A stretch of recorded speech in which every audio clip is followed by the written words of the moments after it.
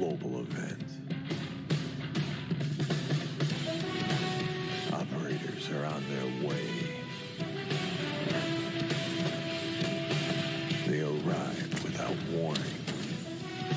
They arrive in style and steal the show.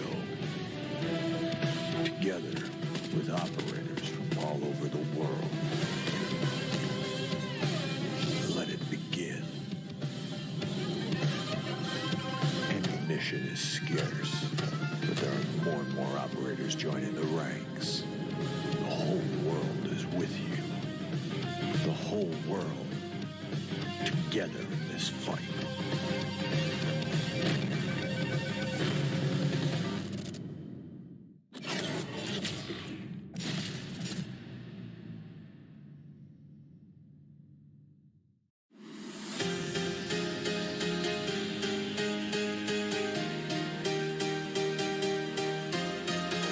Welcome, ladies and gentlemen, boys and girls. This is the Call of Duty Mobile Singapore Championship. Now, I am looking forward to seeing exactly which squads will be flying through the battlefield today like feather as well, because so many of them have worked their way all the way up to this point.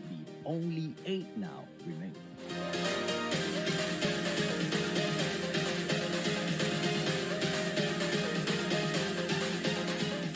Absolutely dominate. Let's see exactly how long they'll be able to stand in here, because it's going to be guy can actually just go in, clutch this up, and it's going to be wow! What a snipe! And now Burger P is going to be responding to that. But then Mickey again with a kill, having 10 already, will probably get another one if he actually get it. But then it's going to be so hard with 10 seconds left on the clock. But then gets one, needs to get another one out. So many players of Gaijin. And just basically just solo holds A. Eventually, there's going to be one person right beside him that can actually go annihilating every single person. Oh! Wait, 2 piece! Shut up! Takes rid of Chloe and Flash! From Heaven itself to go in for the flank, and Heaven is just absolutely torturing them, and Hardpoint most definitely will be in the hands of the almighty. Predator missile comes through as well. Heaven with a slice and dice! Now that is absolutely rude of him to do, but is most definitely not held on by the side of Gold Red, and they do that perfectly. Castle actually doesn't know where it is, but then finally, just like that, gets that win, got it, goes down. Makes him pay, and this is perfection as well coming in from NATO. The fight most definitely is real. NATO. And it just basically stopped that Bravo push as well, and here we go. Now waiting for Flash. Sony gets a slice, and Heaven, ladies and gentlemen, boys and girls, 5 more seconds, and Gaijin Rogue now have an opportunity to prove themselves, but it's going to be quite difficult for getting the impregnable defense down. All A's perfection in terms of the play. Gets a opportunity beef and a beautiful opener. Shut up, Incendio. Let's go. Finally rising up to the challenge. Predator missile comes back through. How is that for gamer supremacy as the almighty brand Lion City representing the headmasters, the gods of Call of Duty Mobile Singapore? Almighty once again. Ladies and gentlemen, boys and girls, once again, my name is AJ. I'm the Mustachio. Thank you, man. Thank you so much, B, for joining me and bringing all of the hottest action for these greatest of God community. You guys take care. We'll catch you at the Malaysian Championship.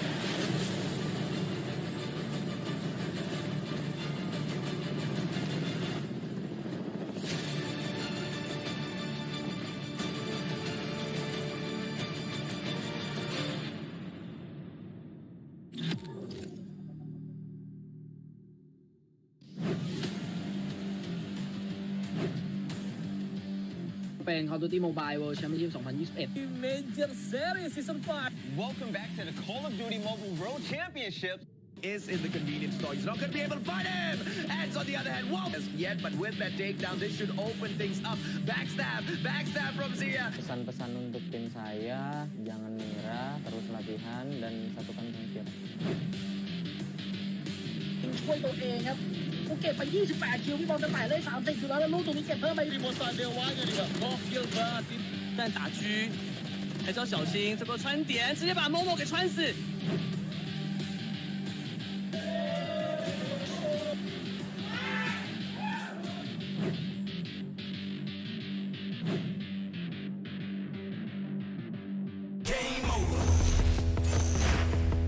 Further beyond that, looking for the third. Oh my goodness! I'm taking it up a level, gonna even that score. Oh, and he's able to get both. Hit that floor every day, all day. All I do is win. I'm the best in the world. Now let the games begin. The one gets the second. I do it when I cold shoulder. You know there ain't no other going out with a bang. How you like Another one. Now 1 versus 1. What is this? game over? You ready? How you like me now? Game over. That's how I do it when I move over. You know I'm taking over. Game over. On top of the North American region, coming out of the lower bracket. Going out with a bang. How you like me now? Game over.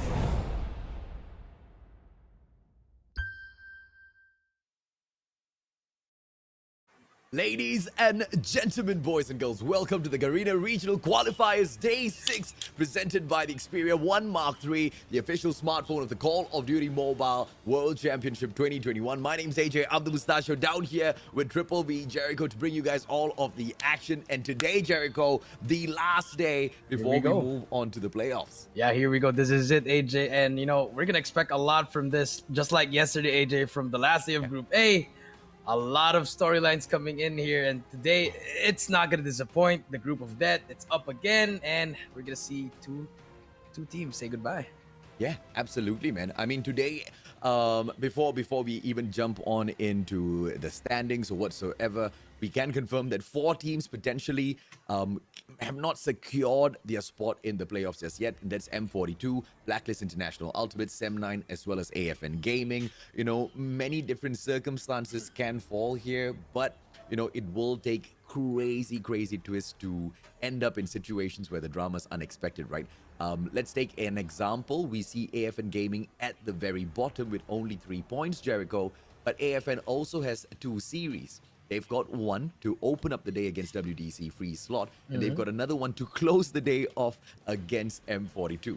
So that's going to be an interesting setup for them, because if they can pick up, you know, both series clean, they are not going to get relegated. But if they don't, it's going to be quite a tough time. Now, this is the format that we started things off in. Break us down on how we got these 2 groups, Coach. Yeah, so we have 12 teams here, AJ, from Group A and Group B, from all the different regions, AJ, and we separated them on one group to 2 groups actually, Group A and Group B.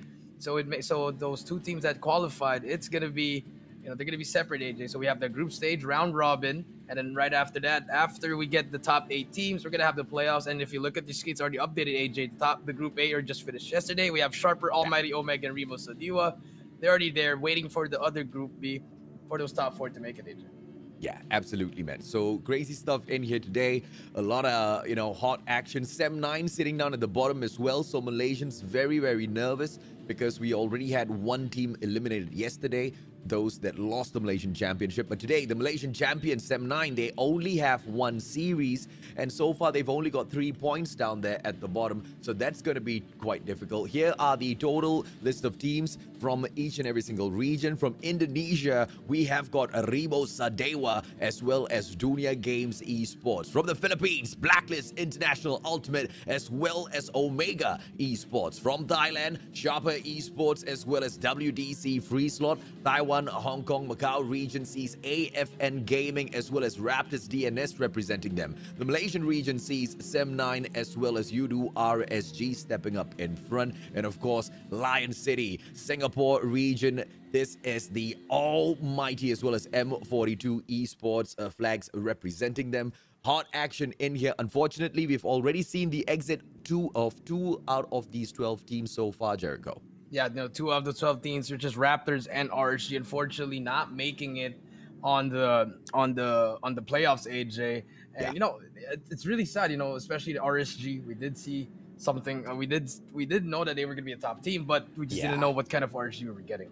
Yeah, it's a little unfortunate, man. I mean, we understand even with their final series yesterday, they took it, but they took it a little, you know, it was quite an underwhelming series, but no one can blame them for that, man. I mean, it was a heartbreaking moment where, you know, you can't really make it through. They try to give it their all, but, you know, at the very end of the day, the quality within this competition, a little bit on the overwhelming side. Dunia Games Esports sitting down at the very top with 8 points so far. Right below them, the Thais WDC.Freeslot with 7 points. M42 Esports representing Singapore and sitting down in the 3rd spot. Blacklist International.Ultimate in that 4th. Sem9 and AFN Gaming at the very bottom. This was that drama that we were talking about. So close for M42, Blacklist International.Ultimate, Sem9 as well as AFN Gaming in here. But, you know, Sem9, they only have 1 series left in here, so not that much of an opportunity. And the same can be said for Blacklist International as well. Yeah, you know, those 2 teams, they're 4th and 5th, AJ. So it's a must-win for both teams if they still want to have a chance of winning it, AJ. Because, you know, I feel like if Sem9 loses this, they're not going to be able to make it as well. It's only going to be AFN that can try to make it. And if you're Blacklist, you can't lose a single game if you want to hold on that 4th spot. So it's going to be really a tough series for both teams, AJ. Yeah, absolutely, man. I'm either way looking forward to see exactly how the setup of the grand finals bracket is going to be. Once again, Sharper Esports, Omega, Remo Sadewa, as well as Almighty already in there. We are still waiting. And of course, by the end of today, we will be able to find out exactly who are the 4 teams that sneak on in towards the playoffs. And we will be able to see 16th as well as the 17th of October. Those are the days of our playoffs, Jericho. But for now, this is the schedule for today. Yeah, we have for our first game, we're going to open things up with AFN Gaming versus WDC.Freeslot. And right after that, it's going to be Blacklist International.Ultimate versus M42 Esports.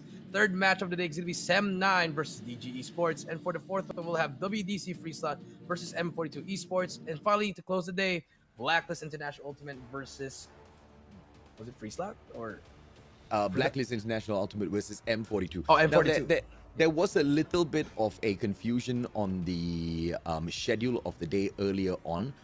When I took a screenshot, it was M42's logo and Blacklist's name. So, and that was for the final series. So I'm a little confused with the final one, but it should be it should be Blacklist. Yeah. It should be Blacklist. So Blacklist has got 2 games in here today. So they're not really in a lot of trouble, I'm guessing, because they have got M42 to take on, and they also have AFN. So AFN has not been a super huge threat to a lot of these other teams in the competition so far. So that might be a series that they should be able to bag. But at the same time, they can't underestimate AFN because, you know, quite a number of teams have jumped on into that match and found out the very, very tough way. I mean, AFN, the team that took away a match from the side of Dunia Games, Jericho.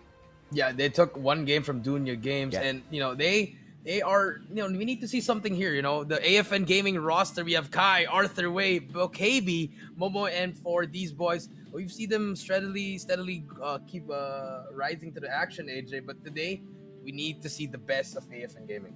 Yeah, absolutely, man. I mean, at the moment, we have got very few points on the board for the side of AFN Gaming. Out of 9 matches that they've played, they've only won 3, and that is against Dunia Games, Firing Range Search and Destroy, another Search and Destroy against Sem9 at Hackney Yard, and 1 hard point against M42. Not very impressive stats, and they have to literally do everything in their power to bag all 3 games, and then later on when they meet Blacklist International, to bag all 3 games as well. I kind of feel like I'm asking too much of the team based on their current performance in the competition. But you never know, Jericho. When it's a do-or-die situation, when your back's up against the wall, you might just be able to find those golden moments in place. Yeah, that is true, AJ. You know, maybe it's just day 3 that, you know, they want to turn it up and win all 6 matches. And qualify, or maybe they're just gonna get outplayed by the other team. But other than that, I believe AFN, they can show something. AJ, we've seen a lot there, but it's not gonna be easy because they're going up against WDC.Freeslot. We have Ambition, Blackjud, the Kiss X, Guitar, Dolphin, and Cheek. We've seen them in action, AJ. They are the second place right now, AJ. But I feel like this team might just take everything. I have a feeling as well, WDC.Freeslot, they have been that one team that I have not seen pull any punches so far. They have stepped into each and every single one of their series and given it their all. Out of 9 games so far, they've managed to win 7. They only lost 1 game to Blacklist International and 1 game to Dunia Games.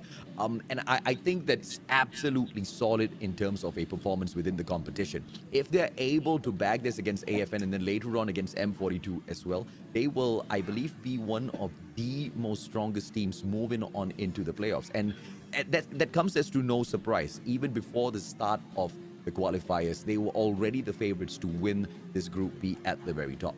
Yeah, that is true, AJ. And if they want to... Actually, AJ, when I was looking at the playoffs, number 1, if you're going to be number 1, you're going to go up against Sharper Esports. I don't know if WDC wants to be number 1, or maybe they're going to try to drop a map. I mean, we don't know. Or maybe they're just that confident they would try to go for it. But I feel like, these boys, we've seen them win CGI. Yeah. And I think they're gonna do it again here. High chance that they might be the ones representing Garena in Worlds, AJ. Yeah, absolutely, man. And I think you might have gotten the nail right on the head there. I don't think they want to meet Sharper Esports straight up, so they might seem to try to tweak a little bit of their scores. But before we jump on into that conversation, Jericho, walk us through the head-to-head, man. Yeah, our head-to-head here, we have Bokabi versus the Kiss X. Bokabi with 16, 12, 7, and 2,300. And for the Kiss X, 20 and 22 and 26. Great numbers coming in from both players, actually. I mean, I would give the advantage to Bokabi just because he hasn't been dying and he's doing a lot. But, I mean, the Kiss X engagements are there, 40 engagements all the time. He's just doing a lot of stuff for the team.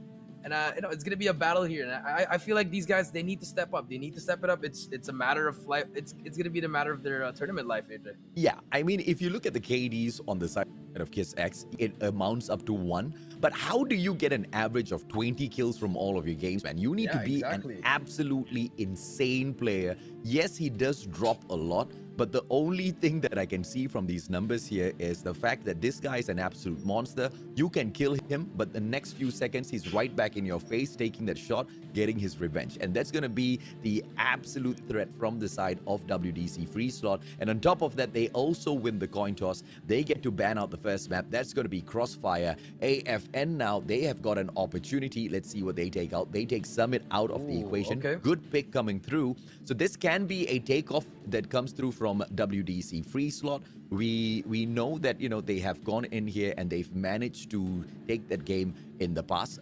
Summit is definitely a place where they love to play hard point, but we might be able to see them drag standoff in here as well. There you go. So takeoff, standoff. Standoff might just come through for the Dom to finish things off. Yeah, I like this pick from WDC. AFN, they banned Summit, but WDC, they're good in almost any map, AJ. So takeoff, very good pick. It's not going to be that one-sided map, AJ, but once you control that all around and that P4, AJ, it sets up for victory. And AFN bringing us into firing range since Crossfire isn't available. I like this pick coming in from them. Firing range, they want to let Arthur do his thing. Remember, we did see Arthur do so much stuff here, AJ, so it's going to be good. And finally, to end that first series, we're going to have Raid Domination. Just keep it, keep it plain, keep it simple, Raid. I like it from WDC. Yeah, so at takeoff, I've got my money on WDC.Freeslot. They almost took it against Dunia Games, but they did face defeat, 148 to 150. So I'm not really holding the defeat against them. Death Machine and Sparrow taken out of the list here. So the Annihilators, we are definitely going to be seeing some of those equalizers drop in for those play as well. Speaking about the Gravity Vortex, we've seen it come out for those plays, but not each and every single one of those plays have been golden, have they? They haven't been. We've seen people shoot their own gravity vortex and they get sucked in, AJ. A lot of times that happens, but when it works, when they use it properly, it's actually very, very helpful. You get 2 shots to that. If you get it, it stays there for like 3 to 4 seconds. Pretty good timing there. But I feel like this is going to be useful for takeoff, especially that second hill, AJ, those 2 stairs. Oh, yeah. It's going to be very important. Yep. But I mean, Let's see what happens here. I like that ban of Death Machine because they were testing the AFN. If we're gonna ban the Death Machine, are you gonna ban the Sparrow? Because you know if you give the Sparrow to WDC, Yeah. I mean you know what's gonna happen, AJ. Absolutely, man. I love the ban on the Death Machine. We've seen exactly how much of damage it can do on takeoff. But even if that is the case, I don't really know exactly what sort of strat can AFN pull out here against a strong side of WDC. They just need to hope and pray that WDC shows up about 50-60% of what they truly are, because if WDC shows up 100, it's potentially going to end up with a 3-0. Yeah, it's gonna be really bad for AFN, and I feel like when I was looking at the leaderboards, 3 and 6, if they lose the next 3, I feel like Blacklist is gonna be safe if they just win at least 2 games. So you know, a lot on the line there for Blacklist as well. So they have to be watching this one. And if you're AFN, you gotta show something here, because you can take out Dunya Games, and you know if you can take out Dunya Games, you might as well you can take out WDC. Yeah, absolutely, man. But of course, we have to also consider the fact that, to your point, if WDC does manage to grab that #1 spot, do they actually want to go up against Sharper Esports to open up the playoffs, right? So I don't think that's something that they'll be looking forward to. So potentially aiming for that #2 spot, but I mean, it's a game of numbers, and there's just really so many things that you can do to, you know, control exactly how it goes, right? So let's see exactly what goes on to break down in here. Takeoff, hardpoint, #1 as usual. Like you said it, Jericho, Aurora launch as well as scaffolding gonna be the main points of control, and WDC.Freeslot plays it really well at the get-go. Yeah, they just walked in the hill, getting this time, and we do see AFN no contest coming in at the moment. But finally, as soon as we say that, Kai takes him out, and I like what AFN is doing. They're not trying to hop on the hill yet, trying to get their control yet, and they have scaffolding and P4 control, AJ, and I like this. Everything's covered now. Let's see if they can grab some points here. And WDC, they have the spawns here. They don't need to push this in. They just have to go for that scaffold.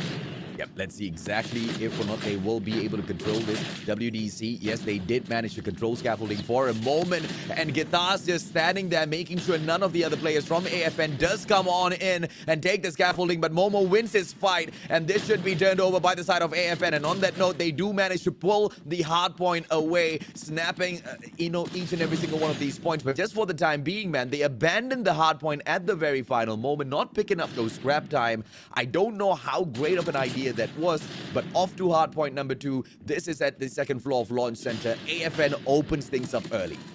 Yeah, they open things up early. They have control here, but here comes the pinch coming in from WDC.Freeslot. But as soon as we see that Arthur takes him out, and AFN, they have control of this. But look at the spawns. Spawns are not in favor of WDC. AFN just having that good spawn, but let's see if they can hold it down. And so far, they're doing a great job, AJ. Oh, absolutely, man. I love to see exactly what AFN has brought into the matchup from the first second, right? Although WDC plays those, you know, power positions, they don't really care. They step on a more straightforward approach, which is very surprising. They still managed to win their gunfights, and, you know, they didn't really focus on a losing fight. Early on, those power positions played by WDC, they just didn't want to go in there for the contest, and I really like that, right? They focused more onto that second hard point, and it seems to be working in their favor. They know exactly what they're doing, but that early rotation into the third hard point by the side of WDC is going to be a problem for AFN. They need to rotate back from control room, get hold of generators first, and then make the approach, but it just looks like they are taking the exact opposite route in through gas tank. I'm not liking this for the red side. Yeah, I'm not. I mean, it could have been good if it was going to be a pinch, AJ, but one by one they fall. And now that this is what WDC wants. They want them to spawn in one side, and this is where WDC is going to make the comeback. We see M4 here trying to make a play here. If you're AFN, you got to push together here. This is going to be a push, but the kiss is in that corner, and the defense is just too strong, AJ. WDC slowly climbing now, and this is going to transition over to the next hill, AJ, if they can keep on doing this. Yeah, AFN has been doing everything right so far, except for how they approach this third hard point, right? They just take the exact opposite route, and finally the pinch coming through, and this might be the opportunity. M4 stepping in, but unfortunately shut down. They need to go in for those early rotates. They need to be able to pick up control room. Hard point #4. They've allowed WDC to step right back into this matchup after they've shown us a good performance at Launch Center. It is either now or never. WDC might be able to run away with this if they allow them to pick up control room straight off. Yeah, I think they have it right now, AJ. Everything is covered right here. But then again, we do see AFN. They have the spawns, AJ. Let's see if they can push the Predator Missile on the summit. It's anything. M4, better Annihilator here. We'll try to hit one more. We'll take him out. Yes, and now AFN, they have control now, AJ. This is good. If you're AFN, you just flipped it now. Now all you have to do is hold it down. If you are WDC, you have some streaks to use with. Maybe try to do something here. You just have to wait for each other. I like this from WDC. One by one. Oh, and but Arthur, actually Arthur, over at scaffolding, AJ, that's something we've seen recently, AJ. Yeah. And this is good for AFN. Yeah, absolutely. Now, the distraction comes through good, but the numbers game will not be something AFN can fight against, and WDC manages to pull away control room. Now, they need to be able to stack all of their men in, and they need to pull this pinch through. But unfortunately, for the side of AFN, they step out towards generators, and they get snuffed out one after the other. A sentry setup coming through for WDC as well, which is just going to stop all of their pushes and advancements in cranes, and they're not going to be able to get this. They need to wait for the reset. No scrap times for them as well. They have to move on back through to scaffolding and pick up the points at Fountain. Yeah, that's true, AJ. And now the rotation is 104 to 80. It's going to be a close game right here, AJ. But we do see the double sentry set up. One sentry actually not really doing anything, but the other one's already set up on that Aurora Lounge, AJ.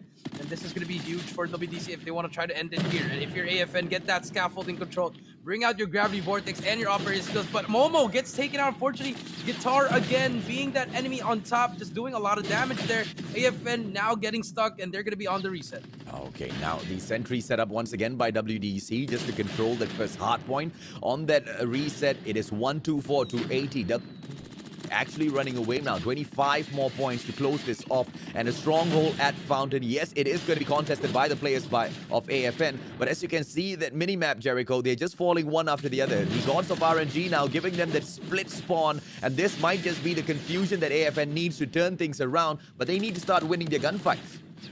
Yeah, they have to win it, and right now they just broke the hill. 12 more points coming for AFN. The game will not end here, AJ. It's going to be a rotation now, but AFN still fighting for that scrap time. I like this, but look at Guitar just being annoying there. Here comes the Predator Missile. Will not find anyone. Yes, he's going to find one person. We'll take him out, but this is going to be the final battle. Another Pred comes in. Nothing but home there. Here comes the Centric as well. Hunter Killer. Drone coming out, and AFN. It's all up to you, KB, Gravity Vortex as well, and this should be a GG, AJ. Yeah, it's definitely a GG, man. I mean, 150 to potentially 81. I don't think AFN's going to be able to pull this back. Finally, the contest comes through. The fight from Kai, and WDC.Freeslot finishes it 150 to 81. What a great play, an amazing approach, in fact, by the side of AFN at the early stages of the game. They were putting up quite a good fight at Fountains for the first hard point. They weren't really taking a good control of those power positions, but somehow or other, they won their gunfights, and I was quite surprised there.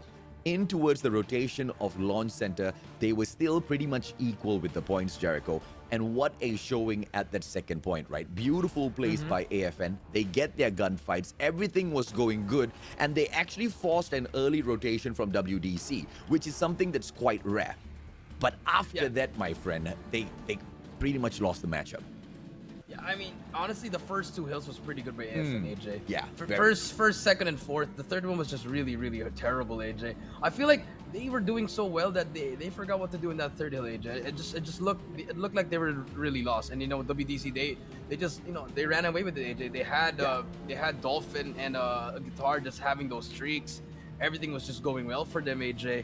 But I thought that WDC was trying to lose the game. I just felt it, AJ. But and then when I saw the third hill, I was like, okay, they're really serious. They don't care if they're gonna face Sharper in that first round, AJ. So I like this coming in from WDC. But if you're AFN, you already lost one. But I feel like they showed really valiant effort there, AJ. Oh, absolutely, yes. SND's gonna look really great. Yeah, I think the biggest difference that I can draw between the Taiwan, Macau, Hong Kong region players, Raptors DNS as well as AFN mainly, is AFN definitely has much better map awareness as well as control, except for this one takeoff, right? It's that one particular rotation in towards the third hard point. If they had dropped in towards control room, which is P4, move in towards generators, and go in for that split push just like you pointed out, Jericho, it would have worked. And I prefer stacking the players towards generators just so that if you die early, you still have a player back there the rest of your players, as they continue to die, they're going to get that spawn, and you should be able to put up so much more pressure. But they take the exact opposite route into its gas tank area, and the problem there is when you fall, you spawn, but you spawn way beyond towards health center, and that's like what, towards the C domination point, right? And that's just too much of a time for you to come back in. The fight was lost at Aurora launch, and I think that was quite the waste. But if AFN is careful, they might be able to bag the series, man. Firing range, I think I've got a little bit of confidence. You've said it already, Jericho. Arthur, he needs to find his snipes.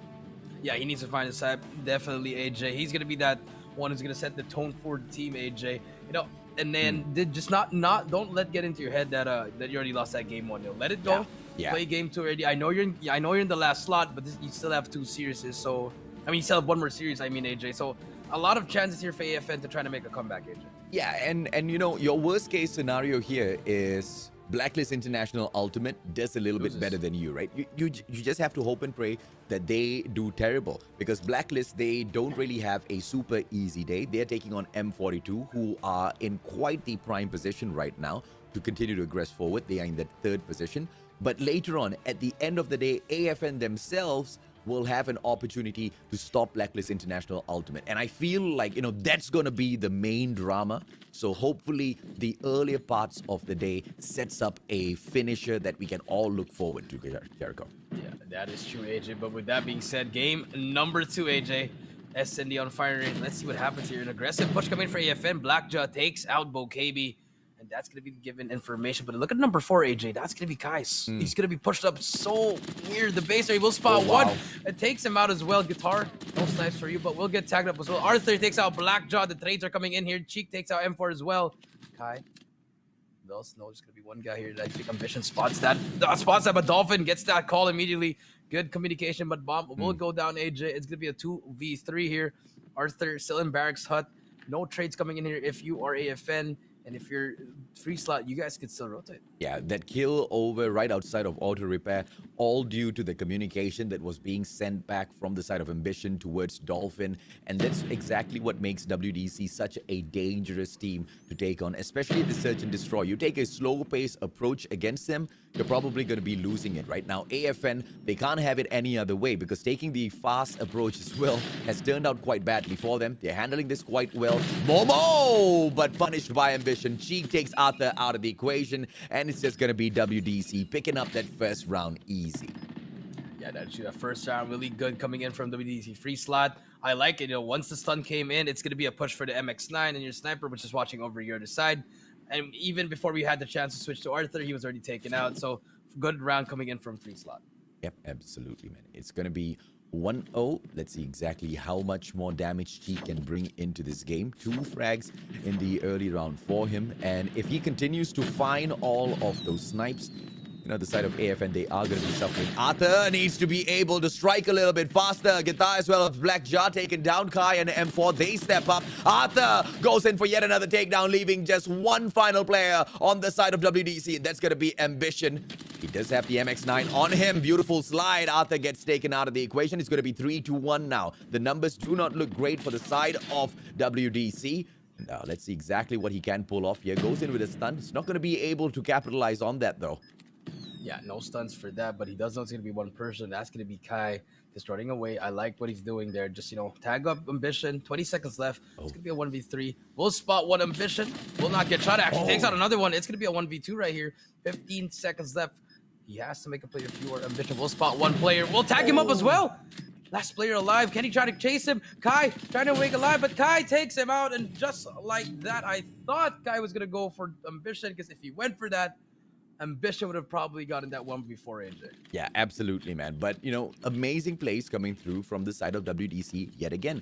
AFN, they need to be super careful, because they are facing, you know, the Thai side that's just absolutely unrelentless. You know, this is something that we were talking about at the start of the show, where I said WDC seems to be that one team that doesn't care about, you know, holding back any of their strats, right? They are going all out in these rounds, and they don't care. They are, you know, in here to prove that even if you do manage to read our strats, I don't think there's anything you can do about it. And that's the kind of confidence that I love about the Thais. And now Cheek, the hardscope should be able to find Momo's head.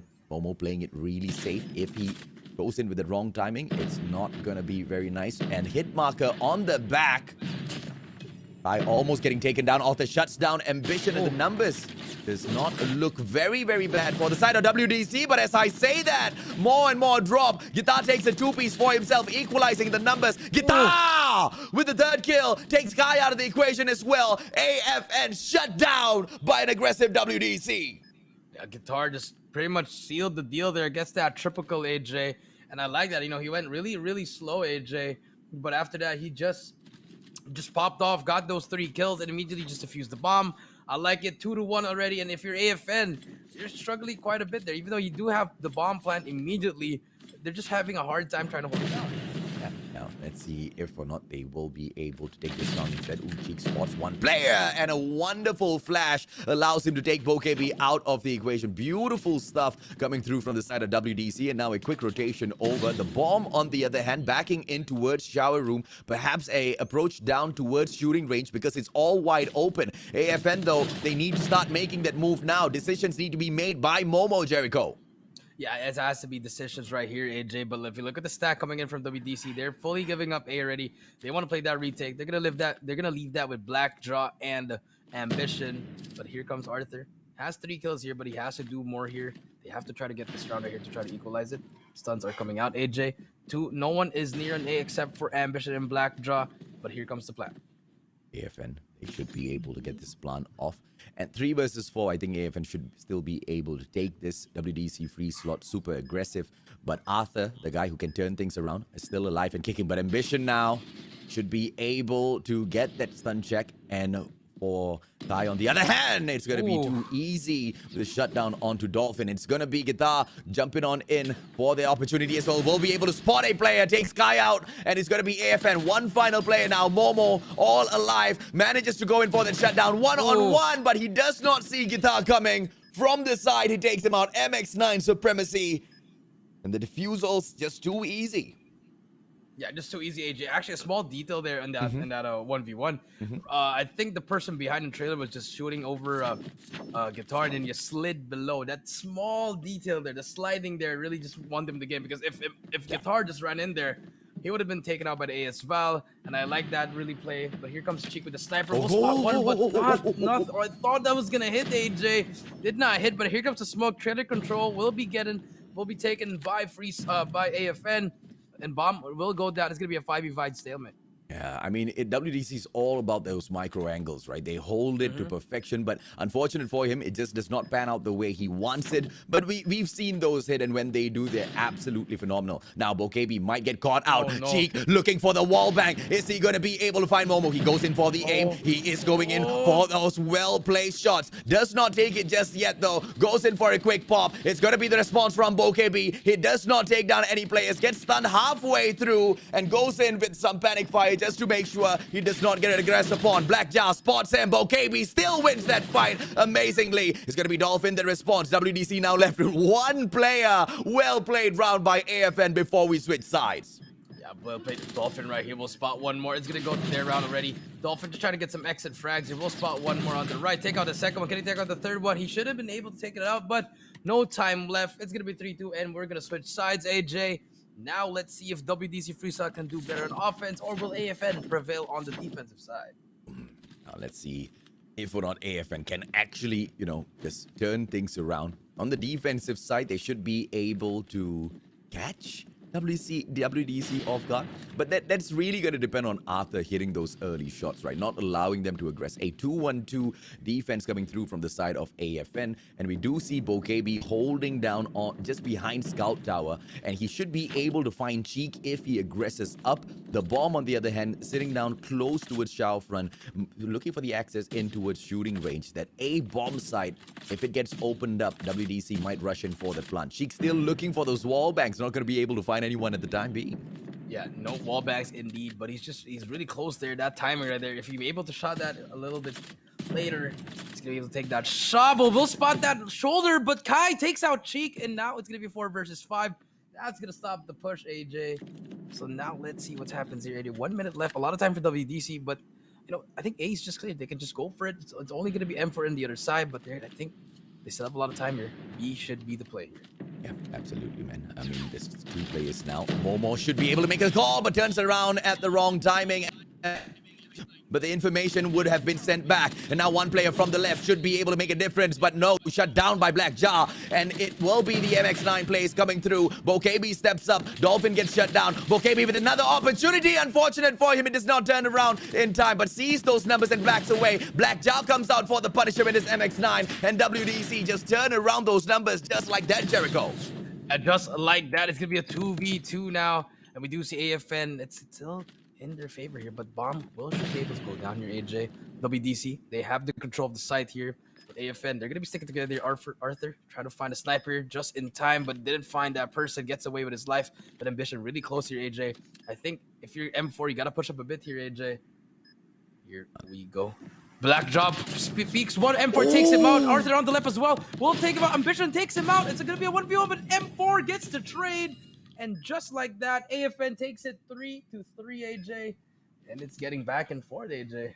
It's very dangerous, man. I mean, back and forth is great for WDC because when they aggress on, they know, there are some of these rounds that they should be able to shut down. I mean, so far, we have not seen WDC rush on in towards that bomb site and just squeeze the players of AFN back, taking all of those frags. We know, those one-to-one gunfights, exactly who's going to be able to win them, hands down. And now WDC, as I say that, they stack up 3 men towards that B bomb site. That pinch coming through from that midsection as well. And Cheek is going to be aggressing forth. Is he going to be able to find anyone? Momo drops Guitar out of the equation. And it's a 1-to-1 exchange so far from the teams. Momo backs away behind the vehicle. But unfortunate for him, it's going to be a 2-on-1 pinch. And Blackjaw snuffs him out with the MX9. Blackjaw looking for another one. It's not going to be able to find that backstab. And AFN have been thinned down to just 2 more players. Bokebi as well as M4. Can they now make a play, Jericho? It's going to be really hard here, AJ.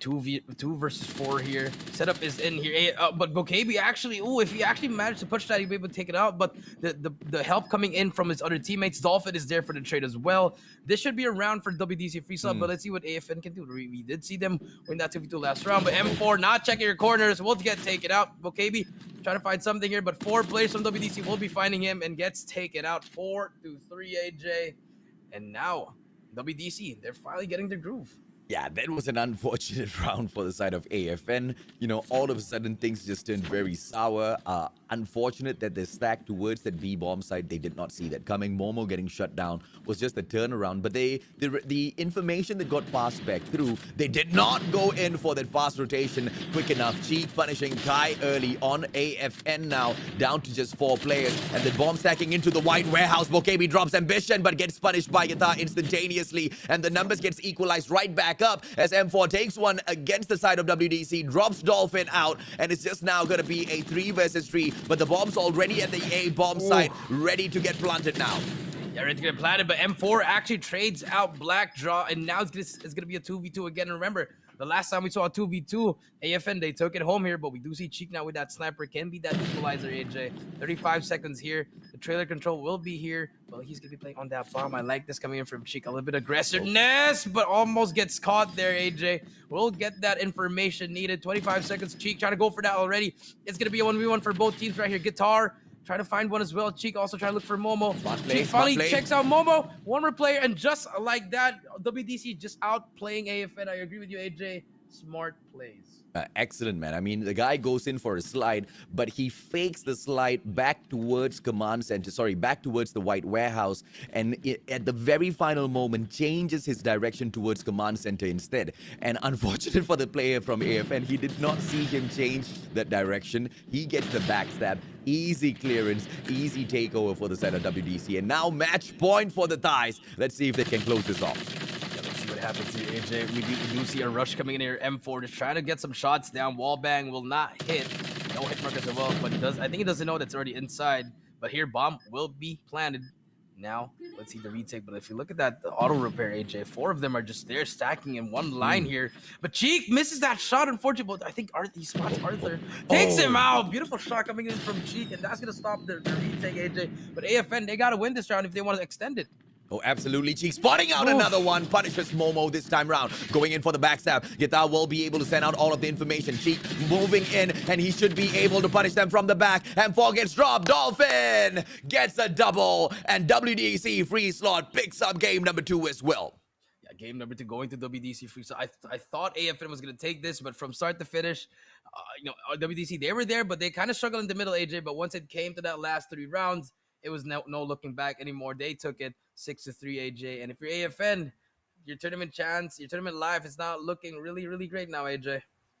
Yeah, and we talked about this. We said that they needed both series. They needed to get perfect series, 6 points in total to step up. But at the moment, even taking 1 is going to be good enough. I assume they are still standing in the competition with only 3 points, Jericho, and it's not looking good for the side of AFN. Yeah, not looking good at all, AJ. But they still have one more chance to at least get that one win, AJ. And in order just to try to lighten up the mood at least, and try to make a comeback, AJ, and hope that Blacklist, if they play bad, they can take that spot, AJ. But not looking really great here if it's against WDC. Yeah, Blacklist International.Ultimate, on the other hand, they'll have to go up against M42 and then later on against AFN. So for me, this is what I want, and I know Blacklist International.Ultimate as well as AFN will be cursing me for asking this. And if the universe actually gives it to me, I want them to end up on a tie before we go into that final series. And I want it to be a heated final series to end the final day of the group stages before we move on to the playoffs. Because to close today off, it's going to be Blacklist International.Ultimate taking on AFN. And I think it's going to turn out to be a quite the banger of a series, man, if that setup comes true. I mean, if that setup comes through, you're gonna hold on to your lifeline, AJ, because every game's gonna matter there. Yeah. I mean, that's a possibility. I mean, M42 versus Blacklist, that's a close one, and they're beside each other, AJ, and that's gonna be the third match. But before we do move there, we still have one more game here, AJ. The raid domination, WDC versus AFN. I hope AFN takes this one, but it's highly. I don't really think that AFN, with the way they were playing that hard point, it's just really a little bit of struggle. If you're gonna let Guitar and Ambition just have their way and get fully streaks, it's not gonna look like a W for AFN. Maybe they don't want to meet Sharper Esports, and maybe that's just that lifeline that AFN requires in here that they might be able to get, because at the end of the day, it's not just about winning each and every single matches in here. It does affect the brackets when we move on in towards the playoffs, and I'm very sure WDC.Freeslot has definitely had the same line of thought that you had when you started the day today, right? Now, I think we might be able to see the side of AFN pull one game back in here. AFN, the team that did not come in here with a lot of promise, have been able to show us quality for sure, Jericho. Once again, I need to emphasize this was the team that managed to make Dunia games bleed a little bit, and that is not an easy feat to pull off. Yeah, not an easy feat at all, but then again, the Dunia games and WDC, they're both different teams. WDC just a little bit more experience, I guess, in a way, especially they were the former champions of the CGI, AJ.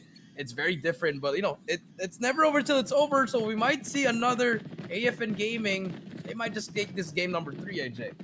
Well, let's see if or not we can make the fat lady sing on the side of AFN. They go in here to cap that C flag first, as usual. And now Kai, a beautiful opener. He should be able to set up that frag and now set up that B bomb side. Sorry, the B flag for their side as well. But unfortunately for the side of AFN, WDC stacks 3, now 4, now 5 players in for that B flag. 4 of them capturing it all together. Yeah, AFN's definitely not gonna have a very easy time at raid.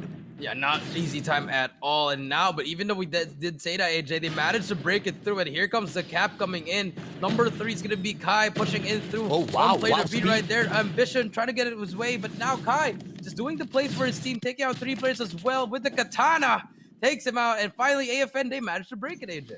Oh, what a wonderful setup by the side of AFN. Moving on in WDC, they did play the second game, but unfortunate for them that AFN actually managed to break through their defense, and now they splatter out all over the map, and I think it's a little bit more of a better situation from the side of WDC if they can hold on to this. AFN, on the other hand, controlling that B and C flag. They let go of Garage. They're about to lose that C flag, but at the very same time, they they cap Gardens, which means they still maintain control on this matchup. I like this coming through from AFN. Yeah, I like it though, just having that pressure, applying that pressure, but we do see Cheek here already on A side, but no players of AFN, but finally one player, that's going to be Momo. It's going to try to find his way in, but it's going to be captured by WDC. I mean, if you're Momo, you should just push that in. Yeah. I don't know what Momo was waiting for, but now it's a little bit... Exactly what Momo was waiting for. A little bit of that backup, I guess. And now a double play coming through. Momo still holding on to Laundry. I see exactly where AFN is coming from. They are giving specific responsibilities to specific players, and each of them guarding their own sites. I like this. Very, very clean. Very, very set up. Very, very set up. Very, very methodical by the side of AFN. Let's see if or not it's enough to take on WDC and beat them. A and B flag held on by the account team. It's a good push for me so far. I'm just hoping WDC does not show the aggressive side. Yeah, that's true. Actually, AFN. But here we go again. Another overextension coming in from Momo. M4 will spot that number 2 player. It's going to be Guitar. We'll try to take him out. Gets taken out. And Momo finally pushes it in and wins that gunfight. Huge gunfight for AFN. But number 5, that's going to be Arthur. Just holding it down, waiting for his teammates to push. Kitchen control will be challenged by WDC. But it's all going to be AFN right here. AJ, no great plays coming in from there. But Guitar finally takes him out. And I think it's going to be a clear A cap for Guitar. Oh, absolutely, man. And now the gunfights all of a sudden from the side of WDC. Dolphin as well as Kiss picking up one each for themselves. Are they going to be able to pick up that B flag? A solo hole coming through. The rest of the players from the side of WDC, they're not capping the flag. They are just clearing the area, and it is enough time bought for their partner. A solo cap now onto that B flag, and AFN does not respond. They don't go in for the defense, and they don't go in for the response at the C flag. But it doesn't matter. A mirror image, 75-57. I love this. AFN still in front. Let's see if WDC can catch up. Yeah, but not only that, AJ, AFN, now they have that side that they want. They have that laundry side, AJ. So let's see how that initial gunfights break through. But, WDC never count them out. But if you're going to go 3-12 and 3-9 at the start, not just really struggling, it's going to be really hard for you. Now we do see AFN. They're going to be bringing out all their operating skills here, investing a lot here just for that first gunfight. M4 gets one, AFN as well.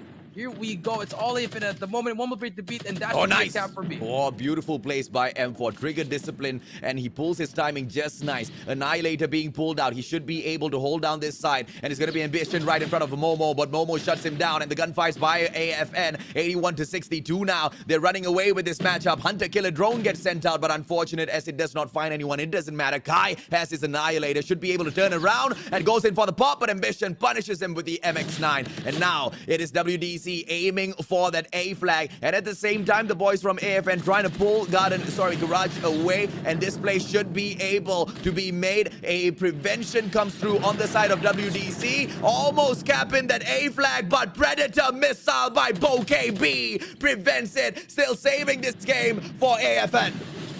Yeah, saves the game indeed, and 99 points there, but no one's going to be able to clear that. And just like that, they have control again. Kai just on that spawn trap. We'll try to get one more player. Gets away with his life. Takes out, no, Guitar actually takes him out. And if you're WDC, you're quite struggling here. Maybe a 5-man push on A, or maybe even just try to split push. Bash your heads into B, but it's just struggling now. The sentry gun is already in AJ. That's going to be 6-man. B will be covered. And it's all been AFN Gaming. AFN, I definitely want them to win just to make sure that final series is set up well. But I don't think WDC.Freeslot is going all out in this matchup, right? It's very obvious from their movements, but for very, very interesting reasons. You pointed out a very interesting theory early on in the matchup. I agree with that theory as well. And we predicted this AFN pulling one back. And it's good, man. It's good overall for the competition, for the drama that we're trying to set up in here, ladies and gentlemen, boys and girls. The storyline seems to be set up to perfection. AFN Gaming losing that one flag now, but it's 128-86. Let's see if they can just now close this off. I know, but let's see what happens. I do remember that former Astro one-shot, one-kill. They really love going for comebacks and domination. Let's see if they can try to go for it again. AFN just trying to hold down one flag. They can win this game with just one flag, but it's going to take a lot of time. But here comes the Kiss. We're starting off the push. We'll get one as well, waiting for his teammates. And WDC slowly pushing A now, AJ. But look at the stack, the 5 stack coming in. Hunter-Killer will try to kill. Anyone kills 2 actually, AJ. And that's going to start the push. Cheek takes out Momo. M4 takes out Guitar. And now, just like that, A is going to be captured right now. No, no. Oh, prevention at the very final moment. Arthur brings out, the gravity vortex. So effective in that situation. The life-saving gravity vortex, ladies and gentlemen, boys and girls. 140 to 110. WDC.Freeslot stepping on in, asking questions at the very final moment. They make it through, but unfortunately for them, they get shut down. 142 to 115 now. I think it's a little bit too late for WDC to make a comeback. Now, even if they do go ahead and win that A flag over, they kill off all of the AFN players, they're just going to spawn somewhere else and pick up another flag. And it's GG. Yeah, GG, but they get 4 more points here, AJ. Here comes the push actually for Astro, but Momo takes him out. Last player to beat will go down, and just like that, AFN will not get a donut. They're going to take that 3rd game, AJ, and it sets up a little bit of an interesting story down in the standings, AJ. Oh, yeah. I am loving it, man. I'm absolutely loving it. A 2-1 AFN Gaming picking up 1 out of the 3 matches. So very much needed just to spice up the competition in here today. Blacklist International.Ultimate is currently sitting down in the competition with 4 points on the leaderboard. AFN had 3 at the start of the day. They now have equalized the number of points with Blacklist International.Ultimate. Exciting times, Mr. Jericho. Yeah, exciting times indeed, AJ. And they just saved their tournament life. If they lost that, AJ, they'd be gone already. And now Blacklist Internet, their nails, it's really gonna be a nail biter for their game. So a lot of important matches here, especially this the next 2 is gonna be very important. Yeah. But I mean, let's see what happens here. I like what happened there, and maybe WDC, they didn't really play to their best, AJ, because you did see they were just trying in the end, trying to get that 2nd slot, just holding it out. Like they want to give that to Dunya Games. They can have that if they want to face against Sharper. Yeah, exactly. But here's gonna be a real kick in the pants, right, Jericho? If Dunya Games goes up, takes the matchup, and they're like, nice try, but thank you for winning 2 points. We're just going to drop all 3 matches against M9, and that's really going to punish the side of WDC.Freeslot, which is why I said at the start of the competition, although we have got these theories in terms of how these teams can go ahead to affect the playoffs, the other teams can play the exact same strat after them. And the problem here for the side of WDC.Freeslot is they've already taken those 2 wins, and they have to go up against M42 later on as well. I highly doubt they want to take a defeat, so they probably will bag 2 more there as well. But overall, from the start of the competition until now, this has been that one circumstance at Raid's domination where I felt like WDC wasn't really fully showing up, right? And even then, they bag 129. I think these guys will be all right in the playoffs regardless of who they face. Yeah, and regardless of who they face, I feel like it's just gonna be an all-out war. They're just gonna bring everything that they got. But I mean, it's really gonna come down to. I really feel like it's really hard to say who's the best team here in Garena. Having such a hard time analyzing like who's gonna be good at this and that. It just comes down to who shows up, honestly, AJ. Yeah, it's tough, man. I mean, a lot of people they say that you can't say that some teams are holding back. No, of course we can say some teams are holding back. That's exactly why we are here, to analyze and tell you exactly what is going on. Because, we've had the blessing of being able to see them step into previous competitions and take some of these maps. And we know exactly how they dance their little bit of a show out there on the battlefield. And now for AFN to take this, truly well deserved. But WDC, we don't know exactly how well they're going to be showing up in the next matchup against M42. Speaking of M42, that's going to be the next series as well, Jericho, as they take on Blacklist International.Ultimate. Will the Singaporeans punish the side of Blacklist International.Ultimate, or will they allow them to catch up in terms of points? Once again, Blacklist in that 4th spot, and AFN Gaming have just caught up with them in that 5th slot. I mean, it's really going to be crazy. But AJ, before we do move here are some highlights for our viewers who did miss the game. We did get a 2-1 WDC.Freeslot winning 2 games, and AFN Gaming getting that game. And here at the start, AJ, very good start for AFN. But once that 3rd and 4th hill came around, it was a subpar performance. Yeah. And I don't know what went wrong there. It could have been communication, because they very specifically went towards the right-hand side instead of taking the flank from the left-hand side, right, towards that P4. They took a direct approach towards P3. You see, at P2, this was that tremendous comeback that the boys were making from the side of AFN. And I really thought that they were able to perhaps pull it away, but unfortunate, it didn't be the case. Into firing range, search and destroy, it was pretty much the exact same story. Yeah, pretty much. It was pretty much same story coming into firing range. At the start, it was a little bit slow, I guess you would say. But once things started to click, the offense, the switch of the sides, WDC.Freeslot just took over from their AJ. Cheek with these snipes, very very cheeky sniper, and then AFN had no answer. Yeah, and I guess in a couple of rounds they did have some answers, but it was the setup mainly for me, and those gunfights, those one-on-ones. There was just no way the players from AFN were going to win it against WDC at their best. And we did see Bokebi as well as Arthur find those hits, time and time again, round after round, but it just wasn't enough overall. I feel like Momo was quite an integral player in these matchups as well, but he wasn't as effective as he usually is, and that really hurt the side of AFN. Mm-hmm. It really hurt the side of AFN, AJ. But it was just struggling. Arthur wasn't having the best of games. He was getting outplayed by Cheek here, AJ, in this S&D. And in the end, it's just experience coming in from WDC, coming in, winning the CGI, AJ. And here, right here, this highlight here pretty much sums up the game. Cheek just taking out Arthur right there. And then AFN just struggling, panicking already. Look at the confidence in Cheek here. Just pops out again, takes out another one immediately. And, I mean, that's game already. Yeah, because they're not going to get punished, right? They have overextended themselves multiple times.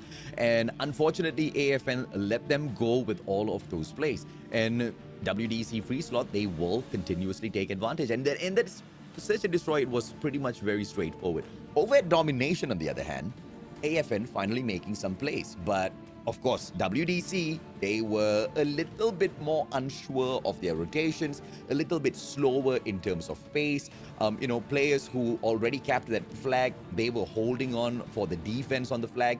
Yeah, WDC, not really a defensive sort of a team, and I don't really think they were scared that they were going to lose some of these flags against AFN.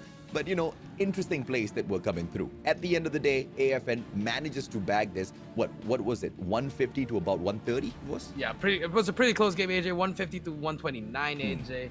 But, I mean, WDC was just playing at their best, in my opinion, Yeah. I feel like they just really wanted to get that second place, be there, and then, that's it for them.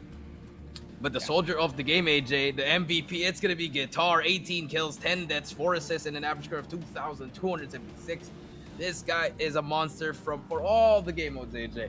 Especially in that hard point, pretty much willing his team to win that game, AJ. Absolutely, man. I mean, integral player for the side of WDC. But, with that said, each and every single player on the side of WDC, they play their own roles, right? But at that point, I really, really like what the side of AFN was doing. At the one point where we felt like Momo wasn't rotating from Laundry and we were calling him out, we kind of realized instantaneously right after that those plays, those rotations were coming in. So the communication on the side of AFN, I wouldn't say has been getting better steadily over the course of this competition. I think it has been quite good, and that was the best example to show exactly where they stand overall in the competition. They're good, but I think it's going to take a couple of more, tournaments in here before they can catch up with the other brands, Jericho. I do agree with you. I mean, if they won those first few games in the day one, AJ, like those winnable games, could have been a different story. We could have been seeing Blacklist or Sem9 just in the bottom, fighting for that, and AFN in the middle. But they switched it up. They lost that. So I mean, it is what it is already, AJ. But I do agree with you. Maybe a little bit more experience, and once they come back, I feel like they're gonna be a different kind of beast. Absolutely. Now that has been series number 1. Series number 2. A lot of the audience looking forward to this one. Blacklist International.Ultimate steps on in to take on M42 from Singapore. Jericho and I will be right back to catch you guys up with that.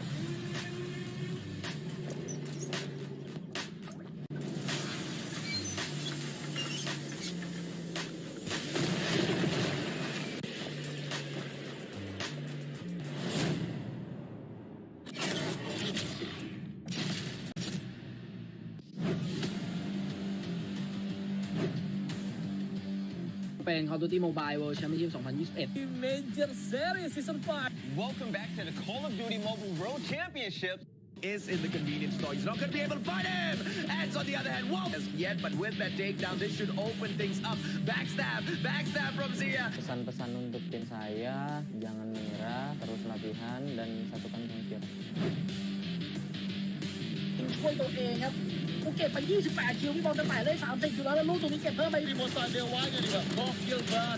但打狙还是要小心，这个穿点直接把某某给穿死。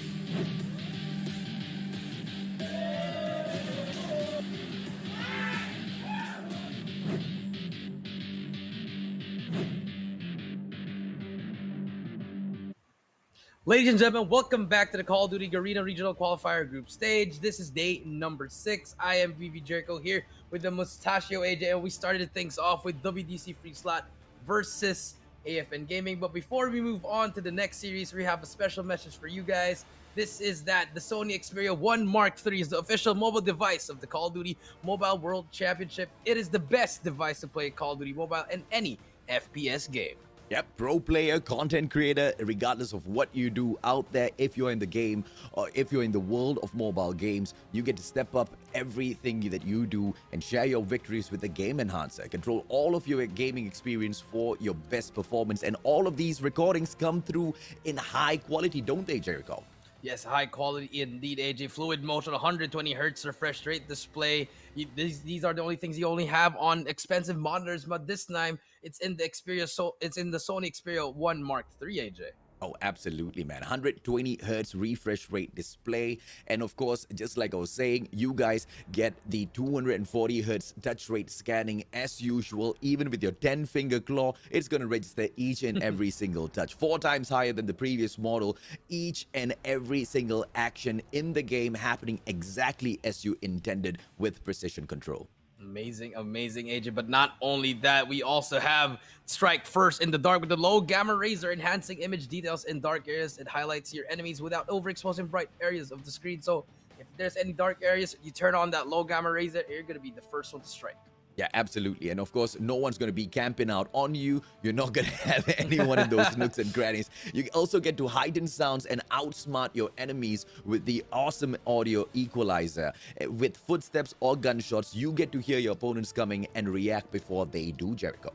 Yes, that is true. Such a great one. And finally, this technology is co-developed with pro gamers, responding to the demands of pro gamers. Sony recorded the finger movements of pro gamers, then performed touch response tuning while reproducing those finger movements with a robot for precision control. So this phone is exactly by gamers, for gamers. That is the Sony Xperia 1 Mark III, AJ.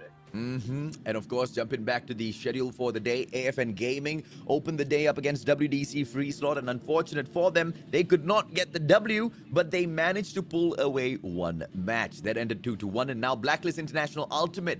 How will the drama continue? Because at the very bottom, Blacklist International, they have only 4 points, and AFN Gaming, with their stunt, they've already managed to equalize. And I'm just hoping and praying that this falls into a situation where it gets heated all the way up into that final series, because we'll be able to just blow it up and hype it up to no end, right? But of course, we can want it to go one way. It can go a totally different direction altogether. Blacklist International.Ultimate taking on M42 Esports. Do you have a prediction, sir? I will have to go with the homies, the Filipinos. I got to go with Blacklist International.Ultimate. I want to bet on Blacklist as well, but I think M42 has proven to be a very, very annoying team to deal with in this competition. They seem to be bagging quite a number. I mean, let's take a quick look at M42. They took on Sem9, they grabbed 2 games. They took on AFN, they grabbed 2 games. The only team that they have lost to so far has been Dunia Games, and I think that tells a lot. And even to Dunia Games, they did not go down 3-0. They did manage to take some blood, and that, above and beyond everything else, was at hardpoint takeoff, 150 to 104. So M42 is definitely the dangerous team to look out for here. Yeah, I mean, M42, you're looking at Casso, Flash, Makey, Mythil, and Venom. These players, they should have won that S&D against Dunia Games, but it wasn't like a one-sided. It came to around 11 AJ. Yeah. So that just shows that how these players are that good, and I feel like Blacklist, they shouldn't take them lightly. Oh, definitely, man. I 100% agree with you. But Blacklist International Ultimate, they ain't no chump squad. It should be able to respond accordingly. But, you know, even as I say that, the stats on the board do not exactly reflect that. But that being said, they are not too far away from M42 Esports. They are literally just 1 point in terms of difference. They are a little bit of the opposite, whereby M42, they've won 5 and lost 4. And, you know, when we look at Blacklist International Ultimate, they've won 4 and lost 5. So just a 1 point difference in there. But maybe Blacklist International Ultimate can equalize the points this time around up in here. M42, if they beat them 2-1, you're all good. Yeah, actually, that's all you're asking for both teams. If you get 2 wins at least, you'll be a little bit secured. But if you get 3-0, it's gonna look really, really bad in AJ. That's what AFN is looking for right now, because they're gonna be facing Blacklist at the end of the day. Yeah. So they're gonna have their eyes peeled here, AJ. Oh, absolutely, man. And AFN desperately needs M42 Esports to win this by, what do they need? Literally They need a 3-0. Yeah. Literally a 3-0. I guess if they get a 3-0, it leaves us on an exact tie. If they, even if they don't, right? Wait. Let me figure out my numbers here. But before that, of course, the lineup of Blacklist International Ultimate, Skirt, Kenshi, Flex, Tin, Jabin, as well as AG. They need no introduction technically. They've been popping off in the Filipino scene for quite a while now. Each and every single time they step in for Waves of War, they've been able to absolutely dominate their opponents, and they built up the name for themselves as well as their brand little by little. Finally, they got noticed, signed on by one of the biggest organizations in Southeast Asia, and now they step into the competition with a lot of promise, Jericho. A lot of promise indeed, you know, taking down Omega Esports in that Philippine Championship. But now, even if they are showing a lot of promise, they're struggling right now, AJ, on that 4th spot, AJ. They gotta make some noise here, especially this is gonna be a huge match for them. So we expect a 2-1 or even a 3-0 just to secure that 4th spot, AJ. If Blacklist International loses this, but they manage to take 1 match away, it will still be a heated fight at the bottom. Because AFN Gaming, all they need to do is win their series 2-1. Technically, we end up right back on, you know, a equal basis. But they will still win in terms of a tiebreaker. And if that's not the case, then Blacklist International Ultimate just needs to go all out and win that 3-0, which is what I'm looking for. I'm not looking for Blacklist International Ultimate to be put in a sticky situation. I'm just looking for best situations where all of the audience will be at the edge of their seats as we scream our throats out tonight, Jericho. Yeah, that is true, AJ. It's definitely gonna be a great one, AJ. But you know, the boys getting ready already. I mean, at this point, your mindset should be, you know, get a 3-0, not even a 2-1. That should be the mindset for both teams.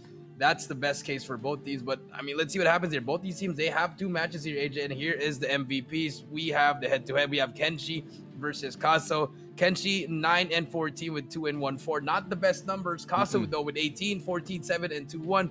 And I do remember both these MVP numbers are coming in against Dunya Games. Yeah, and here's the thing, Kenshi, he does not show up with a lot of numbers on the board at the moment, but he's definitely going to show up on the battlefield.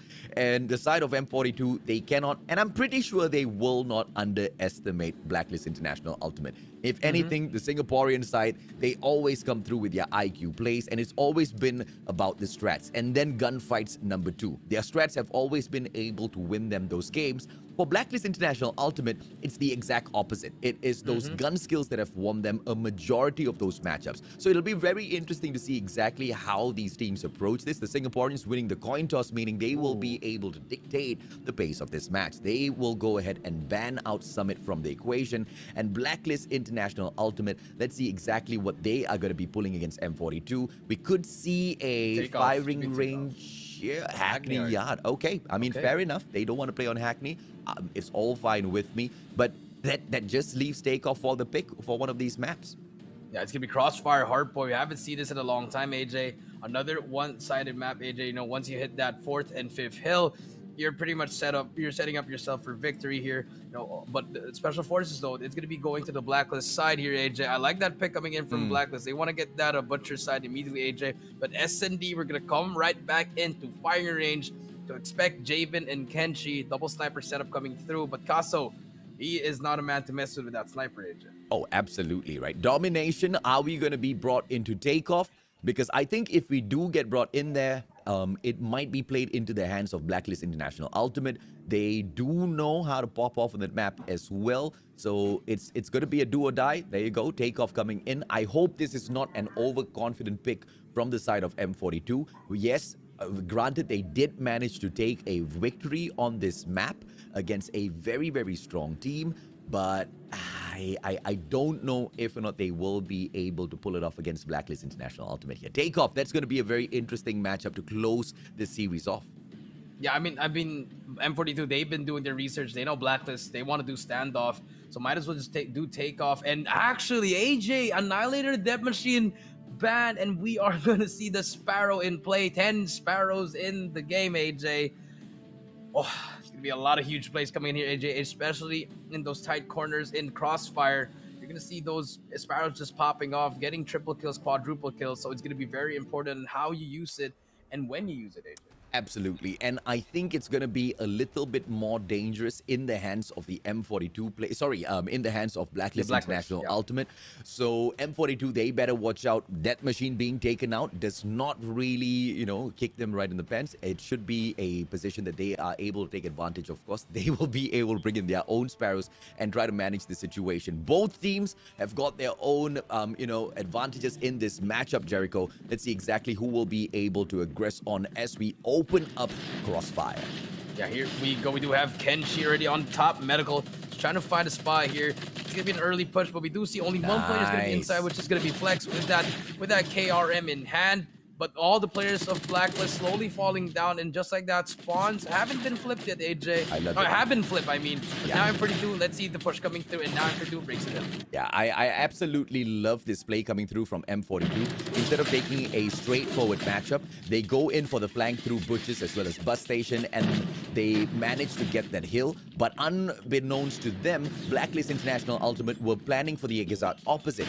They weren't planning to cap that hill. They were planning to just flip the spawns. And it looks like M42 just helped them by going in for that flank. So that just turned out against the Singaporeans. Let's see if or not Blacklist International.Ultimate will be able to run away with this now. One player holding on to the hard point. 10 more seconds in there. We should be able to hit the high 40s in here before we go in towards hard point number 2. And M42, they've gone in there for the early setup. Let's see if or not they can hold on corner building. As I say that, they lose the hold on corner building. This is going to be the power position opener. Jaben should be able to make the plays for the side of Blacklist.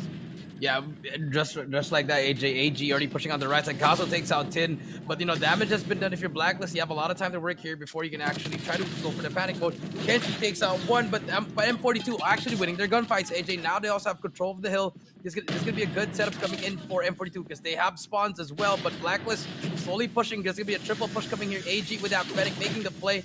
Finally gets taken out, but M42 just slowly milking all that time, and just like that first hill, it didn't matter anymore. Yeah, absolutely, man. It doesn't matter. It will not matter. M42, you have to play those power positions, and yes, Blacklist, they did manage to break it.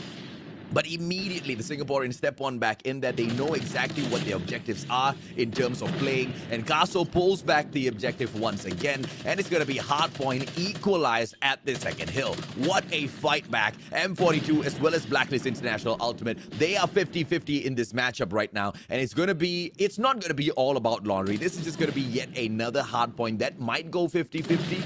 But when we go into Taylor Shop, hardpoint number 4, that's going to be where the real action starts. Now, let's see exactly how the Singaporeans handle the situation. They go in for the backstab, and look at the spawns from the gods of RNG, man, helping them out to take laundry so easily.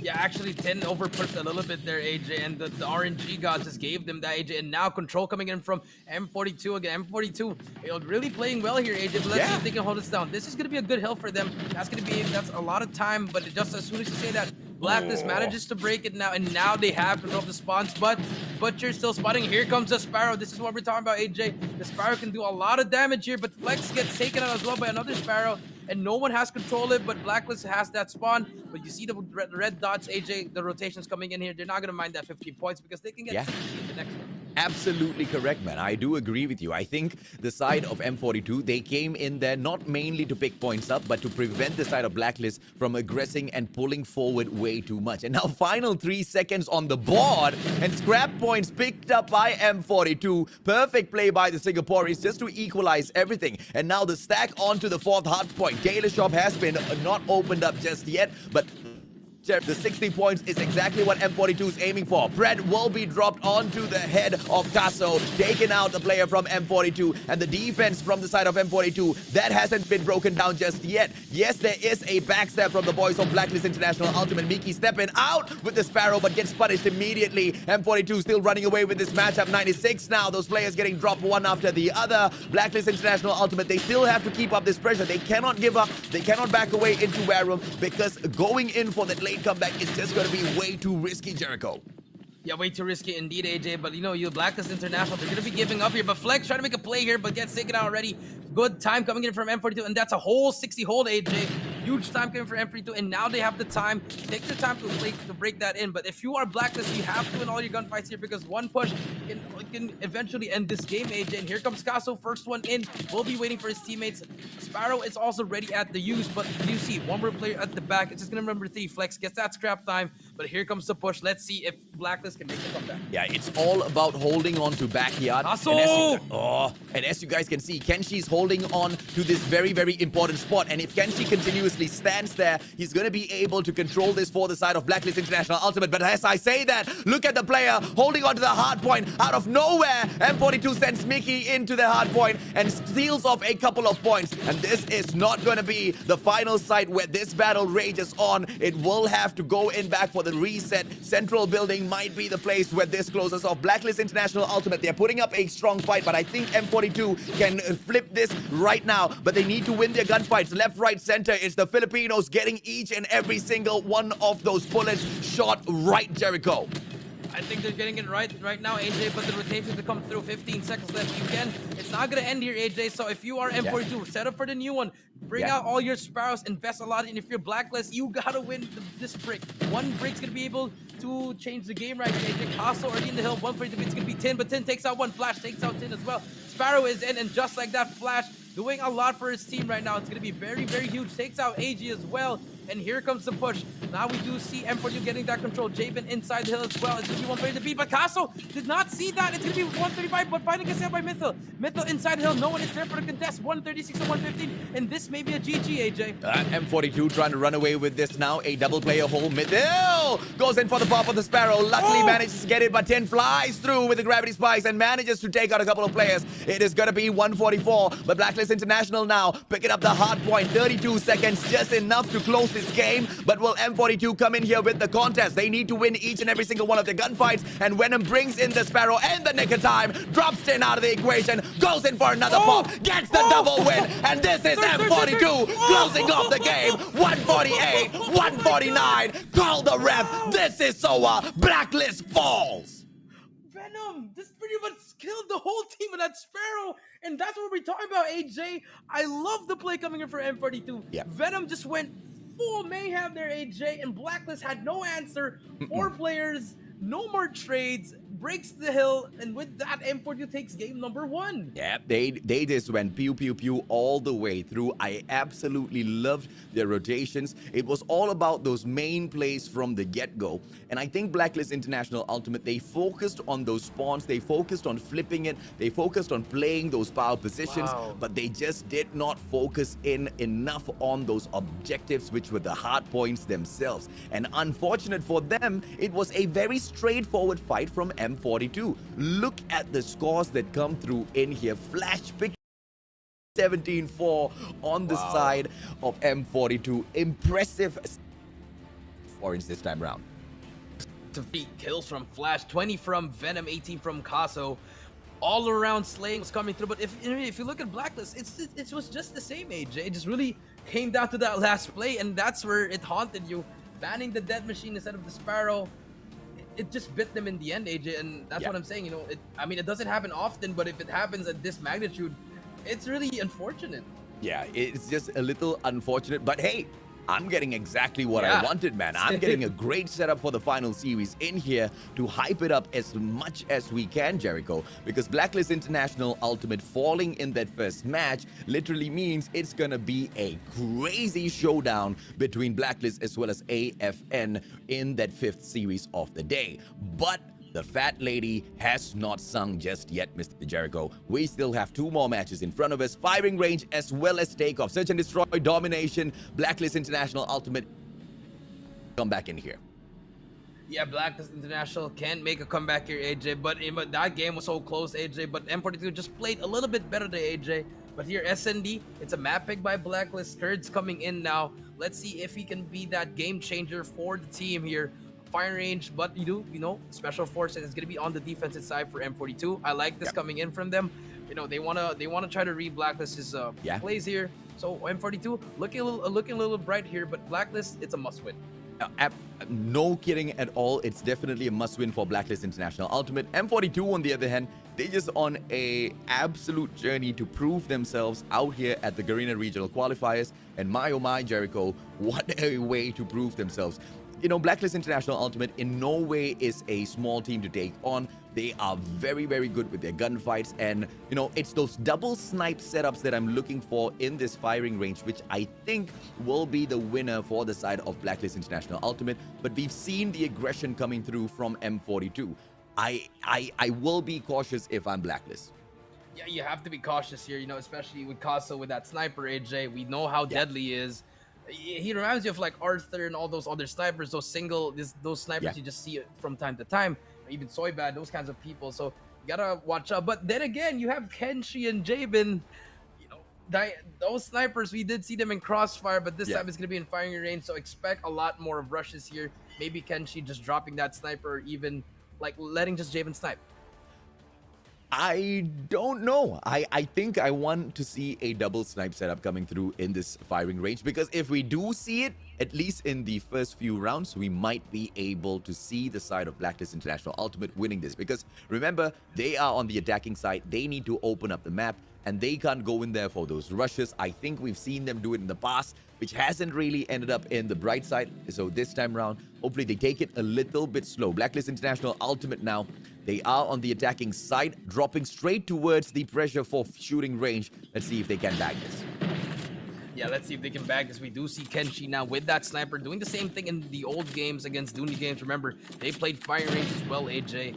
But Caso here, also with the sniper. Flash in that same spot, AJ. Remember, he's been being deadly, but Javen takes out Venom. It's a double sniper setup, AJ. Venom goes down 5 versus 4.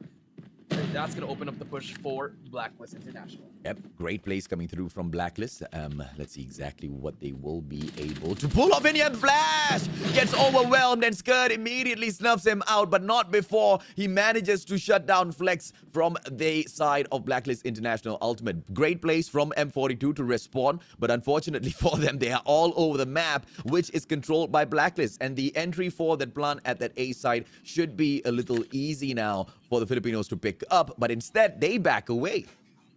Yeah, you know, they back away indeed, AJ. And now, let's see what happens here. 3 versus 5. I mean, this is looking pretty good for Blacklist if you are. Bomb will go down. That's gonna be number 3. Mickey on your on the trailer. But Caso takes him out. What spot was that? Where was Caso? Takes out AG. It should be underneath that trailer, AJ. That will shut up the bomb, but Skirt will pick it up. We'll spot one as well. Caso misses his snipe, but we'll get the call out. Javen takes out Caso. Now it's going to be 3v2. Mickey going to be hopping on bit, but Kenji is there watching the backstab. Mytho will spot one player there, but Javen just takes him out. The timing is impeccable there, AJ. And just like that, Blacklist International getting the first round. It's those 2 players that always step up, Jericho. And the double snipe setup that we were looking for definitely comes through. And as long as Blacklist International Ultimate continues playing this, there's no way they can drop this, right? Kenshi and Jabin, this is just that perfect setup coming through from them. But they should be able to, go in for an aggressive domination as well. They've dropped that hard point already. I don't think that was planned. They were very much going in for it. But, a better side of M42 managed to bag it. So I wonder if M42 now can turn things around, because the defensive side seems to be a little weak. No rotations, which means no information passed on through just yet. Bomb on the ground. Venom takes Flex out of the equation. Everybody drops out of the game. And we are back. Technical. Yeah, that's not me. That's not everybody's like, what in the world just happened? I think we're gonna have a quick technical timeout, guys. Just hold it down. We're gonna be fixing that. Yeah. So, but yeah, I mean, I did get some information in that first game. Double sniper setup coming in from Blacklist. I like that, AJ. Yeah. But that shot though by Caso, if we can have eyes on him, I don't know where he took out AG. It was like he was across the map, and all of a sudden AG just died. Yeah, I think you made the call out right. He was right below trailers, and it was a really, really good spot, as well as a quick scope that came through. Beautiful plays from the guy. But, as we move on in here, you guys might be like, oh no, how can he reset the match? Why did they leave the match? Why did they abandon? Don't worry, it's in the rule book. As long as, a player exits the match within the first few seconds and there are no kills just yet, they can go in here for a reset, and I believe they do meet with that requirement, but it will not start back from a 0-0, of course. We will start back from whatever point, those points were. It's just that one particular round where we did manage to exit from, that's exactly where we'll pick things up from. But it'll also mean that you and I have to chit-chat for a little bit longer, because they need to set up that lobby and go in for that first round. I mean, it happens to the best of it. Happens to any esports game, AJ. Yeah. But I mean, it's like a 1-1. But actually, AJ, from the Duction, we do have something for you guys. If you do hit that milestone, here we go. We're gonna show it on your screen right here. 10,000 viewers. We're gonna get an extra battle pass XP card. 15,000. We're gonna get a Sing Steel crate number 3, and for 20K, framed free low frame, AJ. Oh, that frame! I want the free low frame. Please help us hit 20K. If you can do us a favor, hit that like, hit that share as well. If you're a Call of Duty Mobile fan, if you're a player, if you want to see more of this competition, if you're one of those people like me who wants this giveaway as well, we need to get the numbers in here. And I believe just from the English production from YouTube and Facebook alone, we've got about, 6K people in here. So yeah, hitting 20K is not going to be too far-fetched at all, I think, Jericho. I think it's gonna be possible. I mean, you're supporting. It's a crazy last day, AJ. So might as well support your team, especially Blacklist, Sem9, AFN, and I forgot that last. Oh my god. M42. M42. Yes. Also, all those supporters, hop on board already. Support your team because they need it. So I mean, let's hit it if you guys want to get that. Because that freeload though, AJ. That freeload. I'm agreeing with you. That's cool. Absolutely, man. Now, I'm looking forward to seeing a little bit more from AFN as well. Remember, that's the drama that we have been setting up from the start of the day, because AFN Gaming as well as Blacklist International.Ultimate, I feel like the fight is truly going to be between them. Sem9 can also throw in a few extra challenges and turn things around, right? Because I guess if Sem9 can go up against Junior Games and take all 3, we might be able to see Sem9 survive this by a weird chance. Let's see if that's possible, man. They need 6 points. I don't think it's not possible. Once they hit 6-9, I think they're going to be head-to-head with someone, and then whoever that team is, I think they're just stuck in 5th place, AJ. They're going up against another team that's just really, really strong, AJ. Not looking really pretty for Sem9. If they can get 1, yes, it is, but so far, I feel like their tournament lives it's pretty much on the last leg, either.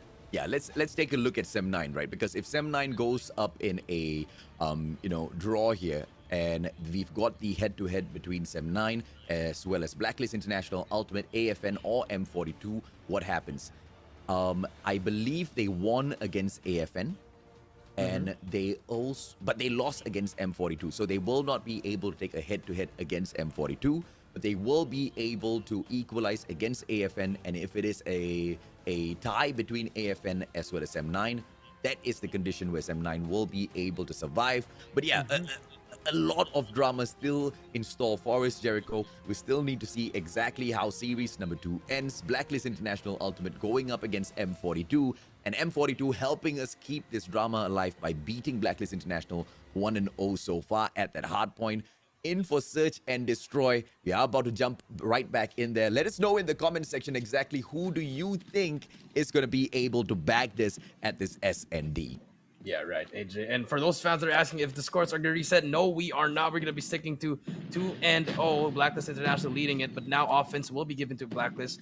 They're going to be, one guy's going to be actually pushing their flash, takes out Flex, a little bit more aggressive now. Flex goes down. Bomb is down as well, AJ, but here comes the push coming in from Blacklist. They know Bomb is down, but Jabin trying to be that hero here for the flank, but number 4, that's going to be Mythil on the screen as well. Just back and forth. And if Blacklist gets his bomb, they can just get away because Flash, he's not going to be pushing anymore. He did the damage already, AJ. Yeah. So it's just going to be a stalemate. Yeah, it's just an unfortunate push from Flex, and I think he did not see exactly what was coming through in there. Just getting a little unlucky, but it doesn't really matter. Not a situation they cannot turn around. Kenshi looking for those snipes, not going to be able to hit anyone. And Flash gets a little lucky, but they do go ahead and stack up at that shooting range after they hear all of those gunshots. And now the 4th player going in for the rotation as well. We can see Mythil holding up quite high towards the corner house over at that B bomb site. If Blacklist International.Ultimate now goes in for a rotation after popping the smoke in mid, I think they might be able to pull off a great play here. I would prefer a fake of a B push and then move on back for the plan at A. But, you know, it's going to take a lot of coordination, and as Caso drops Jabin, it just gets so much more tougher. But M42 just takes the back-to-back, making it go from tough to impossible. A 4 versus 1 situation now. AG loses his life, and that's it. M42 gets a point back. Yeah, M42, very beautiful play coming in from Flash. You know, the opening gunfight, AJ. And Caso just getting that snipe on Javen just a little bit faster to AJ. Now it's going to be 1-2, AJ. Let's see if they can keep going, or will Blacklist answer back. Blacklist now doing another slow pay, AJ. They're letting Kenshi try to get a sniper. But look at Flash. After that last round when he was really aggressive, he's staying back now because he knows he's going to get pushed by the enemies.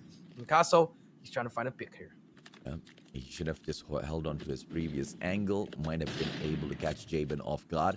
Jabin, on the other hand, great position coming through, trying to go in for those opening frags in White Warehouse, but he's not going to be able to find anyone. So far, it is a stalemate with a 3-man push each side on shooting range. So that's going to be quite the fiasco. And we do see the shots coming in from Skirt. Jabin shuts down Caso, and it opens up. Blacklist International.Ultimate. They will be able to take this A bomb site, but now they drop a player as well. Unfortunate for them as they... Oh no, they don't actually lose Flex. Flex almost got taken down. The guy's still alive and kicking. Mythil finally takes Jabin out of the equation, and it's going to be that 4-3. But the bomb now has been planted inside of White Warehouse. Mickey punishes Skirt and keeps the numbers alive for the side of M42. Kenshi shuts Mythil down, and it's going to be Venom. Can he make the play? FHJ and aggresses upon. It's going to be AG from afar, but Venom manages to still take that fight up against him from afar now. CR56. It's going to be the Amex. Kenshi will be pressured, but it's going to be way too easy for the sniper.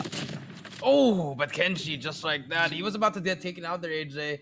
And I thought Blacklist were going to lose that round because, you know, Skirt, I don't know what went in his mind by pushing into that trailer alone. I wish he would have just waited for his teammate or just pulled back, you know. But Kenshi, you can always trust him with that sniper, AJ. And he hits that shot 3-1 right now. And we're going to be able to switch sides after this round. But let's see. Will Blacklist take the 4-1 lead, or will M42 take 2 rounds? Yeah, it looks like M42, they did want to take the defending ground to see exactly what sort of pressure Blacklist can bring in. Yeah, they definitely see the pressure. So it's going to be, you know, do or die when they take the bomb later on. One final round, and Jabin punishes Flash as he lies on the ground waiting to catch the players of Blacklist International off guard. Does this not pan out well for him? Jabin, with the great reposition, tries to get another frag for himself. A aggressive push by Mythil. He might get caught off guard here. Skirt right there beside him. Mythil playing cat and mouse, and it is going to be Jabin who might be able to shut him down. Yeah, Jabin is here, but Mickey takes out Skirt. Now it's going to be a 4v4 trailer control, but Mythil manages, but Shorty's going to come out. Jabin takes him out. Huge play coming in from Jabin. Here comes the push. Flex takes out one as well. Can he take it out second one yet? Huge plays coming in from Captain Flex. And Kenshi takes out the last player. And now we're going to be switching sides. But Blacklist International, they are on a roll on this SND, AJ. Amazing plays coming through from Blacklist International.Ultimate, and that was such a convincing 4-win for themselves before we switch sides. And now Kenshi, beautiful angle, but he does not catch that one player. 4-1 still. It is that setup that's coming through for shooting range, but the bomb very well can just back away in towards that B bomb site. The bomber holding down towards Barracks Hut will be able to just pay a little bit of attention towards warehouse number 4 as well, but it's a 2-man setup now. They only have to take AG on, and I think AG with the Phoenix should be able to win this gunfight. Mickey, let's see exactly what they pull off. Yeah, it's gonna be one guy at the back. It's gonna be AG. I think he's just really hiding. I don't think he's not sniping. He's listening. Mickey will not check that corner. Unfortunately, will get taken out. AG just being a sneaky player. He runs away for his life. No trades coming in here, but the timing is going to be very unfortunate here. AG gets hit out by Mythil, and that trade will be coming in. Number 5, Venom as well, is going to be there. So side B will be in insider rape, but they don't know who has the bomb. Is it going to be an A or B? I like this play coming in from M42. They're not yet planting the bomb slowly, but now the bomb should be able to go down. Flash will be an important player, AJ, because they're all focusing on Flash, not on the bomb as well. So once the bomb is planted, Flash can make a player unless Kenshi just sticks there for the whole round. Let's see what happens here. Kenshi does spot him. There's going to be a huge play, right? A huge 1v1 coming right here. Kenshi will spot him and takes him out. No more flank, and they all know all 3 players are coming in from B. Yep. So this is going to be a situation where M42 just needs to win each and every single gunfight. But Kaso, as he takes Flex out of the equation, is going to be Jabin who shuts down Venom. The numbers still look good for the side of Blacklist International.Ultimate, and it looks even better now, leaving Mythil all alone. Can this clutch happen? It is a 2 versus 1. Mythil makes it a 1 versus 1 now, and it's going to be all up to skirt. Opportunity, and Mythil grabs it. M42 still alive. M42 still alive, AJ. I thought they were going to lose that round, AJ. It was a 4 versus 3, AJ. And now, now it's looking... That was such an unfortunate round for Blacklist. It might haunt them in the end, AJ. Having that numbers advantage is still losing it. But now let's see what happens here. Blacklist International doing the 2-1-2 split. And here comes M42 just rushing in. That's going to be Flex at the edge, AJ. No sniper for him, so he's going to have that shotgun or probably an MX-9. And the bomb should be able to go down. And Jabin takes out Venom. Oh. Smart place, man. Bomber backing away, and now he needs to be really careful. Kaso, what a placement with the nade. Snuffs out Flex. It's going to be Jabin with a well-placed snipes. Wallbang will be able to get the hit marker for Kenshi, but he does not get the takedown. Mickey manages to get away with a sliver of his health. But the pressure now by Kenshi, he does not take that shot in time. It doesn't matter because Kaso finds his accuracy, and M42 now punishing the side of Blacklist International. It's going to be Kenshi who takes Kaso back out. It's going to be the numbers that is on the Singaporean side. There's a little bit more solid. 2-4. They're still trying to make their way back in. Mickey makes the play, and Flash snuffs out AG. Beautiful as they take that 3rd round for themselves. Huge plays coming in there, AJ. So M42 now 3-4, AJ. That's good plays coming in here. Even if Venom is on 1-6, it's Mickey just making huge plays for the team. Now let's see this offensive round to tie it up here, or will Blacklist International answer back? Blacklist again, they're not on A anymore. They're giving it up. Kenshi trying to hit that spot, almost hits it, but will not get anything. But that's gonna be information for M42 actually. The sniper is there. Mythil will get taken out by Kenshi, and that's gonna open things up. Stop the push right here. And the pushing back, they're going to be pushing back. Mickey pushing back now. Let's see what happens. But A side is clear, AJ. Nice. Blacklist International.Ultimate always with the early pressure. And it's because of those double setup in terms of the snipers, right? And Kenshi's just punishing all of these players, not allowing them to take those aggressive pushes. And as the attacking side, it must be really frustrating for M42. And now with 3 players, they take the plant. Let's see exactly how they hold this down. Yeah, let's see what happens here, AJ. Here we go, AJ. 3 versus 5. Bomb is down. Winnable situation here. Trailer control is given, but number 1, Kaso, he can be that big player there. But unless he's going to get taken out from behind, Kaso, just a little bit too slow there. And now it's going to be a 2 versus 5. Things are not looking well. The bomb is going to get diffused already. That should be a round for them. No one's going to check it. That's just the numbers game, AJ. And Blacklist, one more away from winning game number 2. Ooh, let's go. It is the time for Blacklist International.Ultimate to finally shut this down. But M42, man, they've pulled away 3 rounds. I'm pretty sure they have exactly what it takes to perhaps pull 3 more.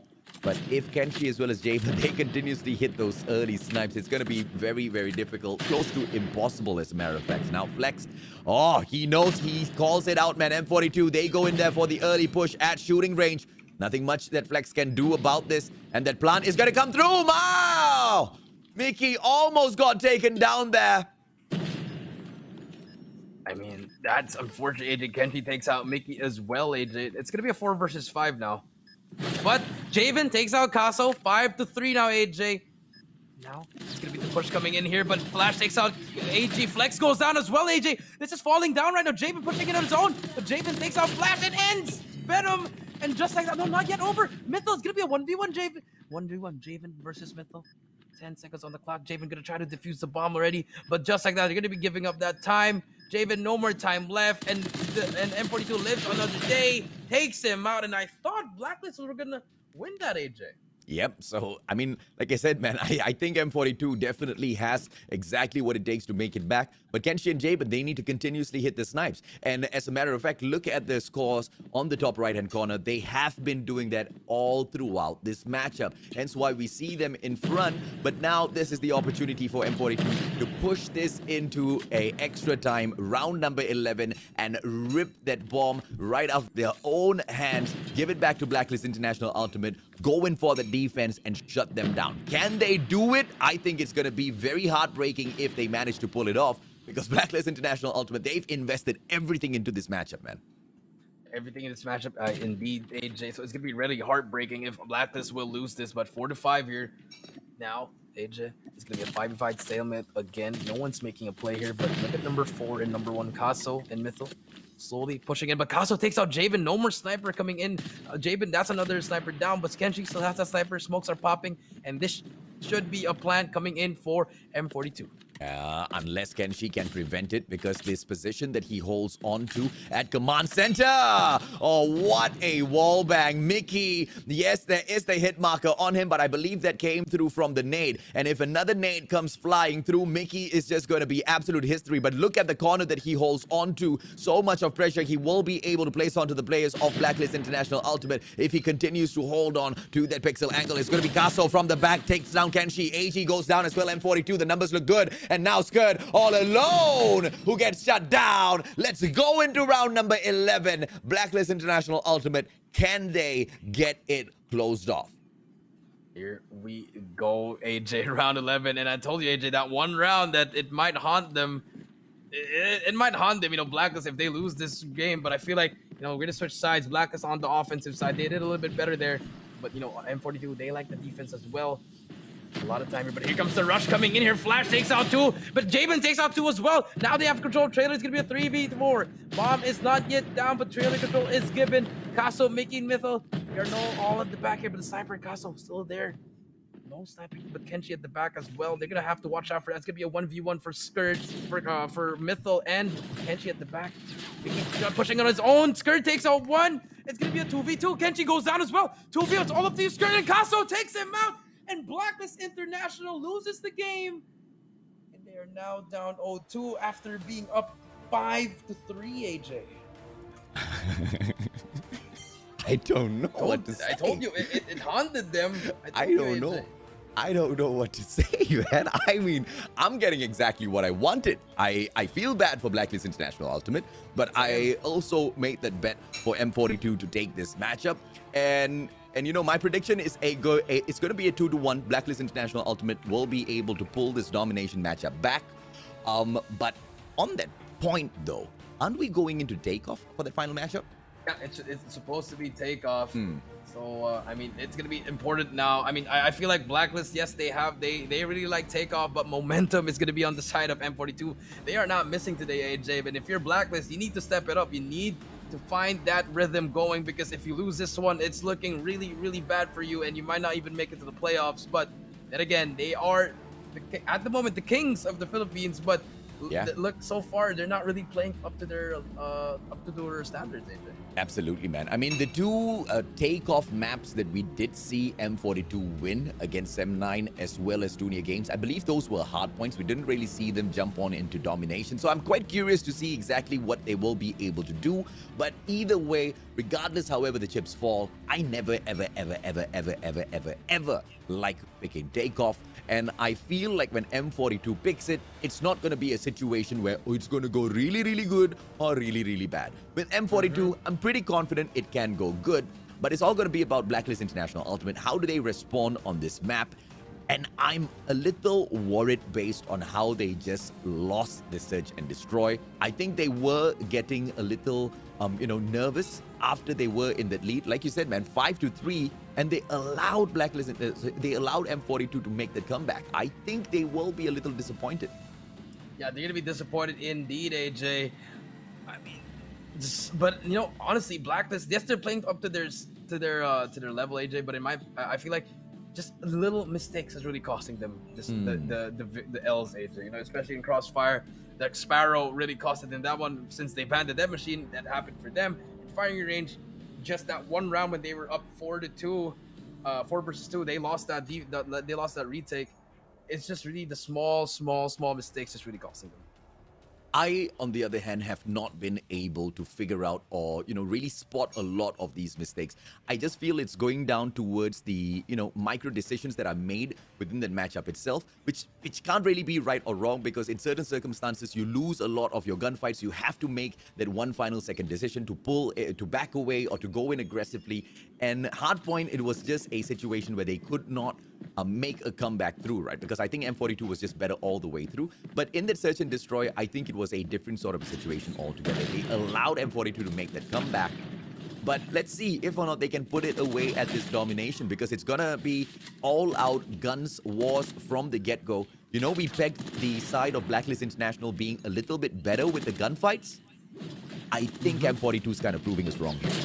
Yeah, M42 just a little bit better right now, AJ. But Blacklist, they're on their game, AJ. It's all been a close game, AJ. So I feel like this is going to be a huge game for them to win here. And we do see Blacklist International hopping on board and trading the flags. Oh, no. But the double caps coming in through. They're going to be capping B, but A and C will be given to M42. But let's see what happens here. Flash and make a player. We'll take him out. Kenshi goes down there, able to capture B, but the trip cap is on its way, AJ. But Skirt is there for the trade, and Blacklist now goes for the reset. Now M42, all they need to make sure is they hold on to that B and C flag. A and B, on the other hand, is going to just be a little bit of an overstretch. You should be able to hold on to that red area and back up both of those flags. And I feel like Blacklist International.Ultimate, they have started off great, and now they cap the C flag. They just need to keep this up, and they should be able to maintain control on this domination map.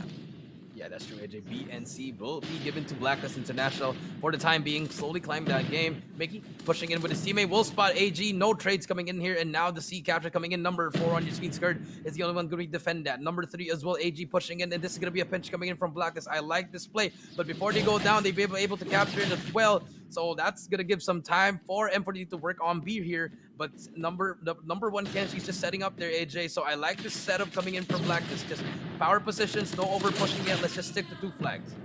Yeah, I love both of the plays. I think both teams are playing this really carefully. And as long as they continue on this sort of a pace, I think we are going to have a very chaotic end. One of the teams, they just need to step up and go all the way through, man. But I understand how much is on the line for both of the sides in here. M42, they don't want to make a mistake. Blacklist International.Ultimate desperately need a win. And the BNC flag in hand, they should be able to catch up now. It does not look like M42 is about to pull that C flag back anytime soon.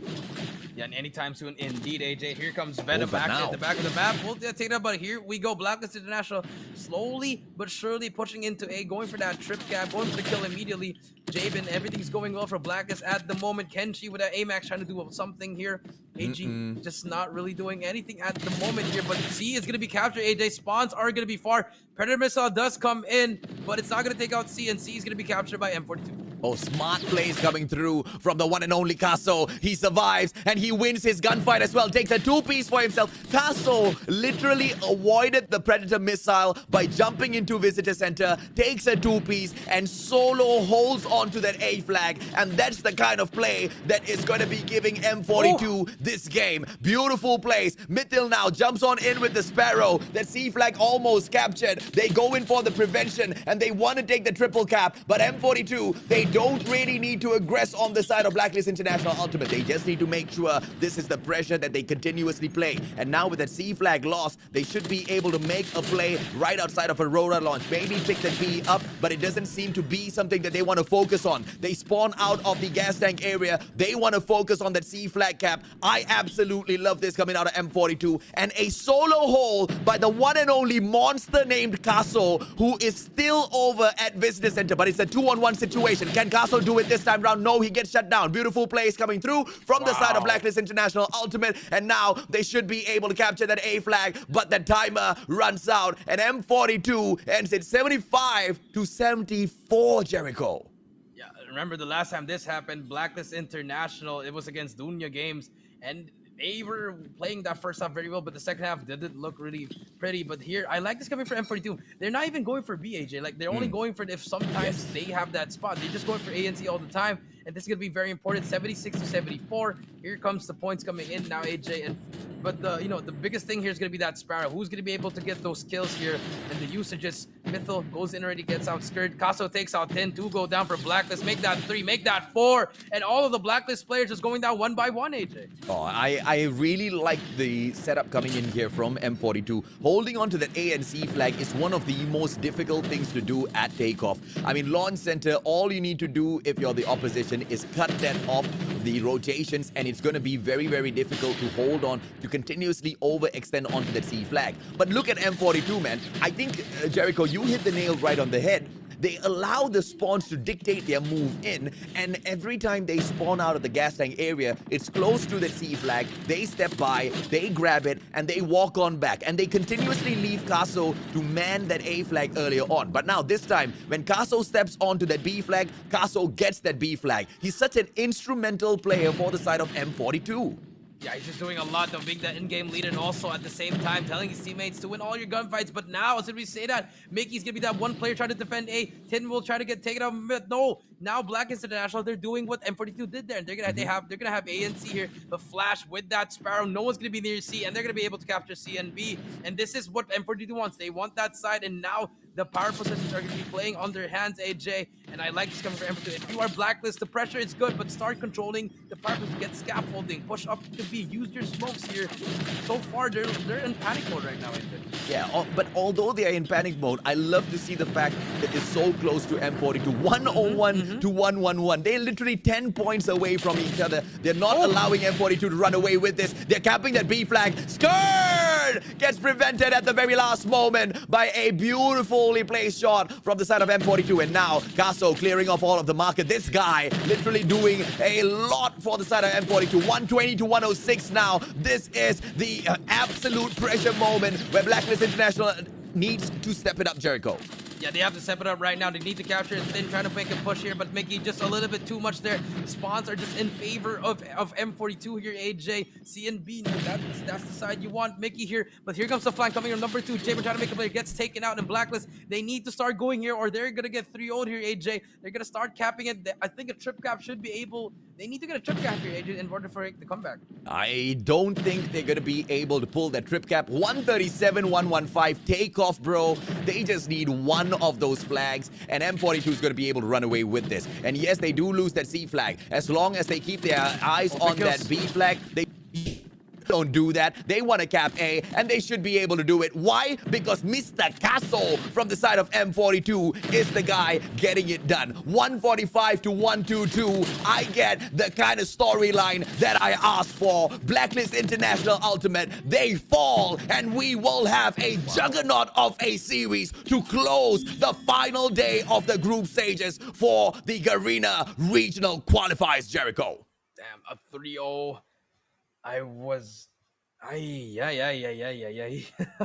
I'm gonna feel for the Filipino people. That is not what you want to see. But then again, it is what it is. AJ, 3-0 M42 taking it home. They're just playing on a whole different level, AJ. Every single day that we're doing the Group B, they're just getting better and better and better at these boys. And Caso, just that MVP for this team, just doing so much for them. Oh, absolutely, man. I mean, you can leave Caso all alone to cap that flag on his own, to go in there and defend the flag on his own, and he's gonna be getting a major part. Oh, look at the guy, man. Picks up the... He's literally left all alone and yet manages to pick up the MVP. Please explain to me how is that possible, Jericho? Because anybody else in his situation would have been at the very bottom, consistently being capped, consistently being held down, pressured, not being able to allow to aggress at all. But Caso, he still manages to get all of those plays, all of those points, and on top of that, those kills. Yeah, right place at the right time, man. Caso just being there, doing a lot. The defense is working for him. I mean, he was just really on a man on a mission, AJ, pretty much winning all the gunfights that they need. And, you know, even if Venom went 9-20, Caso, Mytho, Flash, and Mickey held it down. And then the other side of Blacklist, they were actually getting a lot more kills than M42, but M42 just having the better strategy. Yeah, absolutely agreed with you. The strategy was right. The rotations were so on point. I mean, Takeoff, we kind of analyzed this already. We did mention that when you go in here for the Takeoff, it was the match that they took against Dunia Games, and they beat Dunia Games 150-104, man. And going up against Blacklist International.Ultimate, I'm not saying it's not a challenge. It definitely was, but we see exactly who manages to come up on top this time round as well. Blacklist International.Ultimate, so much more of a challenge in comparison to Dunia Games at Takeoff for the side of M42, but it didn't matter at the end of the day because the Singaporeans still managed to bag a perfect 3-0, handing the donut over to Blacklist International.Ultimate. You know, this took it home, but it wasn't easy, AJ. It wasn't easy at all. You know, M42, they had to struggle in that first hard point. You know, a great play coming in from Venom with that quad feed Sparrow. I haven't seen that. Literally just hit every single Sparrow. And then in firing range, Blacklist was supposed to, it was supposed to be a Blacklist dub for S&D, AJ, but 5-3, you know, the hardest thing in S&D is probably trying to win a 5-0 or trying to close out a game, and that struggle showed in S&D. And in domination, it was pretty much a back and forth, but M42 just a team with better strategy, AJ. Yeah, I do agree with you, man. I mean, here's the thing. Here is the thing. You know, we kind of, okay, not, I wouldn't say I did it because I still kind of felt like Sem9's hope was left in here, but you know, many very, very impossible you know, circumstances need to play out in order for Sem9's hopes to still stay alive. Sem9 in the next series against Dunia Games needs to pick up all three. Sem9 needs to serve Dunia Games a donut. And if Sem9 serves the donut over to Dunia Games, they will end up with 6 points in the bag. And after Sem9 ends up with 6 points in the bag, they have to hope and pray that they end up equalized 6-6 points with AFN. Because if they do, then they manage to get the head-to-head. Sem9 qualifies, AFN will not. Blacklist International.Ultimate, of course, in that circumstance, does not as well. Because in order to get 6 points, you know, we assume AFN Gaming needs to take the win later on, 2-1 at the very minimum. But if that does not happen, then, you know, the hopes and dreams of Sem9, man, I think that goes down the drain. Because Blacklist International.Ultimate, if they take that head-to-head against them, then Blacklist, they automatically win. The hopes and dreams for the Malaysians, all dead and gone. So, ladies and gentlemen, boys and girls, a lot more to look forward to. It's either going to be Malaysia that gets kicked out from the competition, or the side of AFN, or Blacklist International.Ultimate. Jericho, the day very far from being over. Yeah, very far, and I mean, it's just a shocker. The second game, AJ, that, you know, we just saw that highlight, the Sparrow again, just getting that win, AJ. Huge plays coming in for M42. And here, this is where I thought Blacklist, they were doing a lot of flex, getting a lot of kills here. Kenji as well. One right here, AJ. I thought they were going to win that round, but unfortunately, Mytho just a little bit too better there. Outplayed Skurd right here. Take him out. See, it was just so small mistakes, AJ. Like, you can't be losing those kinds of rounds. And even if Kenjis are getting these quick scopes, they're just not capitalizing on this W. Yeah, absolutely, man. I mean, I kind of thought that Blacklist International.Ultimate would be able to close off the search and destroy, but, you know, M42, they shocked me. At this SND, they definitely shocked me because I did not expect them to be able to counter the Kenshi Jabin setup. I mean, a double snipe setup, especially from the side of Blacklist, it's not easy, and they actually bag it. They actually bag it 6-5, which is crazy, right? And that just shows the quality of the Singaporeans, which I think the other teams really, really need to pay attention to. Yeah, I feel like the SND just came down to like pretty much luck, lady luck, AJ. Like you always say lady luck, and it just really came to that one. In domination, it was just a back and forth, honestly. It was such a good fight to watch, AJ, but you know, I like the strategy coming for M42. You can get B. We're not going to focus that. We're going to get A and C for the first half. For the second half, that's when we're going to go for B and C. And I mean, ever since that, they just kept on going from the start, AJ. The Sparrow really changed the game, in my opinion, AJ. Yeah. It really just changed the game. Imagine if that was a death machine, it'd probably be a 304 Blacklist. Yeah, absolutely, man. Average kill, 18.33, 14.67 on the average deaths, 4.5 with the average assist, average score 2.2k. Flash, your soldier of the game. Your thoughts on this player, Jericho? Yeah, this Flash pretty much does a lot for his team. But, you know, I mean, I would want to have Kaso to be the MVP or maybe like a double MVP, you know. Yeah, but, you know, 18, 14, 4, and 2-2, just doing a lot for the team. Just shows why he is that player for M42. And, you know, pretty much he was doing a lot for the team as well. It was a great team effort, AJ. Yeah, I absolutely agree with you. But, you know, takeoff for me, 100% it is going to be Kaso, the one-man wrecking machine. I'm looking forward to seeing more from the side of M42, and I think we'll be able to get exactly that because series number 4, M42 actually comes right back in here to perform. They take on WDC.Freeslot. But of course, their series number 4, the next one is the one that we are all looking forward to. Dunia Games versus Sem9. Are we going to see the elimination of the Malaysians? This will be the first elimination that is confirmed if DG can get this. But if Sem9 bags this 3-0, the Malaysians might be able to stay alive, Jericho. I mean, if they can win this one, it's gonna be great. It's gonna be great, but I mean, easier said than done, AJ. You know that it's gonna be against Dunia Games. I mean, it's not gonna be easy. Yeah, it strikes fear into your eyes. But before we do get that, guys, we're gonna go for a quick short break, and we'll be right back. Oh, not yet. Whoa, hold up. We finally reached our first viewer milestone. It's gonna be the extra BetFS XP card number 1 right here, guys. Yes, please take a screenshot right here. Only 2 more, and me and AJ are gonna get that free low, guys. So come on. We want to get that 20k. Let's keep it going.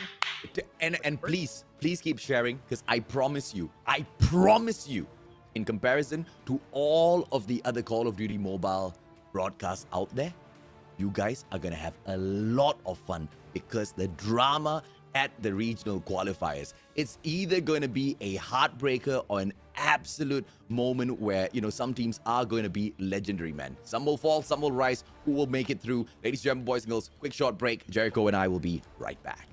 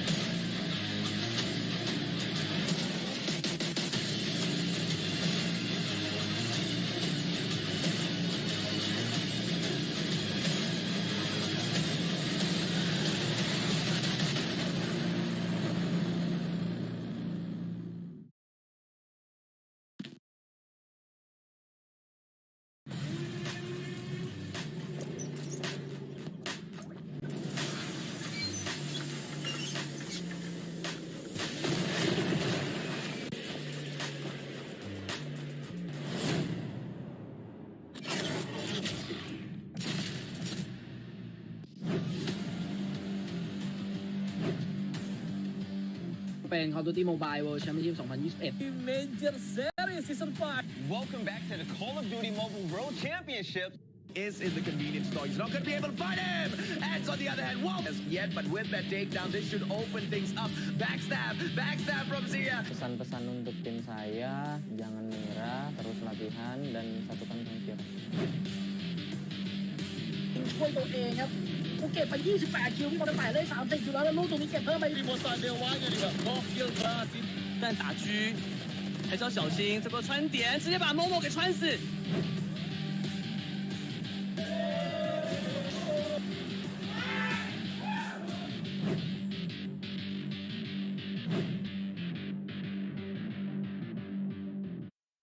Welcome back, ladies and gentlemen, boys and girls. This is the day 6 of the Garena Regional Qualifiers presented by Xperia 1 Mark III, the official smartphone of the Call of Duty Mobile World Championship 2021. My name's AJ. I'm the Mustachio down here with the one and only Triple V Jericho. And this is series number 3, where we may be able to see Dunia Games actually getting defeated for the first time 3-0 in this competition. Bukan, saya bukan doakan Dunia Games kalah ya Pak. Jangan salah faham ya. Kalau kalah persaingan makin seru, itu saja ya Cok. Makin exciting mereka bilang ya. Bukan minta kalah ya. I wasn't praying for them. Whatever he said. Yeah, whatever I said. I was making sure the Indonesians understand that I wasn't praying for them to lose. I'm just saying that if they do lose, the competition gets way more exciting. Sem9 taking on Dunia Games Esports. Whether or not they can bag that 3-0 and make things go a little crazy in here, I don't know, but I'm banking on it, Jericho.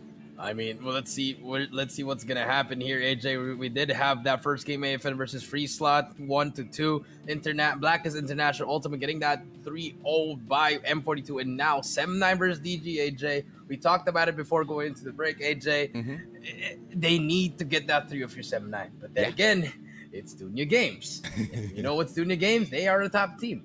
They are one of the best teams here, and it's not going to be an easy task at all. Easier said than done, but anything can happen at the last day. We've seen a lot of upsets so far, especially in Group A, but now in Group B, it's looking really, really, really hard for Sem9. I think you've already painted out a very clear picture as to what happens to the #1 seed of this particular group. So the question is, does the side of Dunia Games want to go up against Sharpe Esports? Sem9 with a lineup of Zengyu, Concept, Tyler, Smokey, X3, Jasmine, as well as Isfer jumping on in to bag that 3-0. It is not gonna be easy, but you sure as hell know they are gonna be trying for it, man.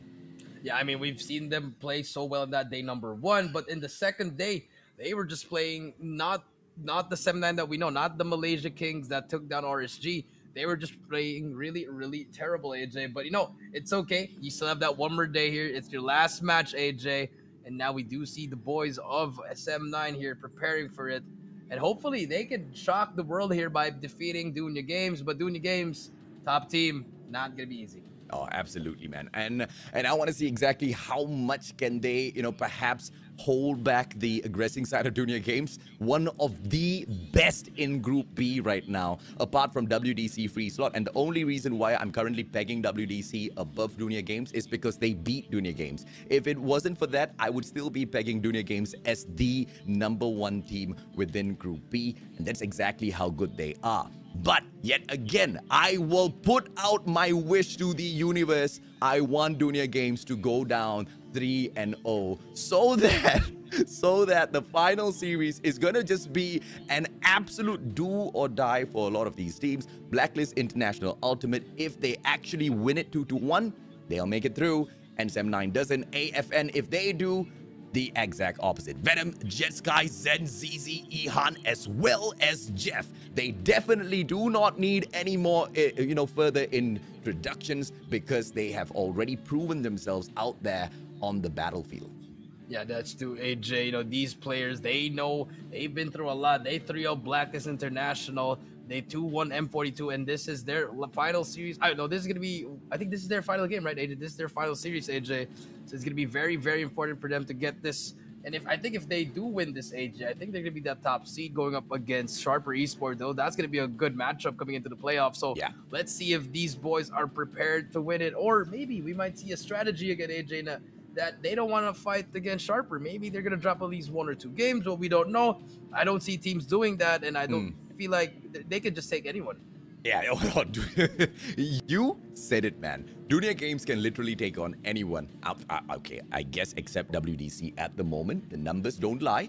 And they should be able to bag that matchup. But against a side that is hungry, against a wounded Malayan Tiger, I think the story might just turn around the other way. A wounded Tiger will not allow you to take any more shots at it. It's already, going to die. So it's pretty much going to gnaw at you the best possible way and try to put you out of commission. 2018-6. Wow. DK on the side of Concept, man. Walk us through this head-to-head, Jericho. Yeah, the head-to-head Concept versus Jeff. You did say Concept's numbers, and Jeff with 19, 12, 8, and 2, 3. Great numbers coming on from the board, but I need Concept to step up. I know he's getting 20 kills at least, but him stepping up will also complement his teammates. His teammates need to step up. You need Jasmine hitting those shots. You need Smokey leading the team well. Zendaya just putting that pressure. But if you're Jeff, you just have to do your job again, because your 4 teammates are world class and they know what to do. Yeah, absolutely, man. And I this is such an exciting matchup for me that I'm looking forward to. It's do or die, and it will be bittersweet because I absolutely love seeing Dunia Games perform. But Sem9, man, Lady Luck looks the way at the Malaysians and she smiles. Sem9 gonna be able to take the first ban in here. I don't even know if I want to make a guess, man. I mean, Summit is going to be a good ban off of Dunia Games. I think Standoff is a great one as well, but they take Hackney Yard off. I guess they are banning based on their own weakness. I think so. And Takeoff also, Dunia Games, they don't want to play Takeoff. I like it. I like it. Now we're going to probably go into Summit unless Sem9, they want to take Fire Range as well. There's also Standoff. A lot of choices here, AJ, for them to use it. I feel like they need to have a balanced map, not a one-sided map like Summit, but Standoff. Yes, there we go. I like this pick coming in from Sem9. They wanna have that mid-range gunfights. They don't want to be CQC'd with Dunia Games. Yeah. But what's important here is going to be that 3rd and 4th hill, AJ. That transition from 3rd to 4th, that's going to be important. We're going to need to see. I need to see the operators discuss what's going to get banned. But firing range for Dunia Games, 50-50 on this one, because they did lose firing range S&D already, but they just want to keep on trying again. They don't want to show the other strategies and other maps, I believe. So sticking with the firing range, I like this pick. Yeah. Standoff Summit, I like this switch around for hardpoint domination coming through from Sem9. I really like it, but, let's talk facts here. Let's talk numbers based on the competition. However I want the storyline to be built for this final day. If we look at the stats, it looks like Dunia Games is going to be able to bag a 3-0 in this matchup, right? Hands down, it shouldn't be too much of a challenge for them. So, and it literally is a do-or-die situation. And unlike you do RSG's final series, where they knew for sure they're not going to be able to make it, Sem9 might still be able to make it based on certain conditions. And therefore, the wounded Malayan Tigers, they cannot in any way whatsoever take this matchup lightly. Anything less than a 3-0, and it's game over, my friend. Yeah, it's going to be game over indeed, AJ. So, best case scenario for a Sem9 is the 3-0, obviously. Yeah. But 2-1, you can take it. 1-2, I don't think that's really the best case. But if you can take one game out from Dunia Games, maybe you can, preventing them from getting that top seed. So, they might be doing them a favor with that, AJ. But let's see. And Dunia Games, all they're looking for is a 3-0. Absolutely. Well, on that note, ladies and gentlemen, boys and girls, share some love in the comment section. It is the fight between the brothers. Malaysia as well as Indonesia taking this battle up. And of course, things are going to be opened up at Hotel Yard with Dunia Games opening up things hot. And look at the access from Jeff taking the backstep from convenience store. And he should be able to clear out whoever who's in front of him. But unfortunately for him, he finds nobody. The rest of the Sem9 players all on the other side of the map. But Dunia Games Esports not really capping that hard point. Yeah, Dunia Games just trying to find some kills here immediately, but they all go down, and now Sem9 has control of that hill, and now Smokey in the hill trying to make a play here. Will get caught by ZZ as well, but control still given by Sem9, and Dunia Games, they're not really playing up to par now. I know it's the first game, but look at that. The rotations coming in now, not really feeling themselves right now, AJ, but I feel like Dunia Games, they're just trying to find that spawn, but Sem9 still getting control. Come on, my Indonesian brothers. I think it's not going to be too much of a tough fight for them at all. The hustle needs to come from Sem9. Dunia Games, they can chill, man. Even if Dunia Games tanks a 3-0 loss in here, they still make it through the playoffs. No one's going to be able to touch them. They are all chill. If anybody needs to hustle, it is the Malaysian side. And with 21-22, it doesn't look great. They need to hustle up even harder for the second hardpoint. And it looks like they are flooding in towards gas station, but they need to win their gunfights, which they do in the nick of time. ZZ shut down by Zendaya as well. And this is their opportunity for Sem9 to now not only pick up the points, but pull this game away. And with a solo play from Zendaya from earlier on, they will be able to hold on to this hardpoint. But the challenge finally comes through. The side of Dunia Games throws those number in finally. Yes, and they are making those huge plays. We'll give them that time. And now Sem9 gets control of again Dunia Games. Trying to push together, but here comes the push from Dunia Games. One player is going to contest. Esper takes out Jetsky, but all they fall down. Jeff Dust, the player, then gets taken out as well. And rotation should be playing in here for Dunia Games, but they're still pushing for the old hill, AJ. But actually, no, never mind. 3 and 4 on the rotation, but also number 3 on the other side. Sem9 Smokey will be the one, should be able to push the hill here. It's going to be a 1v1 with him versus Zen here. Scrap time's going to go to Dunia Games, and now rotation battle. Oh, this is what we're talking about. And now, oh, look at Dunia Games. They are not capping Granny's house. This was a mistake. I forgot which team made it, where they just jumped on in towards Granny's house and didn't win the spawns first. And it's not the mistake Sem9 is looking to make for themselves. They clear out the spawns, but the gunfights, they need to win the gunfights, which they do not. They fall one after the other. Dunia Games, they win the spawn, they win Granny's house, and they'll be able to make it up here. Yeah, that is true, AJ. And now Dunia Games slowly climbing back. Now they have control of that third hill. Smokey opens things up in Tractor, but ZZ is there for the trade. Here comes the push. Sem9 on the back alley side. Going to be taken out by Venom on that backside as well. It's going to be really hard, that anchor position. Very, very good position coming in. But Jetsky will get not taken out by the gravity spike, unfortunately. Still has that dead machine. Trying to make a play here, and Dunia Games finally taking the lead here. But the contest is in. Will Sem9 try to get this hill? Oh, once again, if Dunia Games wins one, it's GG, game over. And let's see if or not they will be able to punish the Malaysian side, because they aggress up and they take the solid lead, man. In from Granny's house. Be tough because Sem9 is already there. They managed to do quite a good job over at the first and second hard point. Now, if they can win it over at Bakery, taking over this match isn't going to be much of an issue at all, but they need to win each and every single one of those gunfights. Yeah, they have to win everything here, and this is going to be the important hill. Zendaya with that dead machine will open things up. So the push is coming in, pinch here. No more pinch, actually, one-sided here. The stuns are coming, gravity boarding comes in. I like this play coming in for Sem9. Zhang Yu takes him out, and now Sem9 has this control. Huge time here. Still getting all those 60 points. Predator missile, not the best usage, but we'll take out Zhang Yu. And that's opening things up, but the OS is still there. Operating skills are still coming in here. And Jetsky first in now. Oh, Sem9 finally equalizing, and now they take over the points. What a hold at Bakery. They might just be able to bag all 60. ZZ spotting those players on for the side of Sem9. Will try to take one out, but he misses miserably, but it doesn't really matter. Dunia Games Esports, they should just be able to win this hardpoint over with just sheer brawn. And as I say that, the Indonesians break the hill and take over.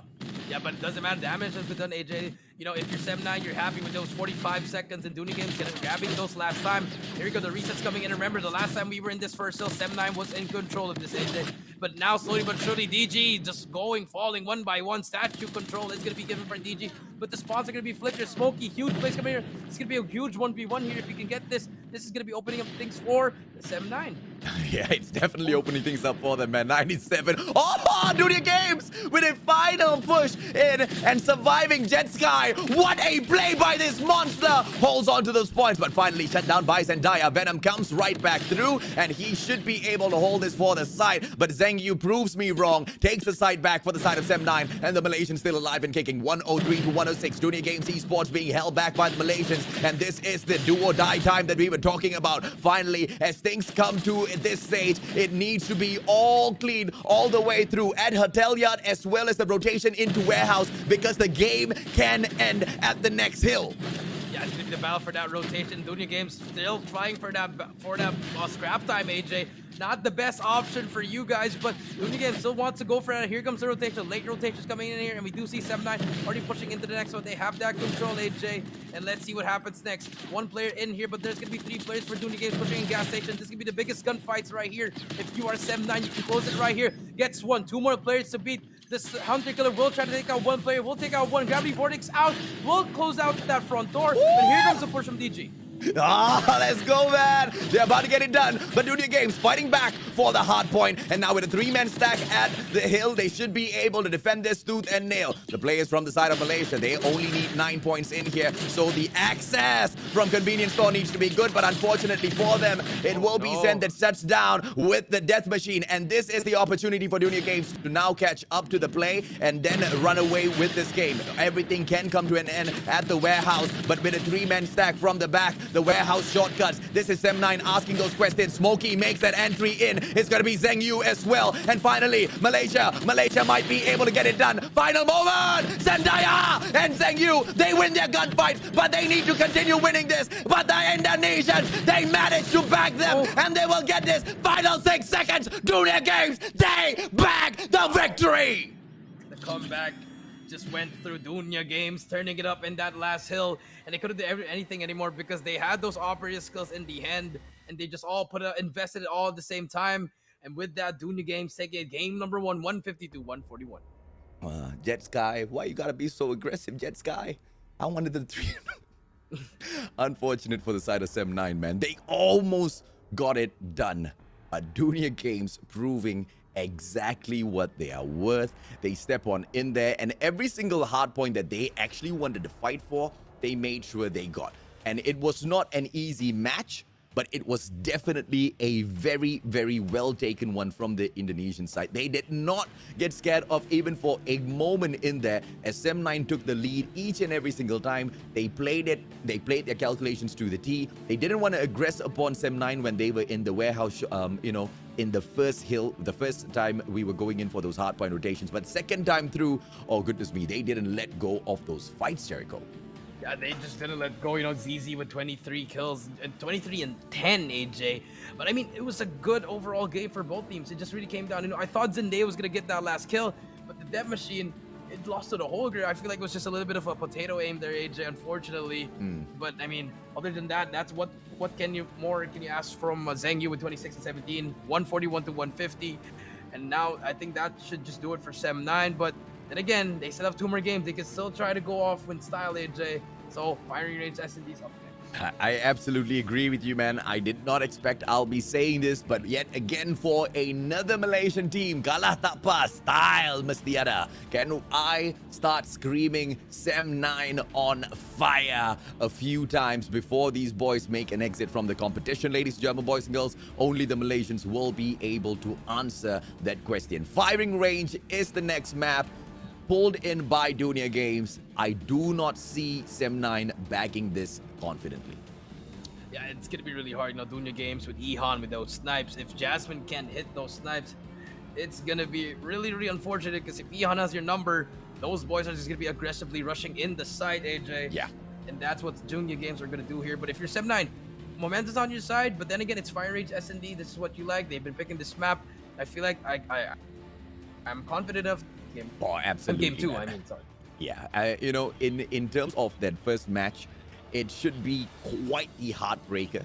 I don't think Sem9 would have taken to it very, very nicely, and it should definitely shake them up for this next search and destroy, man. I do not think they will be able to recover, but if they can show us within the first 2 rounds, maybe there's a little bit of extra chance, but Dunia Games, it's really tough because they keep winning their gunfights. The strategy was right by Sem9. The rotations were right by Sem9. The ideation was right by Sem9. But Dunia Games just better at every single aspect. How can they win? It's going to be really, really hard here, but I feel like at S&D, Jasmine has to step up. He really has to step up, Yeah. Because remember, AJ, we did see him in the Malaysia Championship just really, outsmarting Derp, outplaying Derp here. But if he can't do that against Dunia Games, the sniper, he's not going to be able to do anything. And Sem9, they're just going to lose this game if that happens.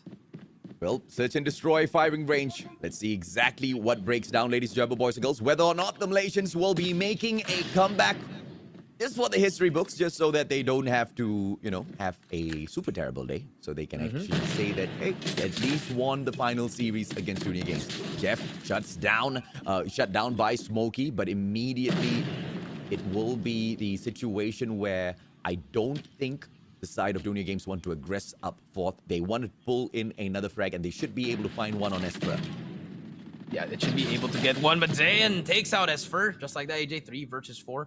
Dunia Games about to get in the side, but there's going to be one player on that side. Smokey takes out Venom, and that might be able to stop the push, but Zheng Yu hitting those wall bangs will tag up one player, ZZ. One shot, but will regenerate, will get taken out. Zheng Yu goes down. Concept takes out Zen. Now it's going to be a 2v2. Now, let's see what they can pull out of this, because it's going to be the opportunity for Concept to, misses that one opportunity to turn things around. And Dunia Games, they have the plan. But how about the flank coming through from Smokey, though? He might be able to make a change here. Yeah, it's going to be a risk right here. Smokey can get this kill. If I am Smokey, got to get this gunfight. Ihan pushing out as well, and Smokey takes him down. Now it's going to be a 1 versus 2. ZZ with that Holger can take down 2 plus 75 bullets, and now we'll see Smokey. We'll spot him as well, but Smokey takes him out, and beautiful snap. Beautiful challenge by Smokey. You don't see that often, AJ. You see the Holger should be winning that, but Smokey just a little bit better there.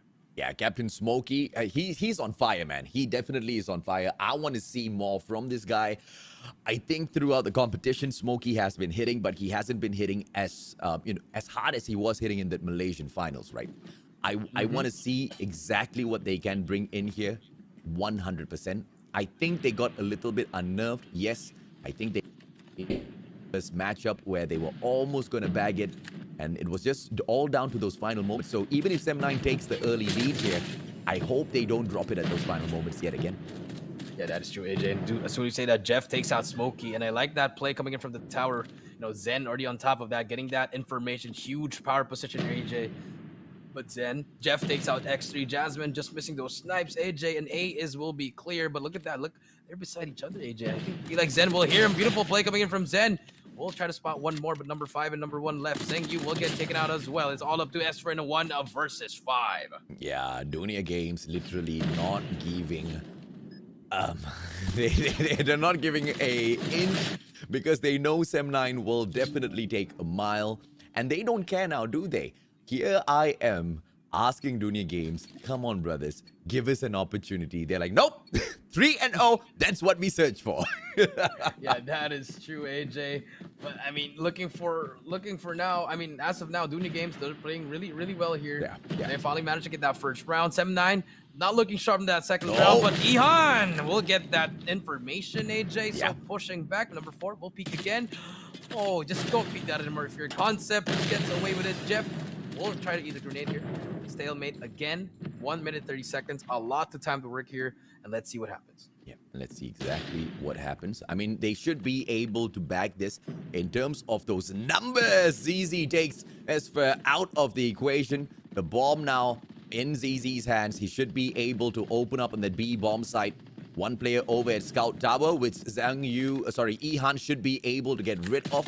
It is going to be Concept. Very aggressive. Ihan from the back. And Jasmine shuts down Jeff. It's going to be the opportunity for Sem9 to potentially make a comeback in here, but the numbers still don't look good. They need to make the rotations back towards that B bomb site. Zheng Yu needs to make those calls. He doesn't even know the approach coming through. Shorty gets the hit marker, but Ihan punishes him. No hit marker. 1 shot, 1 kill with the Shorty. And Sem9 potentially look to go down yet again. Yeah, go down indeed, AJ. 1 versus 4. Concept all alone. We'll miss those 2 snipes, but not indeed. ZZ just takes out Concept, and just like that, we are now 2-1, AJ. Yeah, it's unfortunate. It's unfortunate. I think Dunia Games is just outclassing Sem9 in every way possible. And it's mainly coming down to those mechanical capabilities to take those gunfights, to take those wins. Like you mentioned just now, right? Smokey taking that win, it's not something that we see all the time. Jeff almost punishes actually Jasmine, but does not get that 1 more shot in. Jasmine now, beautiful flash. Smokey punishes him, and it's going to be the opportunity now for the side of Sem9 to aggress on 4th. But the Bomber still on the side of Dunia Games. ZZ, he holds back, allowing Venom to get everything else done, but Smokey punishes once again, and maybe Sem9 can pull 1 more round back. All right, here we go. 5 versus 3, AJ. Jasmine on the left side of your screen. They have that lead, AJ, and DG. No, struggling all the time. They can't string some back-to-back rounds here, AJ. Jasmine with that sniper finally gets some shots down, but the rotation is going to come in for DG. It's going to be a B push right here. They gave up the backside already. Zen already inside. We'll try to find something, but it's going to be the timing there. He was just looking at moment, but we'll find one player, gets away with his life. And just like that, information, ZZ takes out Esper. Now it's going to be one more player. Zhengyu takes out Ihan as well. 2 players to beat. Jasmine takes out ZZ, and now it's going to be a 2-3 versus 1. Sem9, this is that round for them, and all they have to do is just deal with Zen. But definitely easier said than done, right? MX9, he does have the bomb on him as well, but the guy's potentially going to go out here for a hunt. Yeah, he's going out here for the hunt indeed. Concept. Wolf spot. One hits a hit marker. And going to peek out again. Zen will take him out. I don't know what Concept was trying to do there, AJ. Not the best option there. If they lose that. Oh, I thought, yeah, AJ. Man. But then again, the trade comes in 2-2. And now we're going to move on to round number 5. One more round before we switch sides. Yeah, you and I thought the same. Zen almost goes in there for the punish. The guy's definitely hitting on his mark. 72 the KD so far for Zen. FHJ shot, not going to be able to find anyone, but it should be able to make all of the players from Dunia Games back away from that barracks hut corner. And it's well played by Sem9 so far in terms of equalizing 2-2. But Dunia Games, they will be able to run away with this if Sem9's not careful. They've already done it at that hard point in such a heartbreaking way. Yeah, that's true, AJ. That's going to be very, very important for them to stay composed and, just stick to the game plan. Well, let's see what happens to Concept. Trying to find a sniper. DG, again, slow push coming in from them. I'm not really impressed by their S&D, AJ. It's just they need something here, but I like this one from Taylor. I like this push. Taylor control will be given now. Ihan gets taken out. Azizi gets taken out. Bomb will be going down, but the trades come in here. 3 versus 4 here, AJ. Jeff, we'll try to get someone. Concept. We'll spot one person, but the nade comes in. Zhengyu takes out one Ihan, one shot. But Zen inside trader. Jeff takes out Esfer, and now it's going to be a 2v3. Yep, Jeff now holding down the fort. Concept snuffs Ihan out of the equation, and it's going to be a 2 versus 2. Let's see if... Oh, Concept.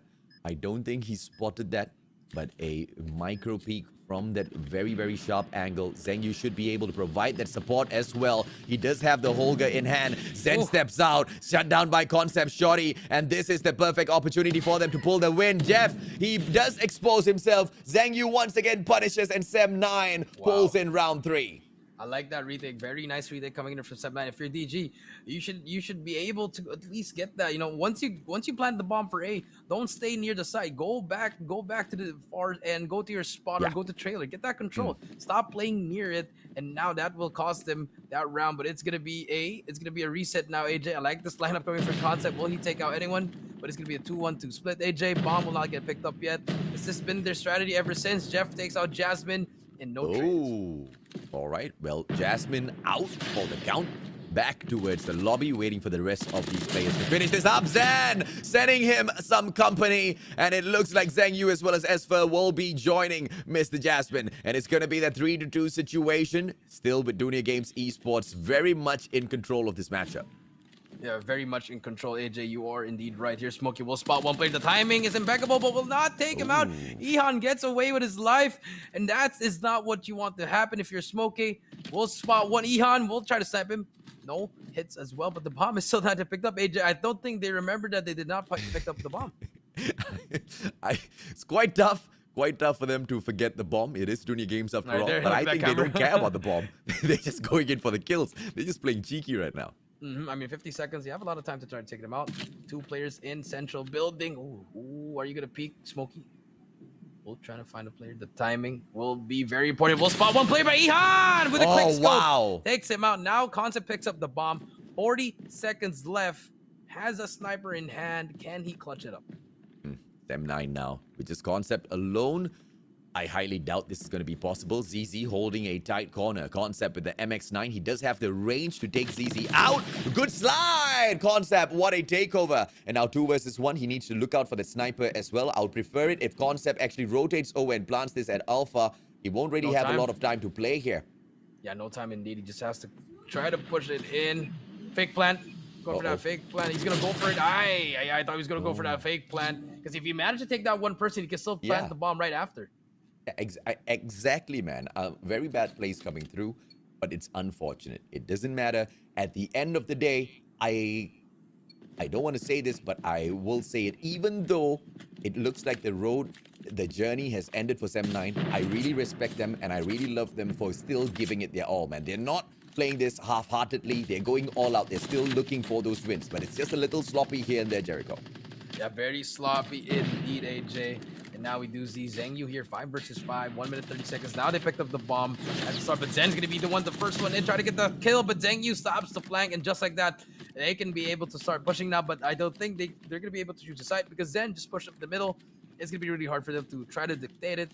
But let's see. In concept, try to find something. We'll spot one player. Unfortunately, did not hit that shot, but information will be given. And Jasmine.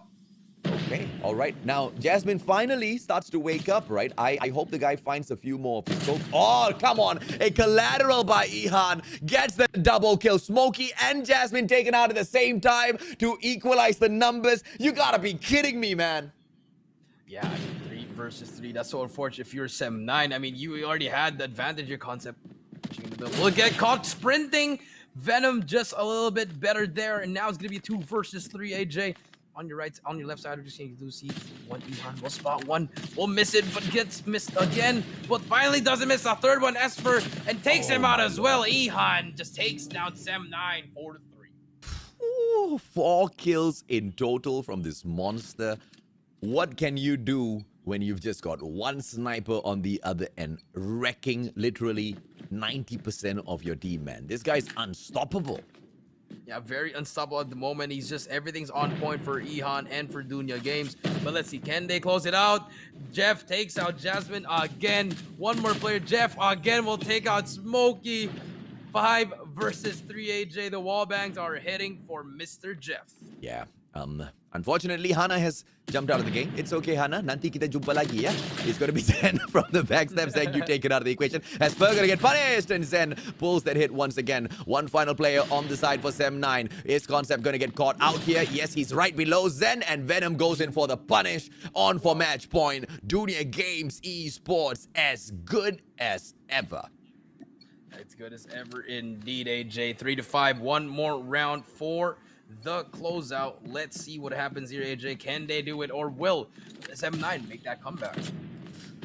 Okay, now opportunity. Ihan still looking for those crazy snipes. Oh, a push coming in here for all that Bravo side. ZZ gets the information and he backs away, drops the stun just to slow down the players of Sem 9. Instrumental play coming through from the one player who's going on for the defense. But the backstab, Smokey punishes Venom. But unfortunately for him, Zen is there to trade him right back out. Jasmine gonna get punished, but unfortunately for him, he takes the shot well against ZZ. The numbers don't look good for the side of Dunya Games Esports. Concept just needs to hold on to his corner. If possible, he just needs to step out a little bit more. He can punish Zeph. Zeph holding on to quite a good angle here. But on that slide, Concept just aims there. And he misses that one opportunity. I think he could have taken Jeff out there. Yeah, Concept. There you go. One misses the shot. Gets away with a slide, but I think the wallbang should be able to come in here. We'll slide on the right side. Finally takes out Ihan and Jeff. And Zen stuck in a 1v2. But it's now winnable, very winnable. But the sniper on the left side will challenge him as well. Concept trying to make a play here. Will get shot up. Brings out the shorty. His teammates are actually trying to help him as well. Zhengyu just playing time. I like this. If you're coming in, Zhengyu gets taken. No, Zhengyu wins that round.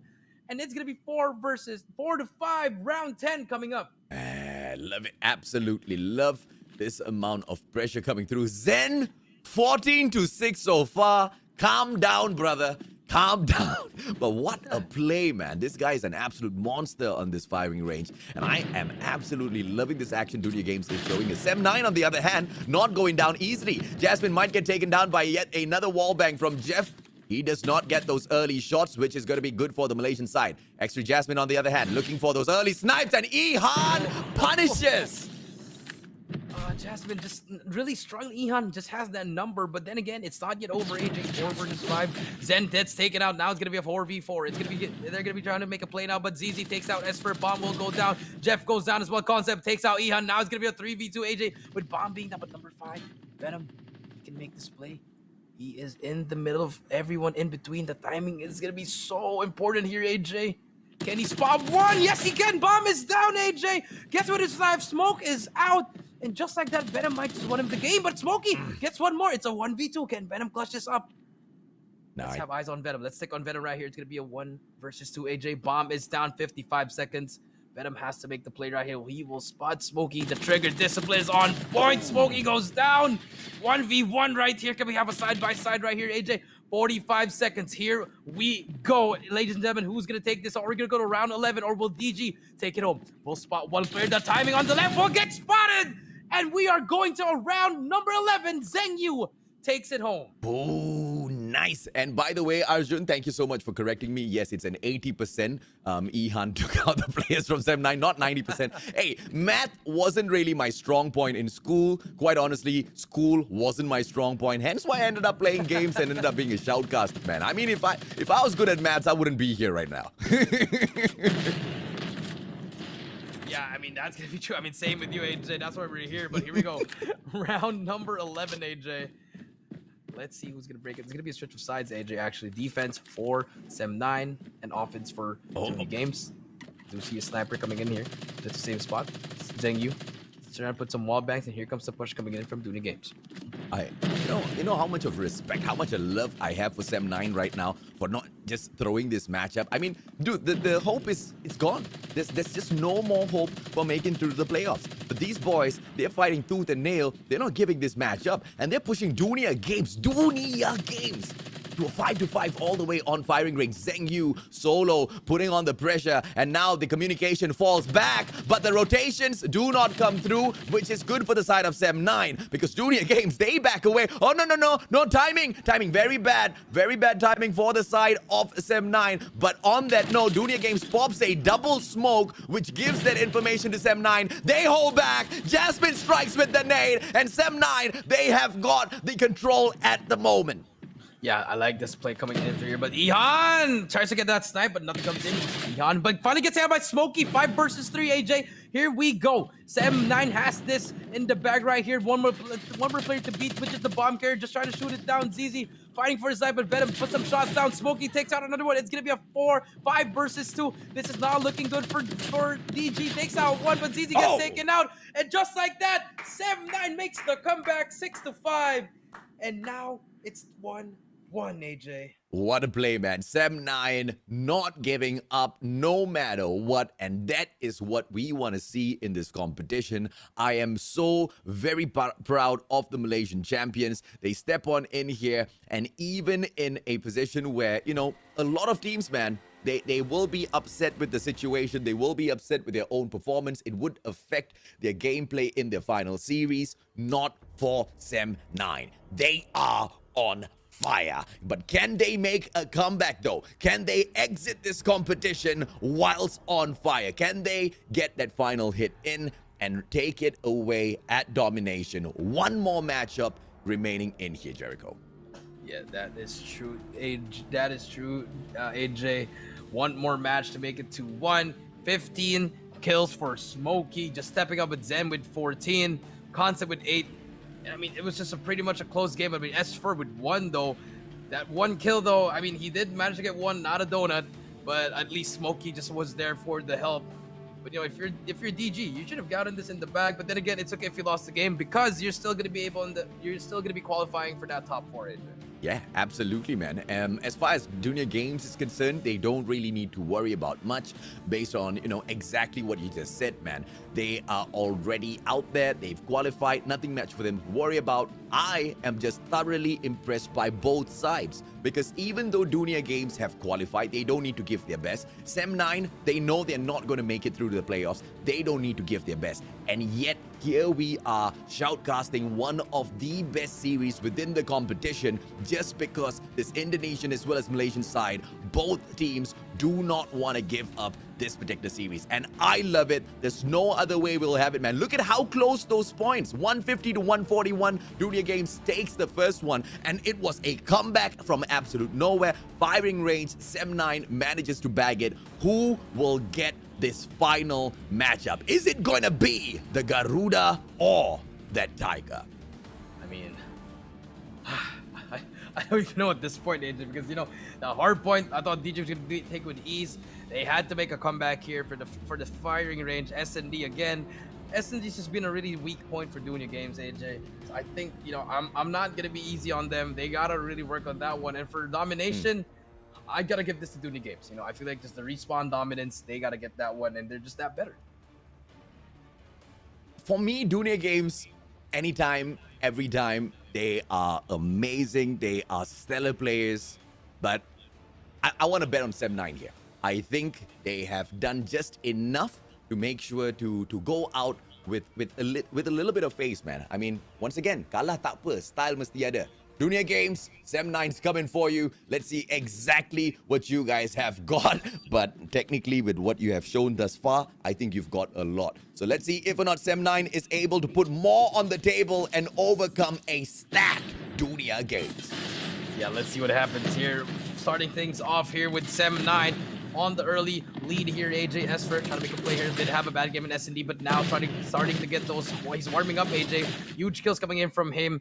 But as soon as you say that, DG Esports, they managed to get control. But number 5 is there. Jet Sky, they all go down one by one. DG Esports capping B.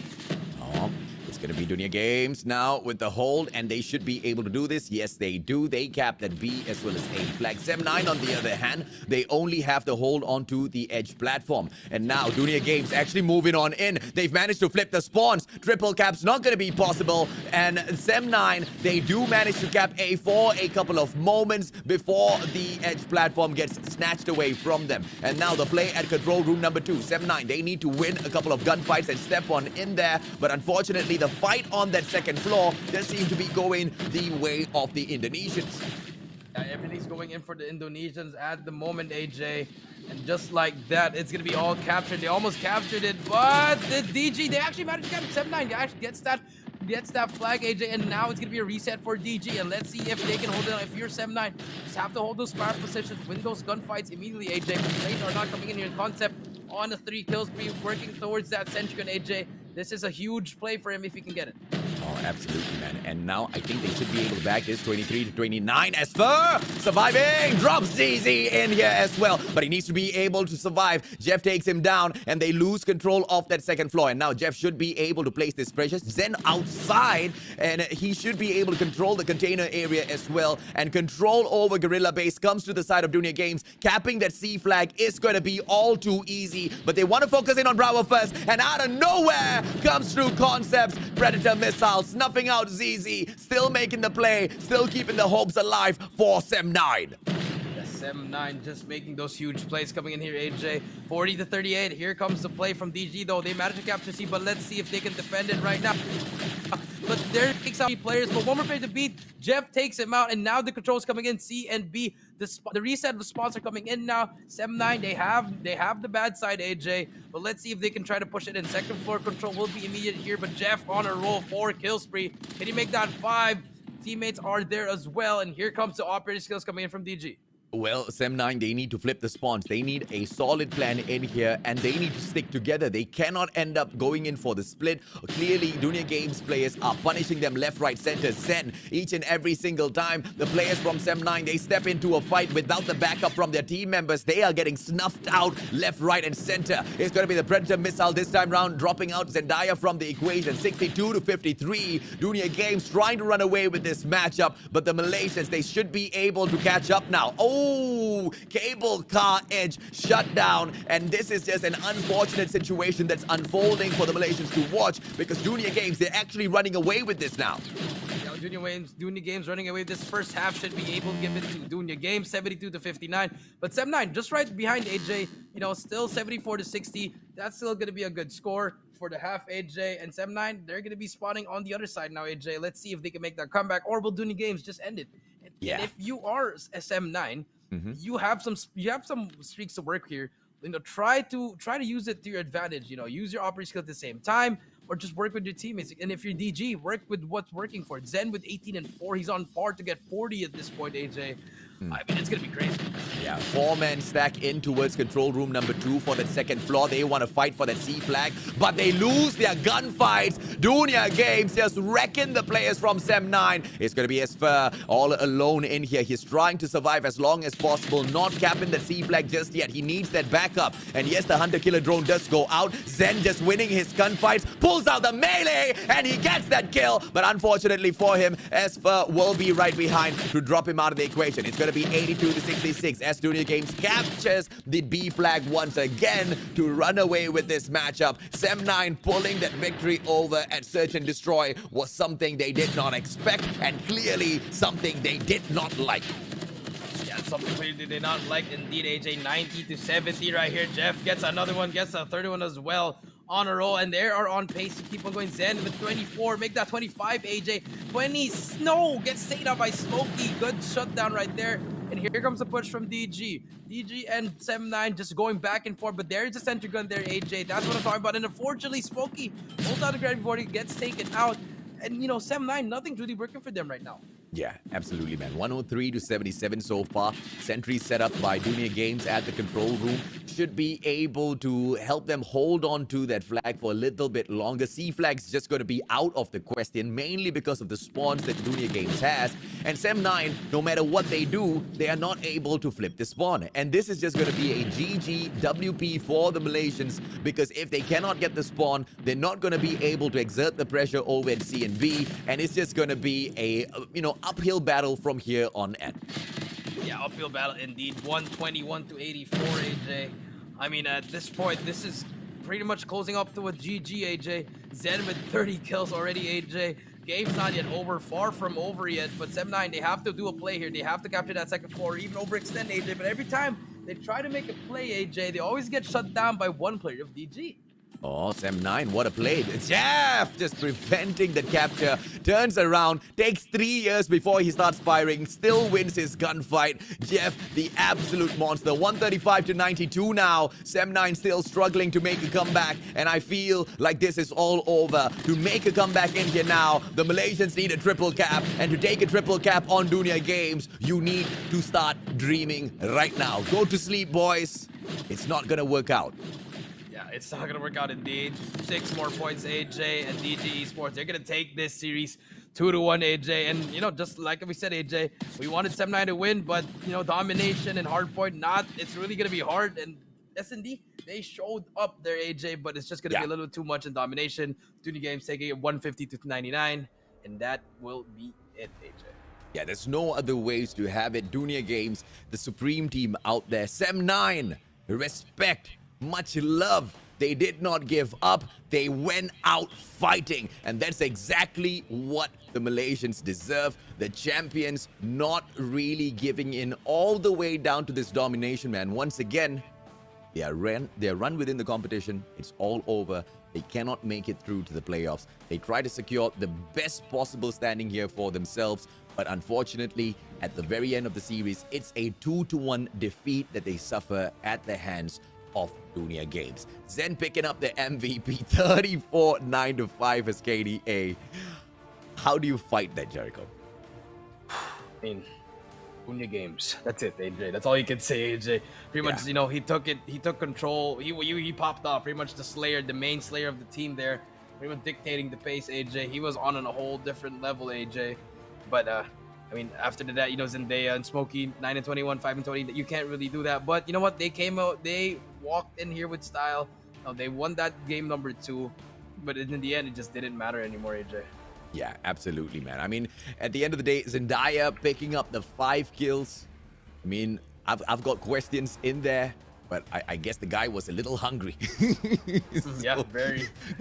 we can't really, I mean, it was a very, very well fought match all the way through the end. Once again, the medal of the side of Sem9 in that search and destroy, they went all the way out there, managing to turn things around. But at domination, it was just a one-sided match all the way through. The map was completely dominated and controlled by Dunia Games, and nothing Sem9 did could change that, right? The spawns, they tried to flip it so many times, not even once, I believe, they actually succeeded. Yeah, I mean, that's true, AJ. In that firing, in the games here, like for example, in standoff hardpoint, AJ, it wasn't even a one-sided game, AJ. It was really close game. All these games were close except for that domination, AJ. I think you agree with me there. In standoff, it just came down to those final gunfights, and the way that Dunia Games saved their operator skills in that second hill, holding up all at the same time, and pretty much just shut them down once they started respawning. That I can agree with you. I think that was a stellar performance, which, Sem9 just could not find any response to in order to step onto that second hill and then take down all of those score streaks. Yeah, it was just an uphill battle. If it wasn't already from the get-go, where it was just a hard fight. I mean, when we opened up at hardpoint, it was a similar situation. It was moving back and forth quite a number of times. But at this second hard point, Sem9 really proving themselves, winning those gunfights. But Dunia Games, no matter how many times they tried to step on in there, they did try to prevent some of those moments, in terms of Sem9 running away with the points by challenging it. But overall, second hard point, it belonged to Sem9. Third hard point, yes, Dunia Games tried to make a little bit of a comeback, changing things around at that bakery, and this is where it all ended, at that warehouse. Yeah, that is true. This warehouse pretty much. And then that player at the Zendaya, I thought he was going to win that gunfight. If he won that, I feel like Sem9 could have taken this 2-1, but now DG moving over to S&D. It was just an all-out battle, AJ. You know, every round you can find something that someone was making a mistake, back and forth. You know, we're just making a lot of plays. Each player was showing up, AJ, and in the end, Sem9 just took it home. Yeah, absolutely, man. I mean, even at the point where it was 3-3, it was a matchup where Sem9 just had struggled so much because Ihan, this was that matchup where he hit that 4 kill and got that collateral in the opener as well. Instrumental player for the side of Dunia Games. But, you know, that can be said for each and every single one of Dunia Games team members, right? Zen, ZZ, Venom, regardless of who you pick, they all play their positions as well as objectives really, really well. Yeah, really, really well. I do agree with that, AJ. You know, pretty much from start to finish, Dunia Games a perfect team here. But, you know, not in S&D, though. They really have to work in S&D because they're getting exploited in S&D. But then again, they've just been playing firing range over and over and over and over again, AJ. So I feel like once it comes to the playoffs, they're going to bring something out, and which is going to surprise you and me. Yeah. And I'm expecting that, AJ. Yeah, I think we might be able to see exactly that. And I am quite curious as to what more strats are we perhaps going to find under the sleeves of Dunia Games players, right? Because, you know, WDC, they are not holding back. They're going all out. And for a team that's that confident to go all out, I'm wondering, like, you know, how confident must you be with your strats as well as your gun skills to really not keep anything away from the eyes of your opponents, right? Dunia Games, I thought they would actually hold back some strats, but no, they seem to be going all out as well. Unless, Jericho, we are reading it all wrong, man. And this is the side of Dunia Games actually holding back. Yeah, maybe they're holding back. I don't think they're holding back, AJ. But in S&D, maybe AJ, Yeah. because they've just been playing really, really poorly in S&D. Or maybe it's just, you know, they're just having a bad day in S&D. You know, not everyone is the best team. There's no perfect team here, AJ, which is Zen with 22 and 12, AJ. 7 assists and an average score of 2,400. Just amazing plays from this guy. 34 kills in domination, and now they are secured in the top 4. May I just say though, Dunia Games Esports, with this loss against Sem9, this was their 3rd loss at Search and Destroy firing range. I don't know what sort of information that is putting out to the rest of the teams out there, but I definitely think Dunia Games, they are playing possum with this map, and firing range might just be that one winner map for them. Let's see if or not we are right when we move on to the playoffs, Jericho. I mean, let's see what happens there. If they are going to show, I mean, they've been showing up in this group stage, but maybe. Oh, yeah. I mean, are they going to get shut down in the first round? Because remember, best out of 5. Yes, it's best out of 5, AJ, but one single elimination, AJ. Yeah, absolutely, man. It's gonna be absolutely lit when we move on to the playoffs. And as you guys can see, the action in here, we had the final day of the group stages, and it's equally as crazy, maybe even less crazier than what you're gonna be able to see right now. We move on to series number 4, Jericho. WDC.Freeslot taken on M42. This is a matchup where I think WDC doesn't really need to worry about much. They are, I believe, sitting down at the very top. Not at the very top. I think second place. I think second place. I think they need to win at least 2. No, just to like. They started off with 7 points and then they won 2. That means they got 9 points. And yeah. Dunia Games. Oh no. Yeah, you're right. Dunia Games just finished off. Yeah, correct. So second spot for WDC. Nothing much to worry about. M42. Maybe they want their place. Ladies and gentlemen, boys and girls, a quick short break. We'll see what happens in series number 4 shortly.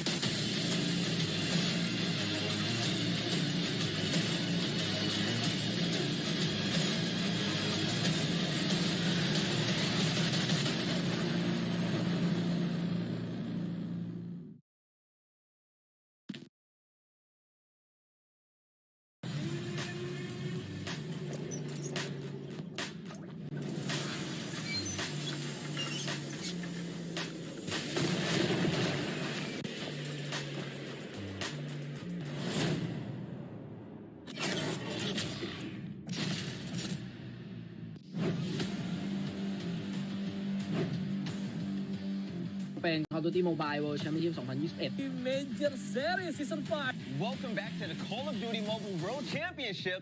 Is in the convenience store. He's not going to be able to find him. And on the other hand, whoa. As yet, but with that takedown, this should open things up. Backstab from Zia. Pesan-pesan untuk tim saya, jangan menyerah, terus latihan dan satukan pemikiran. ช่วยตัวเองครับกูเก็บไป28คิวพี่บอลจะแตะได้30คิวแล้วแล้วลูกตรงนี้เก็บเพิ่มไป 但打狙还是要小心，这个穿点直接把 Momo 给穿死。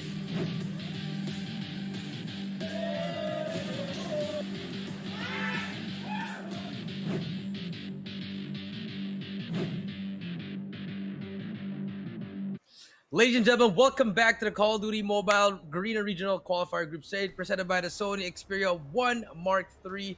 We just finished that third series, Sem 9 getting that one win, but Duny Games getting 2 wins as well. But before we move on to that fourth series, AJ, we do have another special message coming in right here, guys. Remember that the Sony Xperia 1 Mark III is the official mobile device of Championship. It is the best mobile device to play Call of Duty Mobile in any FPS game. Oh, absolutely, especially in Call of Duty Mobile. You can step up your game and share your victories with the Game Enhancer. Control all of your gaming experience for your best performance. Yes, and not only that, AJ, you never miss your best gaming moments with RT Record. It automatically pre-records 30 seconds of your game footage, so anything that you hit with a triple kill, a double kill, a quadruple, a penta, it's all going to be there with the RT Record. And it's not going to be low quality recording. Up to 120 frames per second game recording. You can relive all of your winning moments in all of your glory thanks to that high quality recording that you've got in the palm of your hands. Yes, not only that, AJ, you can also charge smart, play longer with the HS Power Control. Powers the phone systems directly rather than charging the battery. This reduces thermal stress, and this has been a problem for all the other mobile devices. But Xperia, the Sony Xperia 1 Mark III. And of course, what else you guys can expect? Absolutely zero audio latency with a 3.5mm audio jack. It lets you plug in your favorite gaming headset and enjoy in-game sound and chat with no audio latency whatsoever, which can be a make or break for some games. Yes, amazing. And not only, and lastly, superior gaming performance. The Xperia 1 Mark III is powered by the Qualcomm Snapdragon 888 5G mobile platform to deliver premium experiences you deserve. This is the top of the line, the best of the best, and that is the Sony Xperia 1 Mark III.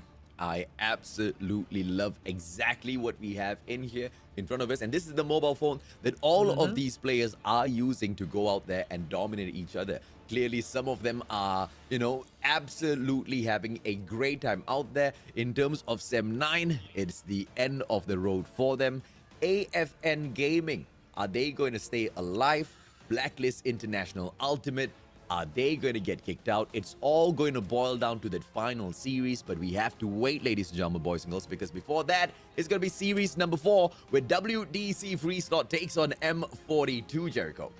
Yeah, WDC versus M42 Freeslot. It's going to be very huge for both teams, actually, because they are both insecure. They are secured. AJ. My bad, ladies and gentlemen. But before we do move on there, we did start the day with AFN versus WDC.Freeslot 1-2. Blacklist International.Ultimate getting 3-0'd by M42. Sem 9 getting 1-2'd by DG Esports. And now this is going to be a very important game because both these teams secured that top 4 already. But I feel like they still need some wins here just to get that lead from the other teams. Absolutely, man. Regardless of whatever happens here, they've already secured playoffs. I guess what they can try to adjust for themselves as much as possible is to set up the brackets for the playoffs, but I don't think that's going to be very, very much in their own hands, right? You can try to go into this matchup. You can try to play it off in your head. You can wish for anything that you want. At the end of the day, it's going to depend on whether or not you can take down WDC.Freeslot, because M42, they definitely have got some crazy giants in here, and this challenge isn't going to be easy. Ambition, Blackjaw, the Kiss X, Guitar, Dolphin, as well as Cheek, stepping in here from one of the most prime brands in the Garena regional qualifiers. Yeah, that is true. These guys, we've seen them win that CGI, AJ, and they are looking for more. They are very, very hungry, AJ. They want to get that championship. They want to represent Garena and maybe win that world championship, AJ. but they have to go to M42 Esports first before they get to the next level. Yep, absolutely, man. I mean, as you can see, the boys are as confident as ever, smiles on their faces. And, you know, what I love to see is they are not overconfident. They almost never are overconfident. They never underestimate their opponents, and they always play to the T. And so far, it has been so good, man. I mean, out of the 9 matches that has been played here by the side of WDC.Freeslot, they've only gone ahead and dropped 2 of those matches. But let's pay a little bit of attention to the Singaporean side. Gasso, Flash, Mickey, Mithil, as well as Venom. We've seen them perform in here one time today as they knock down Blacklist International 3-0. Can they pull a similar stat against a stacked WDC as well, Jericho? I mean, it's going to be really hard, but we've seen them hang with the best. You know, they took one map with Dunya Games. They 3-0'd Blacklist International. So they're looking very, very clean here, AJ. But let's see if they can ride on that momentum and keep it going.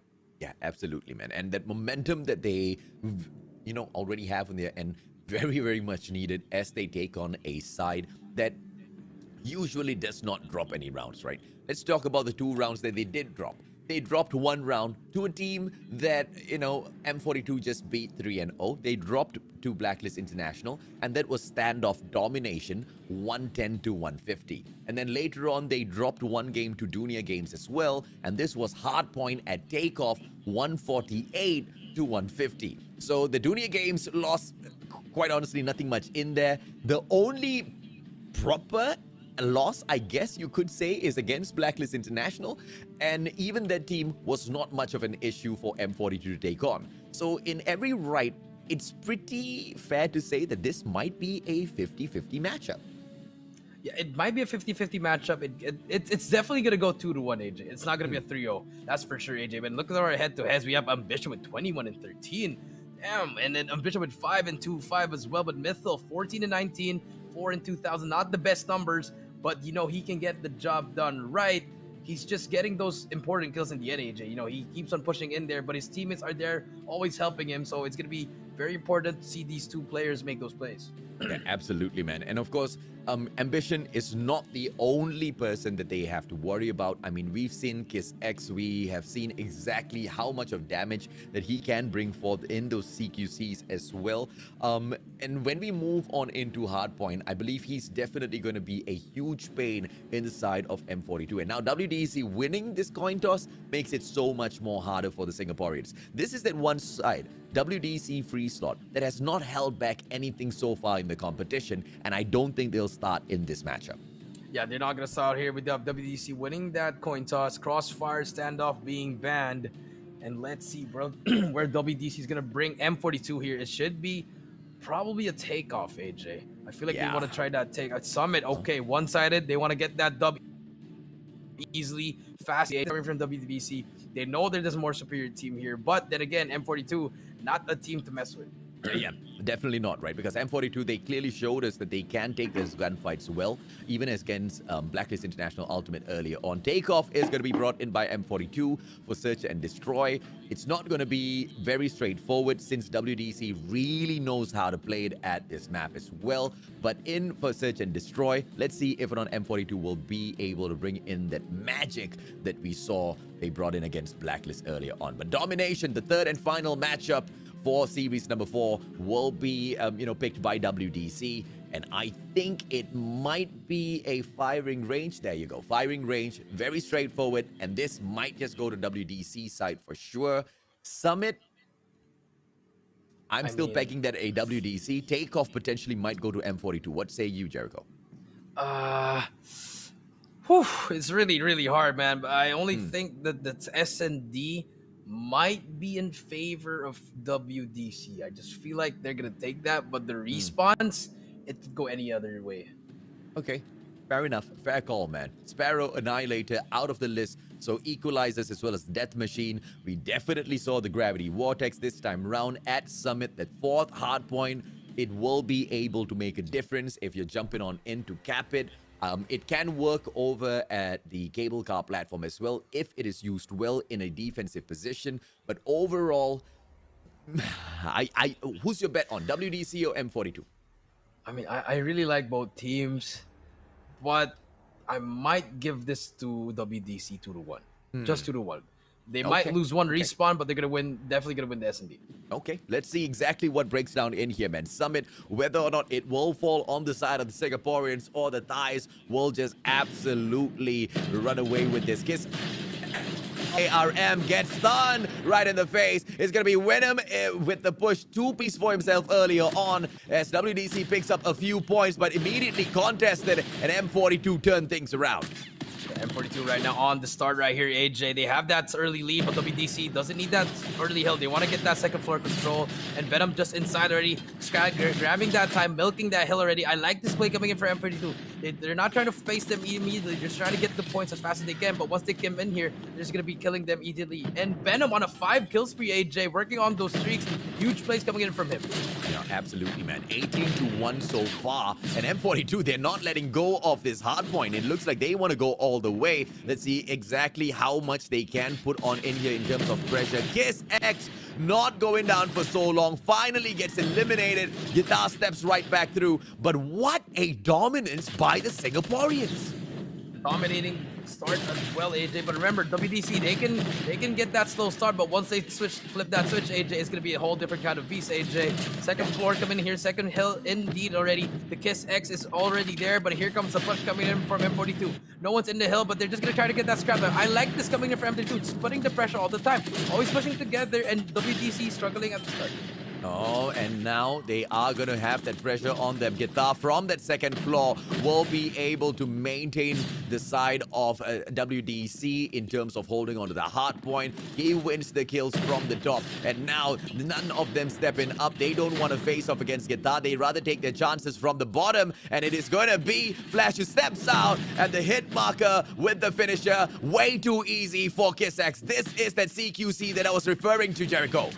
Yeah, that's CQC indeed. Here we go, 29-24. Use M42 right here, getting that scrap time, huge time right there. But WDC, they don't need to face, they don't need to get this time. But the flips, the spawns have been flip, AJ. You see number 2, Flash is already in the new one. One player to beat there. That's gonna be a huge gunfight right there. And M42, they have the spawns for new, AJ. This is very good if you are M42.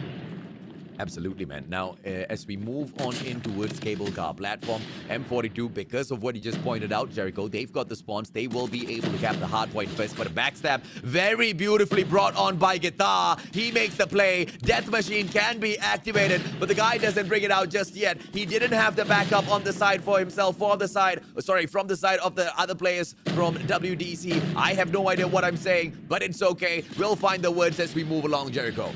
Yes, you are indeed right, AJ, but we do see the push coming in here. But spawn is still in favors of M42. They are showing up, AJ. This is the M42 that we haven't seen in a while, and now they're just getting better and better, AJ. Venom fully streaked out, 7 kills free. He is on a mission right now, AJ, and they can afford to give up this time because they have so much time already in their score. They just have to rotate already, set up with sentry guns, and WDC are struggling right now. Yeah, let's see what else M42 can do in here. WDC, yes, they do pick up those scraps, and it's not going to be enough to catch up. 75 point, not going to be making a difference in this hard point. There is no pauses, only in domination, which means WDC, there's no breather, man. It just needs to be those back-to-back wins. They need to go in here for the rotation, which they do pull off quite well. Going in for the pinch now from Cable Car Edge as well. The play needs to be made, but Dolphin is shut down, and M42 maintains their composure, and they hold on to the hard point. Yeah, just like that, 83-44. Sentry gun should be able to go down here, but no, they don't want to invest in that. They're just trying to fight it one by one, and everything is going for M42. Every single time, all the kill feed is going M42, AJ. They're just winning all their gunfights, and Guitar, you don't really see him lose those gunfights, but now they finally found their match, and M42 shocking this Group B, AJ. Oh, absolutely, man. 103-44 now, holding WDC.Freeslot back. Mythil absolutely crushing them. 110-44. The Singaporeans are literally running WDC into the floor. Yeah, and just like that, 113-48, they managed to get that scrap time. But then again, M42, they don't need that, AJ. They have that lead already, and this is where things might change. A lot of death machines coming in here, but Ambition starts things off with a 2-piece. Here comes the push for WDC, trying to break it through, but Mythil is there with another 2-piece. Make that 3 Ambition, takes out Mickey as well. Gravity Vorty comes out as well, shoots twice, but nothing gets hit there. M42, they can get this game ready, but Tasso trying to find some players, will get them spawn trap. No kills there, gets one Gets 2, gets Oh, 3. Lord. And just like that, gets 4. Oh. Casso on a roll, gets the 5th one as well. Can he get the 6th one? Dolphin is in there, but no, finally gets taken out. WDC gets the contest in, but the damage has been done. Sentry gun out, AJ and M42 on the road to victory. Oh, yep, the bread comes out as well, but unfortunately falls a little short for the Singaporeans. But it doesn't matter because 128 to 55 is a solid place to be. And now the sentry in for the setup to pick up all of the points from the cable car, from the control room number 2. This is the second time we're dropping into this hard point, and it looks like the Singaporeans are running away with it. 139 now, 10 more seconds left on the clock. I don't know if we can finish this off. Yes, we won't be able to end it here. We need to go out to the edge platform, but I don't think it's going to be making a difference. M42 Esports makes Singapore very, very proud. Yeah, they are. M42 Reno takes out one more flash, gets taken out, but no one is in the hill here. If you're M42, you have to take it out. If you're WDC, win every gunfight here in order to make the comeback right here. 16 kills from Ambition. Still need to do a lot here, but they have control here, AJ. Let's see if they can hold it down. Yep, and they also have control of the spawn, which is more important if we're talking about the second hard point. But Flash now winning his gunfight. Unfortunately for him, will get traded out. Guitar steps up a little too aggressive. Casso with the punishment, unfortunately gets shut down. It's going to be 77 to 146. And now M42 finally taking over the hard point. And it's game over. 150 to 77. The Singaporeans finish off WDC.Freeslot in this hard point. What is happening here, AJ? M42 is showing up on the last day, and they're just taking down every single team, AJ. Yeah, I think they will be able to, bag a minimum of 2-1, but it was a very, very well-played matchup at Summit. They weren't really getting all of the advantages, but they played their spawns really well. They, each and every single time we did go into any of those plays, they were winning their gunfights left, right, and center. I mean, look at the streaks here. M42 Venom with 31-16-4 on the KDA. You've got 27 kills from Miki to back him up as well. None of the players from the side of WDC crossing that 20 kill mark. I mean, just pure domination. You said it already, AJ. 31, 27, 20, 24, 16. All around, everyone was doing it. And we started off with Venom, remember? Yeah. And Casso as well. Everyone was just going off. 6 kills spree. Everything was going off. And, if you're WDC, I don't know. You guys slowed down towards that third hill. Nothing was happening towards the rotations, AJ. And just came down to those gunfights. And M42, they were just winning most of it. They were, but for the first time, I think WDC.Freeslot is holding back in the competition. No disrespect to M42. I think they played an amazing game. But that was not WDC at their finest, because I feel like there's no fire in their stomachs, right? There's no fire under their butts, making them work a little bit harder. They've already secured the playoffs. And, it's a conversation of, do we want to see them take that shot against Sharper Esports? I mean, maybe they don't want, maybe they do, maybe they don't want. That's very important, AJ. I like, we pointed that out a while ago. But let's see. Maybe if they turn up in that second one, maybe something's gonna change, AJ. And I want to see exactly what is the showing here from M42, because this is their map pick, Takeoff. I think they will be able to bag this as well and push WDC to a corner. The Singaporeans might be able to turn this whole competition on its head just before we move into the playoffs. And I think it's just so crazy that they were able to do that against WDC. I mean, that's it. That's against WDC. That's it. That's all you're gonna say. That hard point, and it wasn't even close. It was dominating, AJ. That's the surprising thing. But it felt like that the boys from WDC, they were playing up to their level. They were playing seriously. M42 was just better that game. Well, let's see if the same can be said about Takeoff as well. 2 sides for the plant, Alpha and Bravo as usual, both very much favoring the defending side.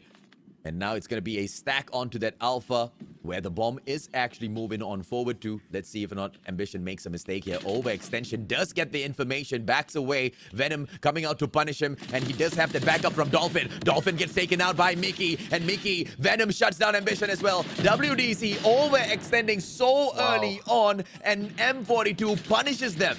Yeah, M42 pushes them. Oh, One Lord. more player to go. It's going to be a team ace right here. Takes him out. And just like that, flawless round coming in from M42. Lion City sees a lot of talent popping out, and I think that M42 is very, very excited to make it through to the playoffs and make it through with quite a solid stack of points on their side as well, right? They are not giving WDC any face. WDC on the other end, they are showing up a little short, aren't they, Jericho? Yeah, a little bit. They're coming up really short, AJ, but I feel like they're just struggling right now. I feel like they got a little bit demoralized there, and now things are not going well. But as soon as you say that Cheek takes out Venom, it's going to be a 5 versus 4. That's going to stop the push for M42, but they don't know that they are going on the left side, and, you know, the whole Montana is being controlled by WPC, and Caso takes out Cheek. That equalizes it 4 versus 4, and let's see what happens next. Yep, now the bomb is getting a little bit too aggressive in towards Aurora launch. Let's see if or not Mickey gets caught out here, because Blackjaw can turn around and put this pressure. But no, Blackjaw just allows the bomb to walk on forth. Blackjaw, questions can be asked now. And he shuts down Flash, but Mickey manages to return fire. Guitar is there for that backup, and it ends up in a 2-2. Ambition now, backstab, drops Mithil out of the equation. And it is all left to one player, Caso. The perfect play in terms of, you know, when we went into hardpoint earlier on against Blacklist International, this was the guy making it, man. Can he make those plays at this S&D as well? Yeah, I feel like he can make this play right here. It's going to be a 1 versus 2. We've seen him do it in the hard point. Let's see if he can do it again. But the timing is going to be there. He's going to get shot on the right side, and Guitar takes him out. Higher ground always wins here. 1-1 now. M42, you know, they're slowing down now. But WDC, I like the adjustment. Early adjustment in that second round. They switched it up, and now they're taking it now. Well, let's see what else they can do as WDC turns things around. I feel like M42 might be stepping back a little bit, but either way, they were the defending side. So they don't really need to aggress. Cheek will be able to find one, but does not strike fast enough. Venom moves away with his life, and the rest of the players know exactly what's happening. WDC's Dolphin drops Flash out of the equation. Cheek might be able to pull one, but the timing stuns Caso, and that will be enough.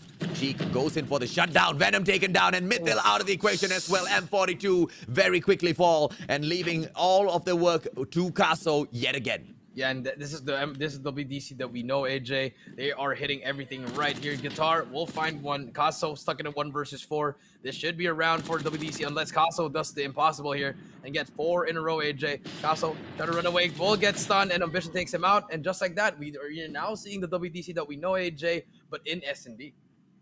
Let's see if or not they can continue this pace, because, you know, the previous round was solid, a little bit more convincing. This time, I feel like M42 could have played it slightly better, but, you know, at the end of the day, search and destroy, rock, paper, scissors at times. Aurora launch now, a 3-man stack, but in terms of the push coming through from the attacking side, M42 stacking their players in towards control room. It looks like it's a B push, but now this is not going to look very good. The Bomber straight up takes the fight. Mickey, very lucky to win that gunfight, going in for that early challenging plant.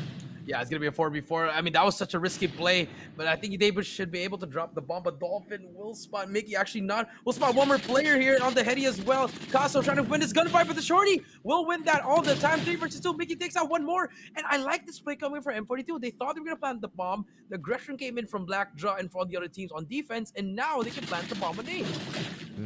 Caso getting taken down. Blackjaw, well played, and now a 2-on-1 situation, but the attacking side, they've gone in there for the plant already. So Blackjaw, what can he now do to turn things around? The numbers don't look good. Numbers don't look good as well at all, AJ, but this is a winnable gunfight nice. because it's going to be really far. No trades coming in here.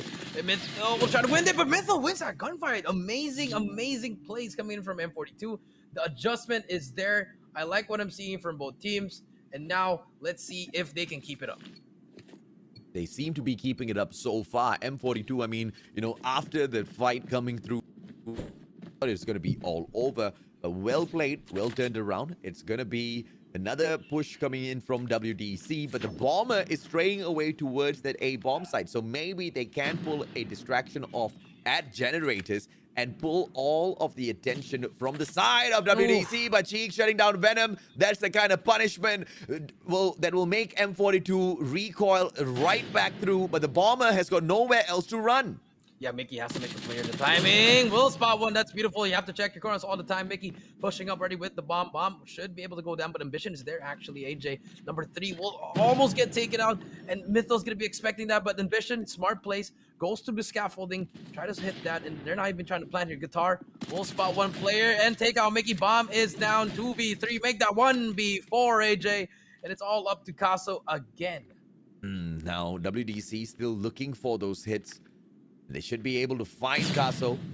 Third time in this one game alone, Caso's the final player alive. In fact, he should be opening up these rounds, but the unfortunate situation here, although M42, the attacking side, Caso's just holding back, man. He's literally the last one to aggress on 4. Yeah, they're trying to let him get some picks here, but I feel like it's not really working right now. So, you really have to work, you have to work with your team here. Maybe try to push together instead of Caso trying to get a pick here. Let him get a pick with you guys defending him. I think that's the best option if you're M42. Yeah, I mean, you need to shut down WDC's, approaches early on in the matchup. And now Caso, punishment for Guitar, but he sees that corner. He sees the shots coming, and he punishes Caso instead. Mythil will be able to turn things around. The numbers look good. Mythil, once again, aggressing on 4th, should be able to take Cheek down, but the timing just not on his side. Yeah, timing is not on their side. Indeed, AJ. It's going to be a 4 versus 4. Mythil will spot 2, has a stun to work. That's going to be a stun check for you. He can actually take out one person if he's going to push that. I thought he was going to push that, AJ. Unfortunately, will not. But Mickey takes out Dolphin. No more bomb carry, but Mythil gets traded out. And Cheek on top as well. We'll spot one player in scaffolding, but no hits here. We'll take out Flash. It's now 3v2. And now 2-2. Unfortunate for the side of WDC.Freeslot. They'll only have one final player. I thought it was all over. Cheek still left in here. MX9 in hand, just walks past Mickey. Was behind that building. Should be able to find the backstep onto Venom if he looks to his left, and he does find Venom. Venom going to get taken down, but unfortunate for Cheek, he gets eliminated instead. 3-3. We are still in a hot fight. Yeah, very, very hot fight indeed, AJ. But now we're already switching sides, AJ. But I like this. I like this offense coming in from WDC, but I also like the defense from M42. They're recognizing the plays here. Very fast recognition. The adjustments are on the fly. Cheek trying to find someone with the sniper. Oh, trying to find someone. No one in sight, AJ. Just a stalemate. Someone's just trying to make a play. Venom looking for players as well.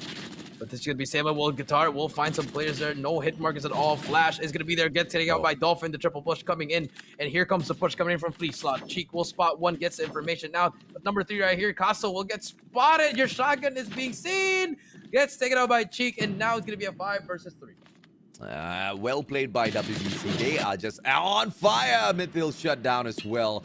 It's just going to be final 2 players in here. Venom, it's going to be Mickey with a well-played shot onto Dolphin, but nothing much is going to change. Venom now going in for the very, very, brave takedown. He does manage to take out the bomber. Opportunity turns around. Quick scope doesn't work. Shawty gets pulled out way too late, and Ambition punishes him as WDC takes the 4th point for themselves. Yeah, 4th point indeed, and this is the WC that we know, AJ, working on that S&D. Everything's going for, and Flash actually, he's been a top player in that last game. 0 for 6 right now, AJ. He has to step it up. If they can't, they're going to be losing this round, or Caso has to do more here.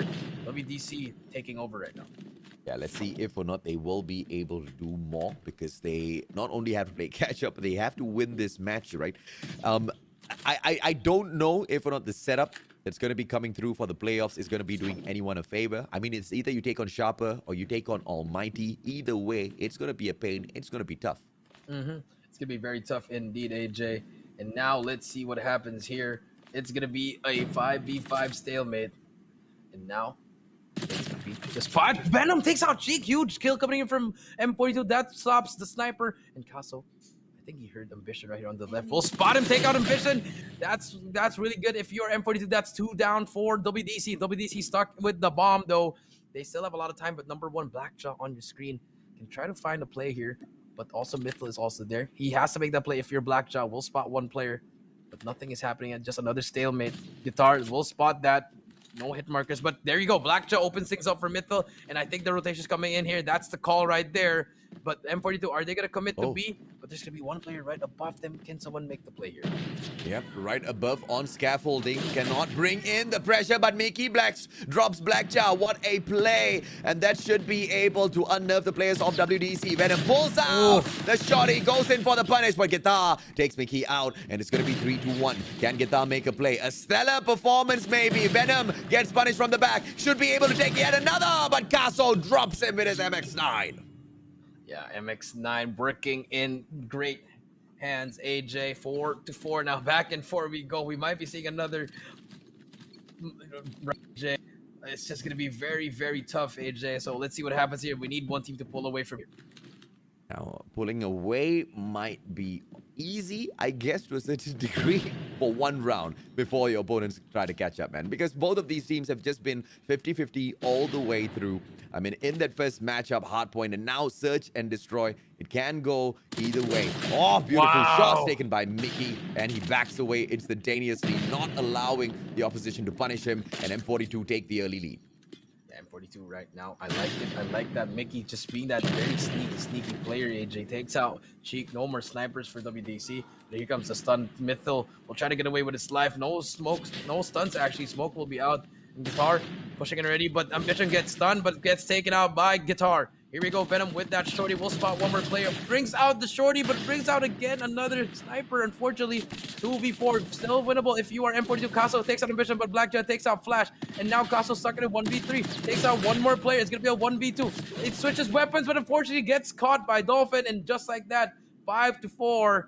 One more for the Special Forces, aka WDC.Freeslot. Oh, and this could all end here, ladies and gentlemen, boys and girls. Are we on the brink of annihilation? M42 Esports, they need to make a comeback. How will they find it? Cheek now with the snipe. If he opens up, he will punish them, but he does not find that hit, and he misses such an open shot. Cheek's not going to be too happy with that at all. That's a wasted opportunity, Jericho. Yeah, very wasted opportunity indeed.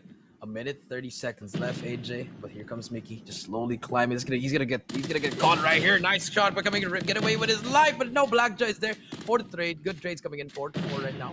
Still a stalemate, AJ. Bomb is still in launch center. You have Mythil taking out Guitar, Venom taking out Dolphin. Can he take out Dolphin? But no, Ambition is there for the trade. Here comes the push coming on the bomb side. But number one, Mythil can make that play, AJ. If he doesn't get caught here, but Mythil gets caught, unfortunately. Now it's gonna be a 2v3. Oh, now let's see how M42 turns this around. Flash, Ambition, as well as Blackjaw drop Casso and Mythil from the equation, and the pressure is on. One final player. It's going to be Flash, but unfortunate for him, he slides out into the open, making it easy for WDC.Freeslot to close this game off 6-4. Yeah, 6-4 indeed, AJ. And just like that, now it's going to be a 1-1, AJ. And so far, our predictions are right now. We don't know who's going to win 1 and 3, but we do know that WDC is going to take that game number 2. Yeah, absolutely, man. Well called, Jericho. And with the Search and Destroy 1, WDC.Freeslot, they will be looking to perhaps bag the full series in the next matchup. But it's not going to be easy against a full form M42.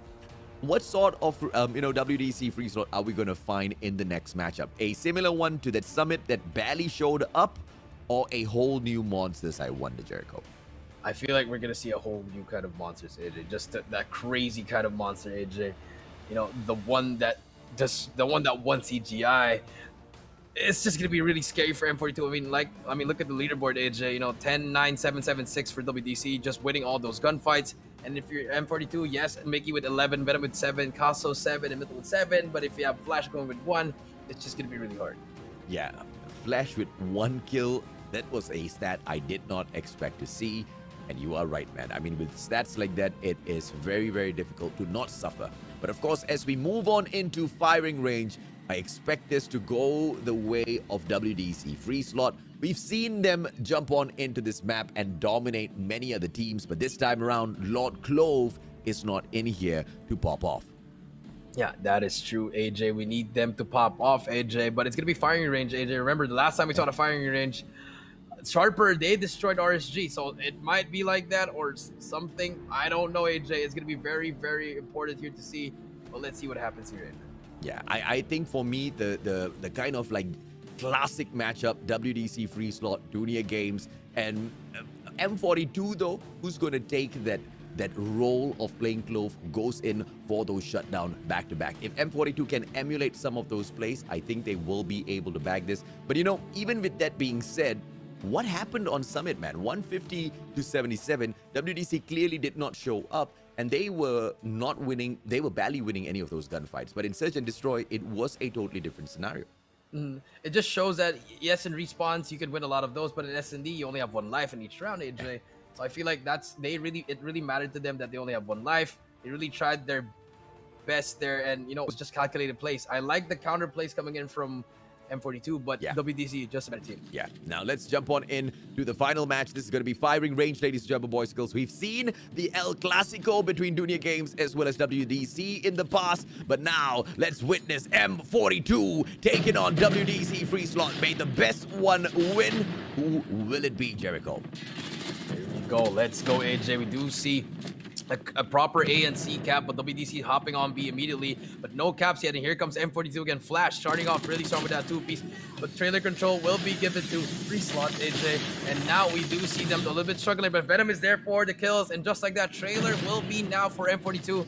Trying to do something here. Venom will spot Blackjaw there, trying to make a play here, but he's giving enough time for his teammates to push up. But there's going to be a triple push coming in here. Mythal will be also there to help him. Guitar will push up as well. We'll try to take him one, but WDC gets control of trailer again. Yep. Now let's see if gain that control, because M42, they should be able to win this fight because of the hole by Mickey at the scout tower. But as I say that, a nade just drops on his head, eliminating him from the equation. And now, all out of nowhere, Guitar steps up. He should be able to hold his back corner. Controlling that B flag is going to be tough. That WDC, they've already gotten their markers on, but all being removed by the one and only Mythil. Solo placed by the guy to cap that B flag, which gets prevented either way. WDC.Freeslot not allowing M42 to take this match the way they wanted.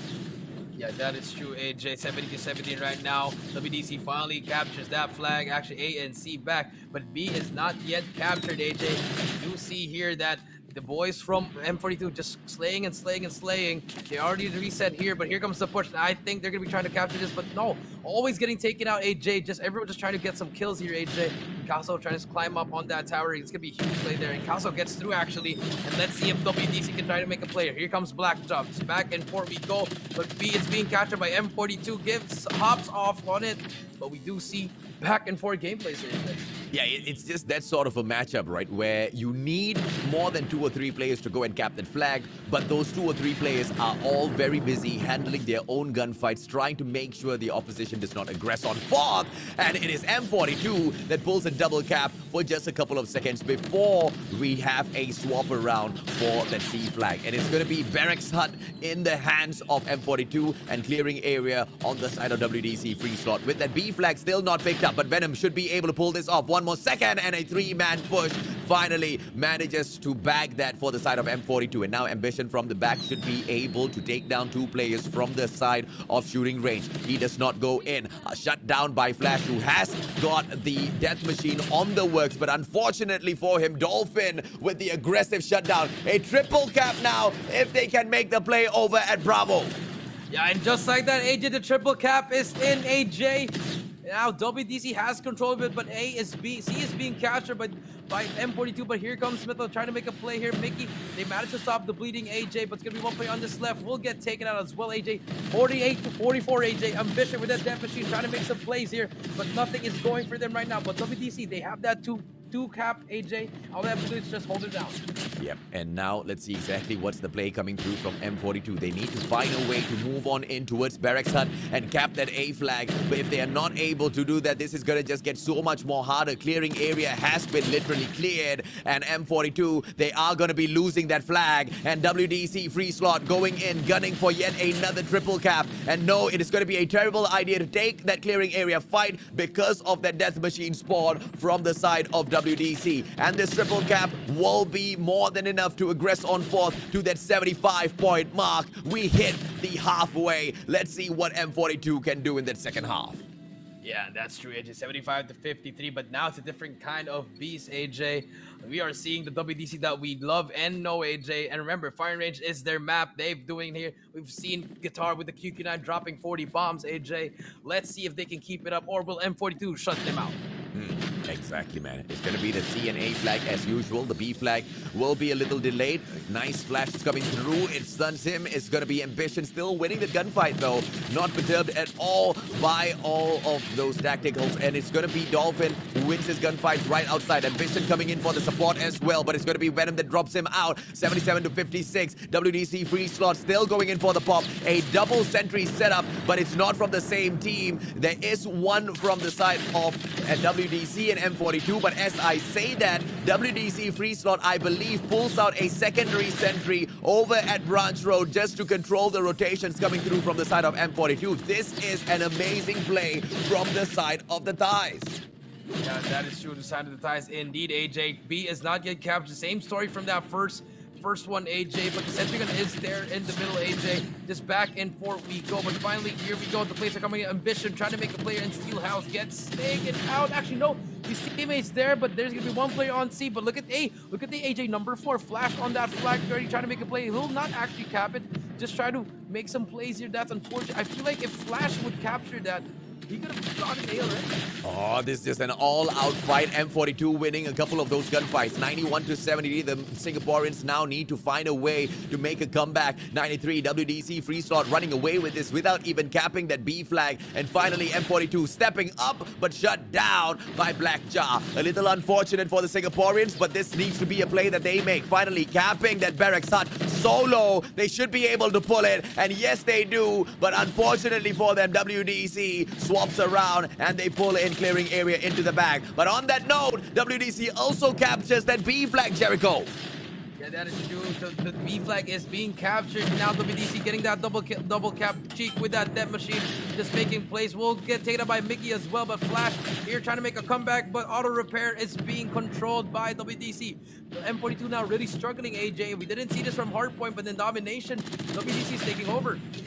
Yeah, let's see if or not they will be able to run away with this with a triple cap now. M42 can't do much. And this is the side of WDC.Freeslot showing you exactly what sort of destruction they can bring into these matches when they truly try. M42 do manage to bring clearing area back into the bag, but unfortunately, it's not going to be making much of a difference. XS1 Goliath now coming in for the pop, and it's going to go in for a solo hold onto Charlie, whilst the rest of the M42 players make a hustle to capture that B flag. And unfortunately, it gets foiled by Blackjaw. Ambition drops Mithil as well. B flag clearance from the side of WDC. The Thais have gotten this game won. Yeah, this should be a GG, and just shows that at M42, they're just awakening that beast, AJ, that is WDC.Freeslot, and now we are seeing the WDC unfold. It may be that full game one, but I feel like they just really, they just got outplayed in the first one, and this time M42, they're the one getting outplayed. 140 to 93. It's the opportunity for WDC to run away with it, and they're doing exactly that, man. Ambition. There's just no way M42 can make it back now. Is that, Jericho?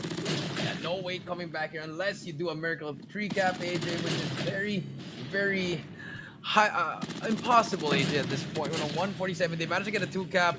One more second, and this should be over, AJ. 150 to 101. I mean, that's it, AJ. 150 to 100. Wow. M42 Esports falls overall in the series, but it makes pretty much barely any difference whatsoever. So I guess it is all fine. I couldn't wait for the series to end because to me, it makes no difference. The series that I'm looking forward to is the series that brings in the spice, the series that brings in the drama. Because right now, the drama's all about who makes it through the playoffs. And both WDC as well as M42, they have gotten the golden ticket already. But Blacklist, International.Ultimate, as well as AFN Gaming, they still struggle. Wow. Yeah, they just really struggle, AJ. And now, let's see what's gonna happen here, AJ.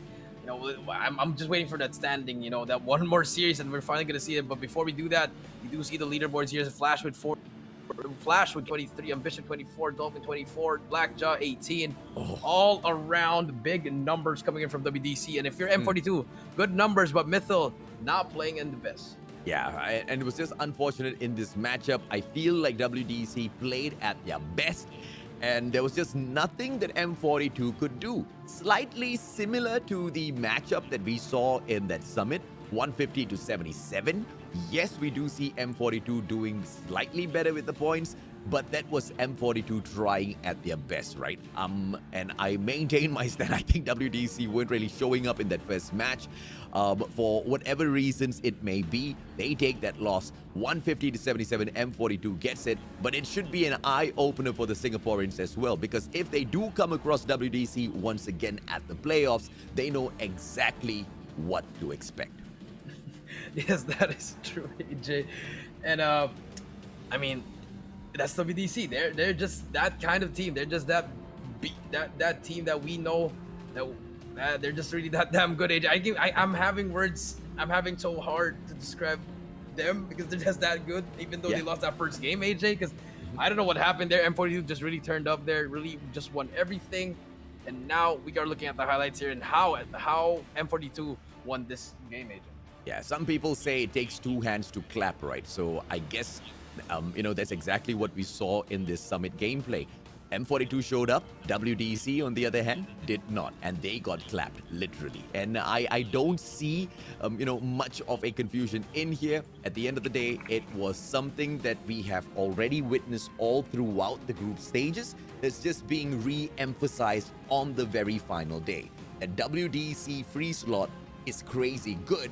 M42, yeah, they are, but it's not really confirmed whether or not they can take the series away from WDC. So it might just be painting the future a little bit for us so we can predict those playoff matchups. And it's quite the eye-opener for the rest of the teams in here as well, as they try to figure out exactly how are they going to defeat WDC. Yeah, I mean, WDC just pretty much, they came out flat, AJ. Really came out flat, and M42, they took over right here. This one was really nice, AJ. Casso, 3 kill spree, brings out the MX9, takes out one, takes out the second one as well. I mean, this guy just was really on a tear, AJ. And it just really came down to that. The gunfights in the end, just really winning everything. And M42 just came to play in that first game. Yeah, they definitely came to play in the first game. WDC, on the other hand, not saying that they didn't, but yeah, for sure they did not show up 100%. Search and Destroy, though, it was a totally different story. WDC, not only did they show up, they showed up to dominate. I mean, they showed up to dominate indeed. And I mean, here in the S&D, it was a back and forth at the start, AJ. Yeah. Really winning those early rounds. But when it switched over to when it's reached that 4-4, AJ, that's when M42 and Freeslot pretty much separated right here. Cheek, looking at those small angles. M42 had no answer for that. They were trying to do the retake all the time here, but they were always getting caught by small angles here. Mickey tried his best here, but in the end, it was just all WDC. They were just really the better team in S&D. Yeah, and all the way through, it's not like M42 did not put up a fight, but it is exactly there where they lost. All of those gunfights, but they did quite well to push the match as far as they did. But over at firing range, dominated, did one team get Mr. Jericho, and WDC was not that team.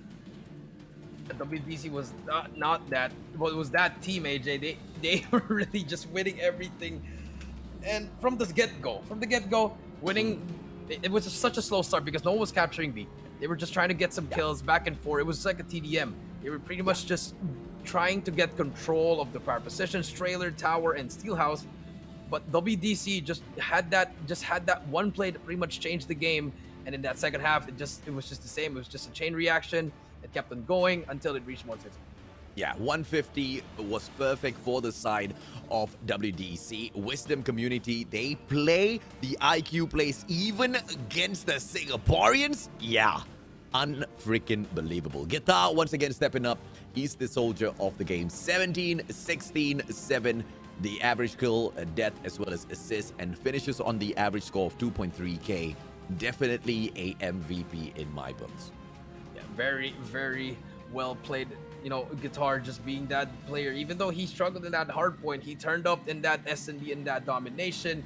Very deserved. And now we are here all moments away from that final series, AJ. I mean, here we go. Here we go. This is what I was waiting for, man. I was like, can we just like skip forward to the final series of the day? Blacklist International.Ultimate taking on AFN. Let me look at the board. I wonder, production, can we look at the standings somehow? Or is that not controlled by us? Okay, it's not possible to look at the standings, but it's okay. I've got the maths in my head, although I failed mathematics in school. I think AFN is on 4 points right now, and Blacklist International.Ultimate still sitting down on those 4 points. So literally, the ones who win the series will qualify and move on forth to the playoffs, ladies and gentlemen, boys and girls. Let's see exactly who it's going to be. A drama-filled ending to the final day of the group stages of the Garena regional qualifiers. Jericho and I will be right back after a quick short break.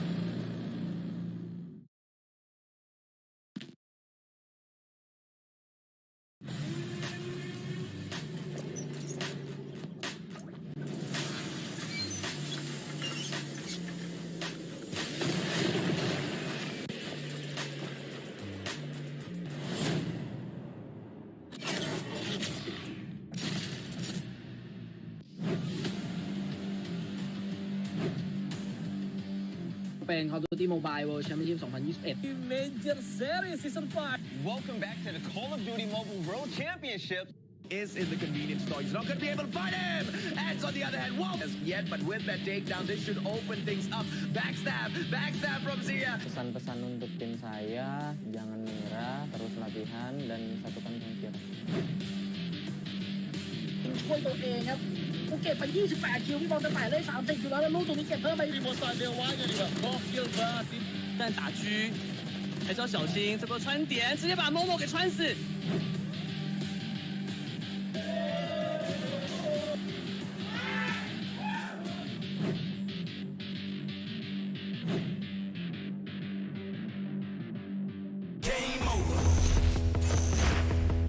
Further beyond that, looking for the third. Oh my goodness! I'm taking it up a level, gonna even that score. Oh, and he's able to get both! Hit that floor every day, all day. All I do is win. I'm the best in the world. Now let the games begin. Game over. The one gets the second. I do it when I cold shoulder. You know there ain't no other going out with a bang. How you like Another one! Now 1 versus 1. What is this? game over? Ready? How you like me now? Game over. That's how I do it when I move over. You know I'm taking over. Game over. On top of the North American region, coming out of the lower bracket. Going out with a bang. How you like me now? Game over.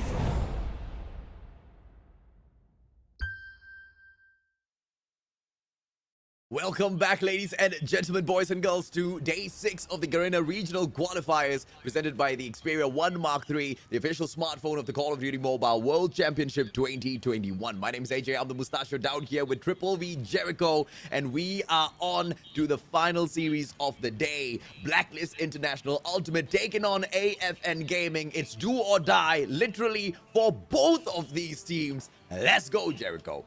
I mean, this is it. This is it, AJ. I mean, you said it best. Do or die. That's it. That's the headline. Do or die. Blacklist International. If they win this, maybe they can have a chance. If AFN wins this, maybe they have a chance as well. So also, they can also just be eliminated because of the other teams. But I feel like both teams have chances to making that fourth top 4 or even getting to a head-to-head, AJ. Yeah, and how are they going to be making it through?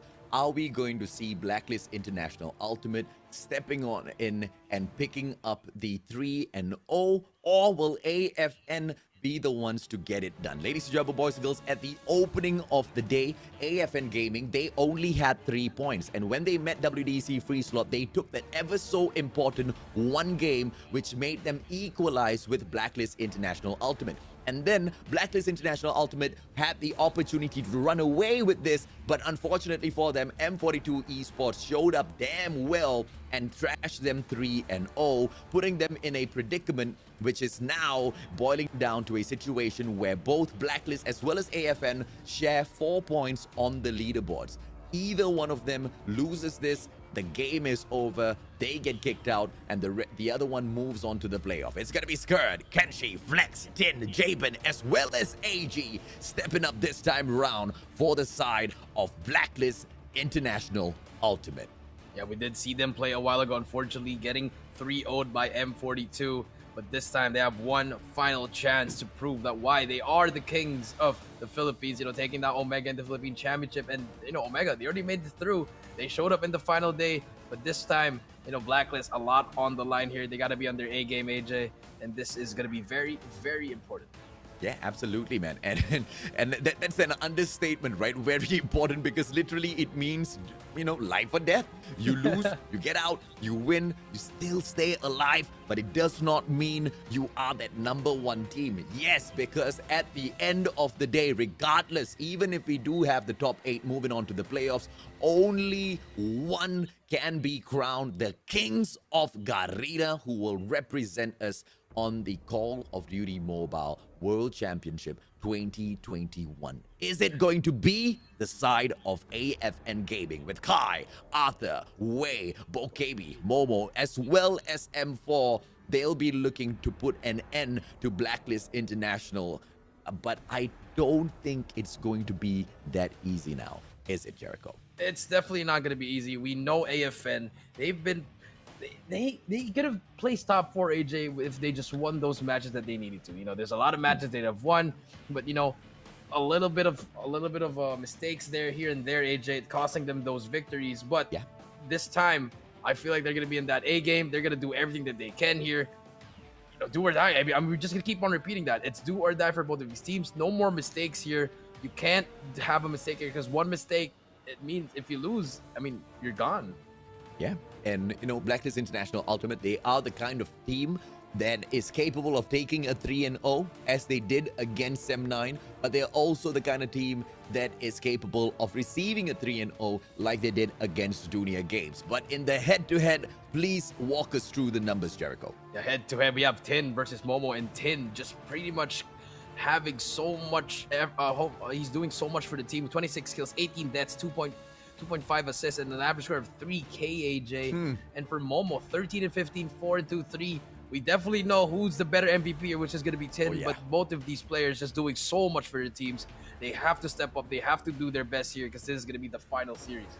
Yeah, I mean, based on what I know about these two teams, if I call it down the line, it's going to be easy. Blacklist International Ultimate, they are going to be able to walk on through to the playoffs. But AFN, there's something special about this team, and they've gotten the coin toss as well. Maybe this is the luck the boys need. Takeoff is taken off of the list. Blacklist International Ultimate, they will be able to respond. I think this is going to be either Summit or Standoff, but Hackney Yard is what they want to remove, so let's go.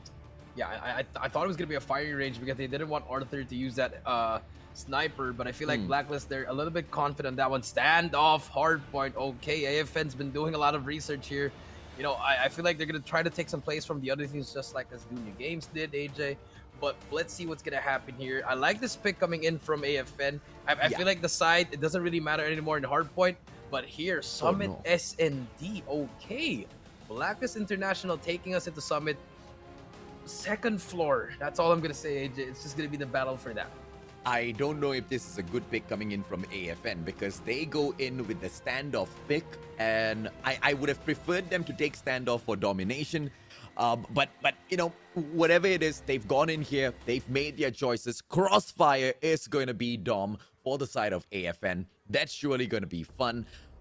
I much definitely prefer Crossfire Dom rather than Crossfire Hardpoint. I can definitely say that much. Yeah, that is true, AJ. And look at the bans. You know, AFN doing Blacklist a favor by banning Sparrow already, and the Dead Machine will be banned by Blacklist. So it's gonna be Annihilators.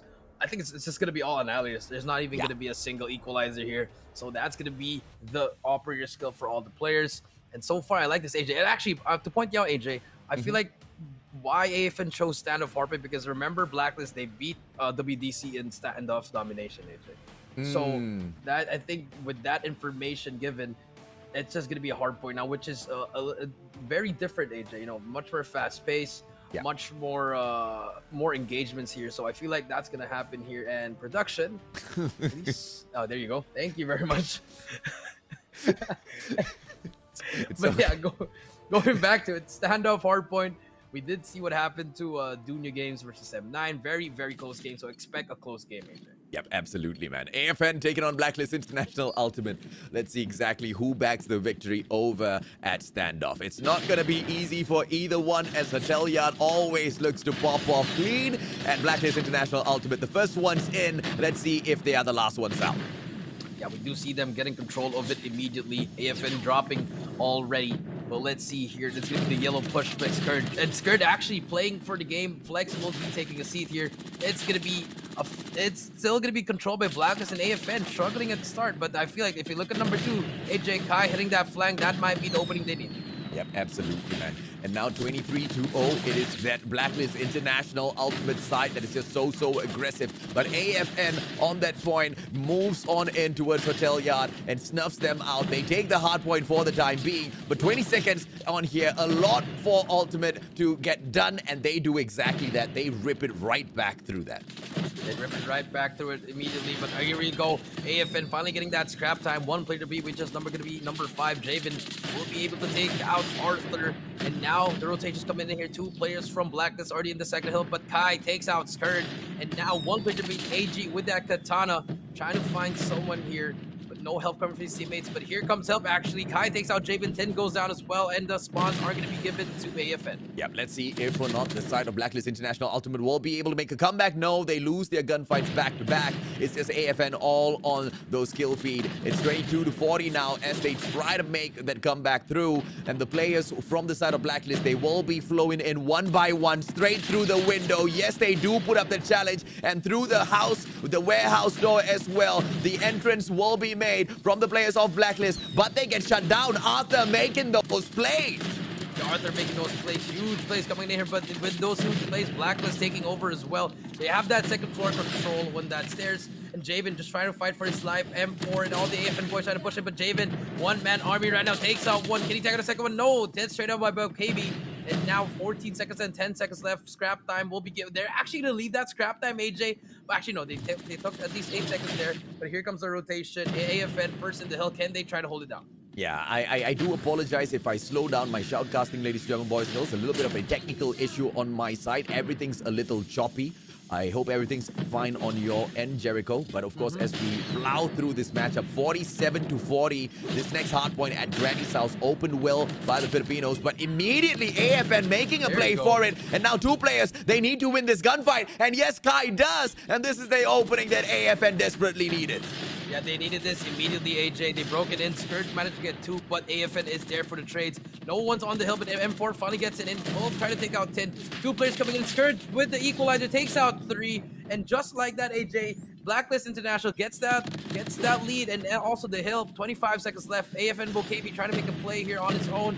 Will spot one player. The equalizer will help there. Skirt trying to make a play here with the equalizer. Needs a score streaks here, but the battle for the next one will be important, AJ. This is going to be very, very important because this 4th hill pretty much leads you to victory, AJ.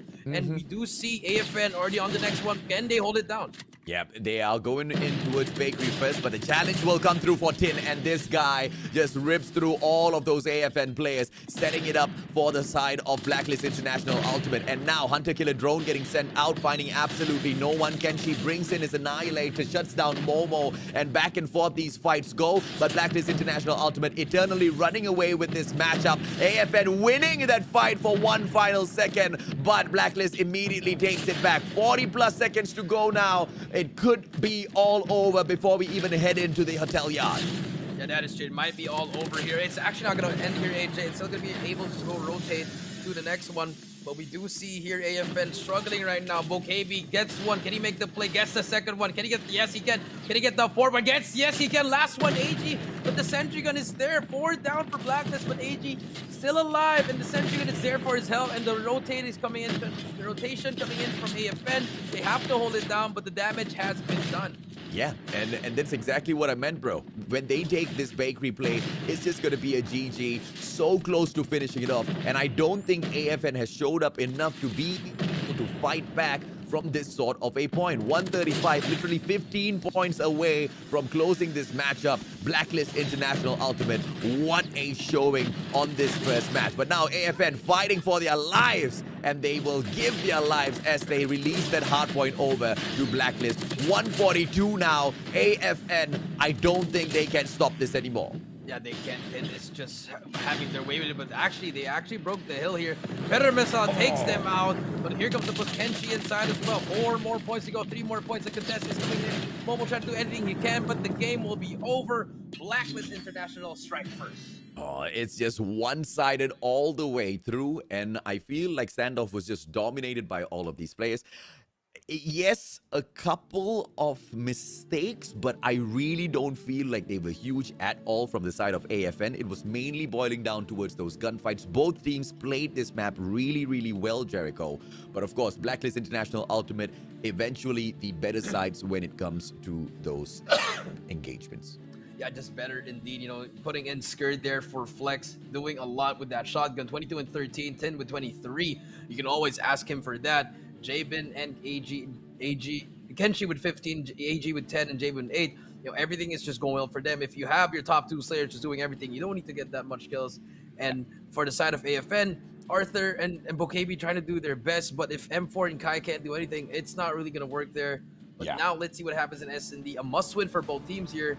And, you know, you need a 3-0 if you're Black, and if you're AFN, try to get that second game already. Yeah, and to get that second game, it's going to be so much more easier. We have seen AFN drop in for some of these search and destroys where we did see them, I guess, you know, do really, really well against Junior Games, mainly at firing range. That was a 6-4 victory. And then against M9 as well, Hackney Yard search and destroy. So I think this might be able to go the side of AFN, but we have to still remember it was a map pick of Blacklist International, Jericho. Yeah, it was a map pick by Blacklist International. I really like this picks from them. The map picks are just really, really good for them. But you know, AFN, we know that they are good in S&D. They always find ways to win it, AJ. So I feel like it's gonna be really different here. But then again, Blacklist International, Summit is their map pick, always have that advantage. But let's see if they can string it. Yeah, I mean, earlier on, it's not like AFN wasn't really getting any kills whatsoever, but they just couldn't capitalize on taking out those players from the side of Blacklist International.Ultimate. Just a little bit too good. The rotations were really point on for the side of Blacklist. And if this continues, it's going to be a walkover 3-0. But Blacklist already doing the one very, very needed, objective here, or achieving that one very needed objective, which is getting that win. AFN, if they bring it back, then I think the excitement will still stay alive. So I'm betting on AFN for this next one. All right, well, if you are, I'm gonna go with Blacklist. I mean, obviously the Filipinos, I feel for them, so I want them to make it through. But they have to go, they have to keep going here. They have to win this next two just to secure that. If they are gonna make it, well, let's see what happens here. We're gonna go into game number 2, Summit SND AFN versus Blacklist Gaming. Well, let's see exactly what they'll be able to pull off in the search and destroy. A stack towards that Bravo side for the defense. A very aggressive defense, I have to say, from the side of AFN, and they pay for it as Momo gets taken down by Skirt. Well-placed nade. And now Skirt looking for the Punisher. Whether or not any of the other players from the side of AFN will aggress on fourth. Second floor of control room number 2. That's exactly where all of the fight will break down. Yeah, all the fight indeed, AJ. Now, let's see what's going to happen here. It's going to be a slowed down 4 versus 5 here. Skirt trying to get that jiggle peak going, but Kai will be expecting that. I think he's hearing Skirt here, but the push is going to be stopped here. Just playing for picks again. It's going to be a back and forth. You got to check your off angles here. Kenshi will hear those, but will not challenge that. He's going to trust his teammate there. Skirt just trying to make a play here, but Tin gets taken out. M4 will get that first blood on Tin. Oh, not second blood. It's going to be a 4v4 now, but bomb will be planted in A. Oh, nice plays coming through from the side of Blacklist, and with this pressure, they should be able to pull this off. But no, okay, finally, bomb plant, and the rest of the players from the side of AFN, they can go in for the rotation. How will they pull this off? A 2-on-1 situation might be easily won, and Jabin is there to ask those tough questions. But unfortunately, that fight will not break down. And now, it is going to be Skirt under punishment. And yes, he gets taken out by Kai. The rotations are looking quite solid for the side of AFN. They might be able to pull this over. Yeah, they might be able to pull this over, but now gets taken out. It's going to be a 4 versus 2. AFN leading the retake here. 2 more players to beat. Arthur misses 1, but gets the second one. Javen gets 2, but the bomb has been defused, AJ, and first round will go to AFN. Now, very nice, very, very solid of a takeover coming through from AFN. After that early mistake, I don't even know if you can call it a mistake. It was quite aggressive. Nade came through, a little unlucky there. They get taken down, but a good recovery. They managed to play it all the way back through. And now Blacklist International.Ultimate, they are worried as M4 this time snuffs Jabin out with a well-placed grenade. And now the opener into the control room number 2. Kenshi stacking up in. As for all of the other players from the side of AFN, Bokebi takes Kenshi out. And the numbers really don't look good for Blacklist. It's not. Tin's going to get taken out right here. Will get taken out now. It's going to be a 4 versus 2. Skirt gets taken out as well. It's all up to AG with the bomb in hand. 1 versus 4 has the Fennec in hand. Let's see if he can make the play. Arthur will spot him with that sniper. Gets a hit marker. Top will be given. A minute left. And the whole of AFN is chasing for the head of AG.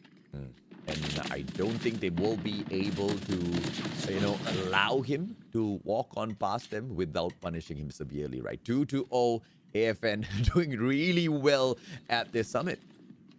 Yeah, doing really, really well. It's only been the 2 rounds. But, we've seen this from AFN.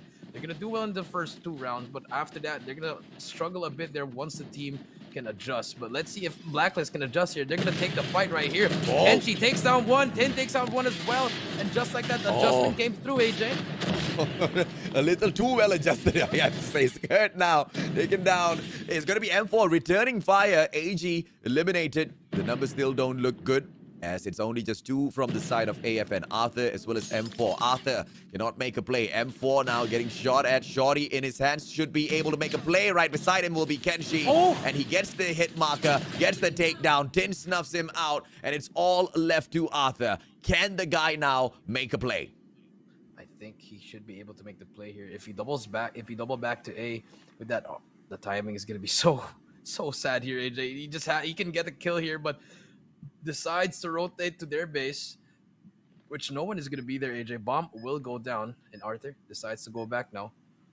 Let's see if you can try to kick a pick with an Arctic 50. You can still win this game with that sniper, AJ. Yep. Should have gone and extended a little bit further on that peak.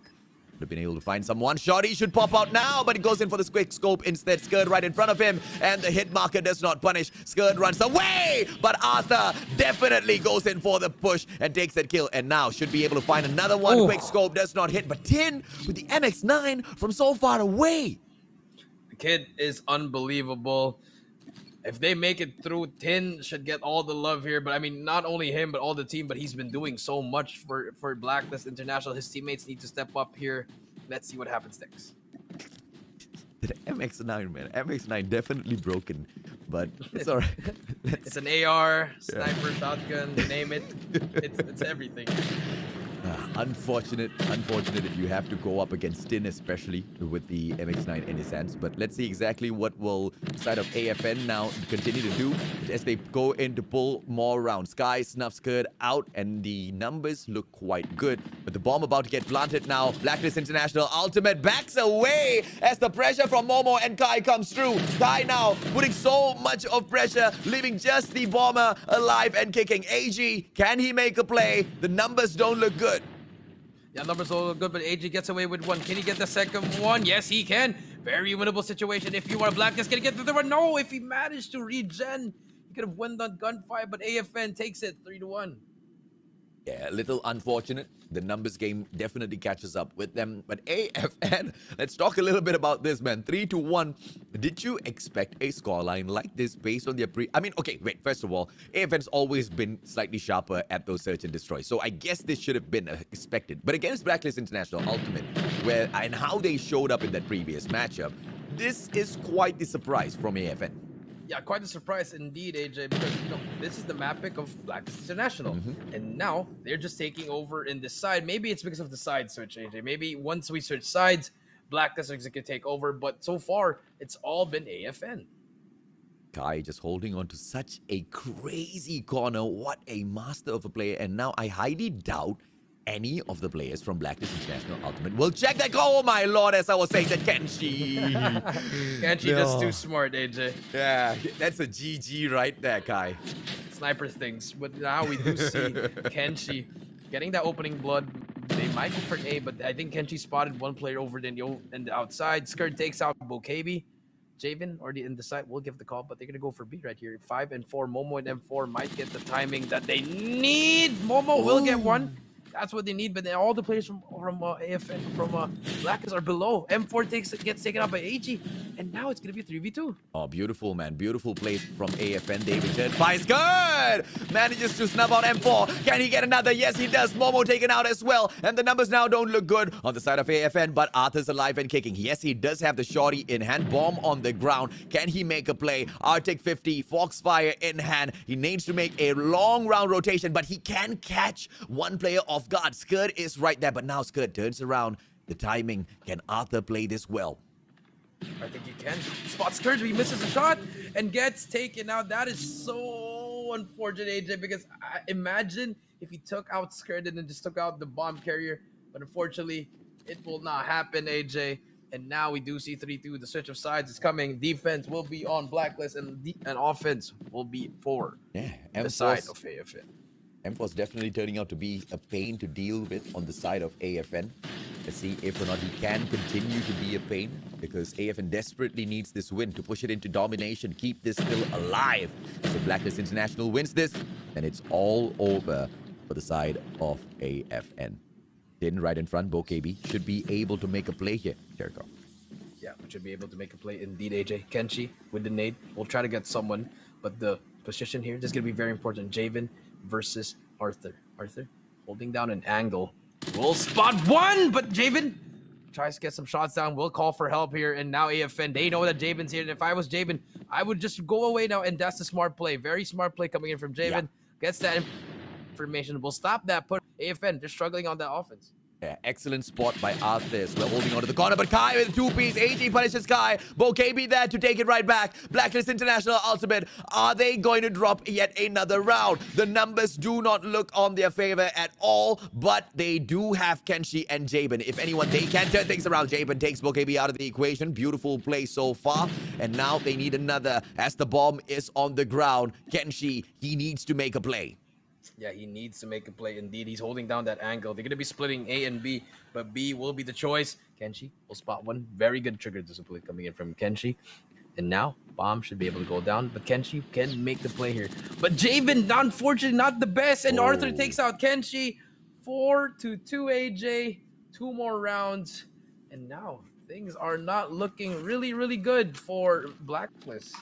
I mean, AFN is really, really impressing me on these search and destroys. I mean, they've been so solid, and I cannot wait to see them in further competitions moving forward. Because they obviously need to kind of fix up their respawns, right? Hardpoint and domination has been a challenge for them, but the search and destroy, if they can bring on the momentum that they carry in these types of matches in for the dom as well, I don't think they're going to be, you know, facing a loss here. Blacklist International.Ultimate will need to be on their best. AG with a takedown on BoKB, well-placed nade, and the numbers still don't look good on the side of Blacklist International.Ultimate, but at least it thins it down, and Kenshi, unfortunate for Kai, steps onto the trophy and nades it.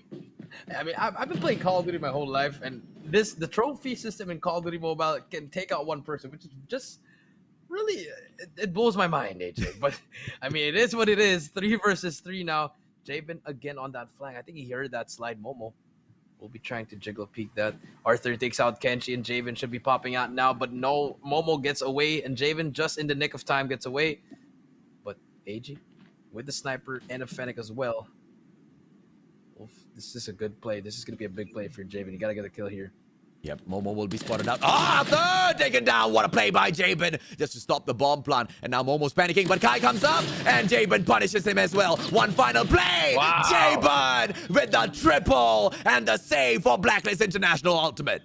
Yeah, they needed that round, AJ. You are right, 4-3. But I mean, if you're AFN, you should know that Javen keeps on flanking, because that's been the second round in a row that they're not even watching the flank. I mean, yes, they are, but they should at least try to play more to that side. Don't let Javen rotate all over to the side and just kill you, and that's what costed them.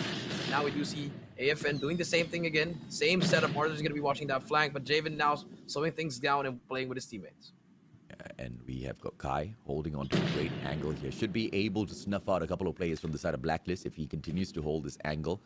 Oh, he needs to pray for those mistakes as well, because Blacklist, they don't usually step on without clearing it out first. Those stuns as well as flashes definitely need to be something AFN looks out for. They can't really hold an aggressive angle. The last time they did that, they got taken down pretty quick. Yeah, they got taken down pretty quick, AJ, indeed. Now, just a stalemate. No one's making a move here. Actually, A is very, very protected, and B, they can just get right into it. Remember, he's already on the bomb side, but they want to rotate back to the other side. And that timing is very, very important here. They have 2 mans now, two people, A and Momo. Oh, you got to check that side. We'll take out Javen. That's going to be 1, but Kenshi takes out Momo as well. It's going to be a 4v4. AFN BoKB on the side as well is watching over Kai. If I were you, just plant the bomb, because you have to trust your team at this point. M4 takes out 10. It's going to be a 4 versus 3 now. And here we go. Bomb is going to go down. Let's see if this can retake. If this retake is going to happen for Blacklist. Yeah, Kai needs to be careful. Skirt now with the Punisher from the side of Cable Car. Edge should be able to drop down in, but will choose to back away into control room number 2. They are sticking together the side of Blacklist International.Ultimate. Kenshi looking for an opener, will be able to find someone, but Arthur blocks AG out of the equation, not before AG shuts down BoKB. Arthur playing it safe with the shorty in hand. Skirt eliminates Sky. 2 versus 2. Skirt takes it again, and it's going to be M4 that goes down. All left to Arthur. Quick scope, and Kenshi finishes it as Blacklist International.Ultimate equalizes 4-4. Yeah, Scourge just really made that play. They needed that round, AJ. They really needed that round. And now we do see 4-4. What's going to happen next, AJ?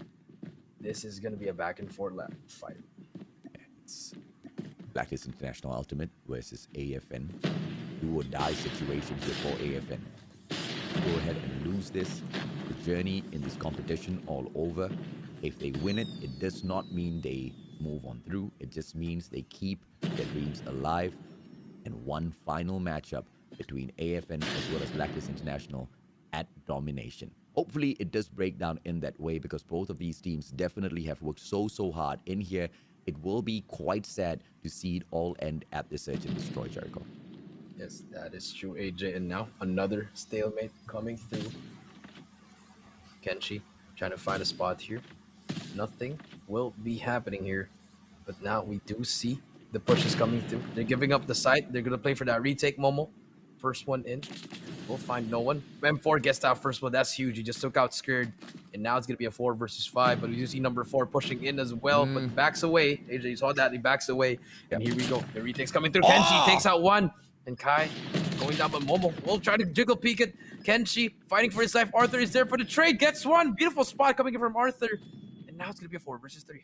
Now let's see if or not Momo can take out yet another. Oh, he turns around at the wrong time. Nope, and beautiful. Kenshi slides out, unfortunately, but punished. Momo gets punished by Tin. Tin turns around, snuffs out Arthur. It's all going to be up to BoKB. Can he survive? And the pressure coming on from the back. Arthur! BoKB goes in but gets dropped by Tin. 10 more seconds. And Blacklist International Ultimate goes in and picks up that 5th point. AFN, they need to push this into extra time now. It's literally do or die round. Let's see if the Taiwanese can make it. Yeah, very important round. But Tin just made the play. 3 kills. And now, let's see, 1 round away from Blacklist for them to go home. Are we going to... one more round for them to go up 2-0, AJ. Are we going to go to round 11? Let's see. Going to be a very nerve-wracking round for sure, ladies and gentlemen, boys and girls. But let's see if or not AFN can at least push this in towards that extra time and keep things alive. It's going to be 5-4. Arthur, big plays might come through. Those early scopes, all exactly what it's all about. Kenshi as well as Jabin, they've put on so much of early pressure. And Arthur, man, he just needs to deliver right now. Yeah, he has to deliver. Indeed. Trying to find a way. 5 versus 5. Arthur will bring out that shorty. 1 minute left. M4. He's been that guy getting that first blood for AFN, but now in that corner. This is such a scary moment, AJ. Yeah, man. Nathan brings out that nade. Will spot one. Look at the information needed and hits Arthur. He's gonna try to shoot down, but M4 takes him out. A little bit too aggressive for Tin right there, AJ. And now they're gonna back away. They have a lot of time here. They can go to A if you are AFN. But Tin just got punished there. M4 very well called. It's just a moment of panic. Tin did not know. He tosses the nade up. Doesn't know to shoot the guy at the bottom or at the top. Just panics. And then one moment of panic. AFN, they overtake that situation. Skirt. The beautiful opener now that is not going to be affecting them too much. That smoke is just going to be blocking their own vision. I don't know if that's the best idea. M4 punishes Skirt with a backstab. And now the numbers look clean. Oh, what a play by M4. He goes through. And all the players from Blacklist International Ultimate, they drop 1 by 1. But now with BoKB down, Jabin trying to make a play. It's going to be up to him as well as AG. 2 of them. M4 drops AG. It's going to be one final player, Jabin. Can he make the clutch? 1 versus 1 after he drops M4 as well as Momo. The bomb has been planted. 21 seconds now.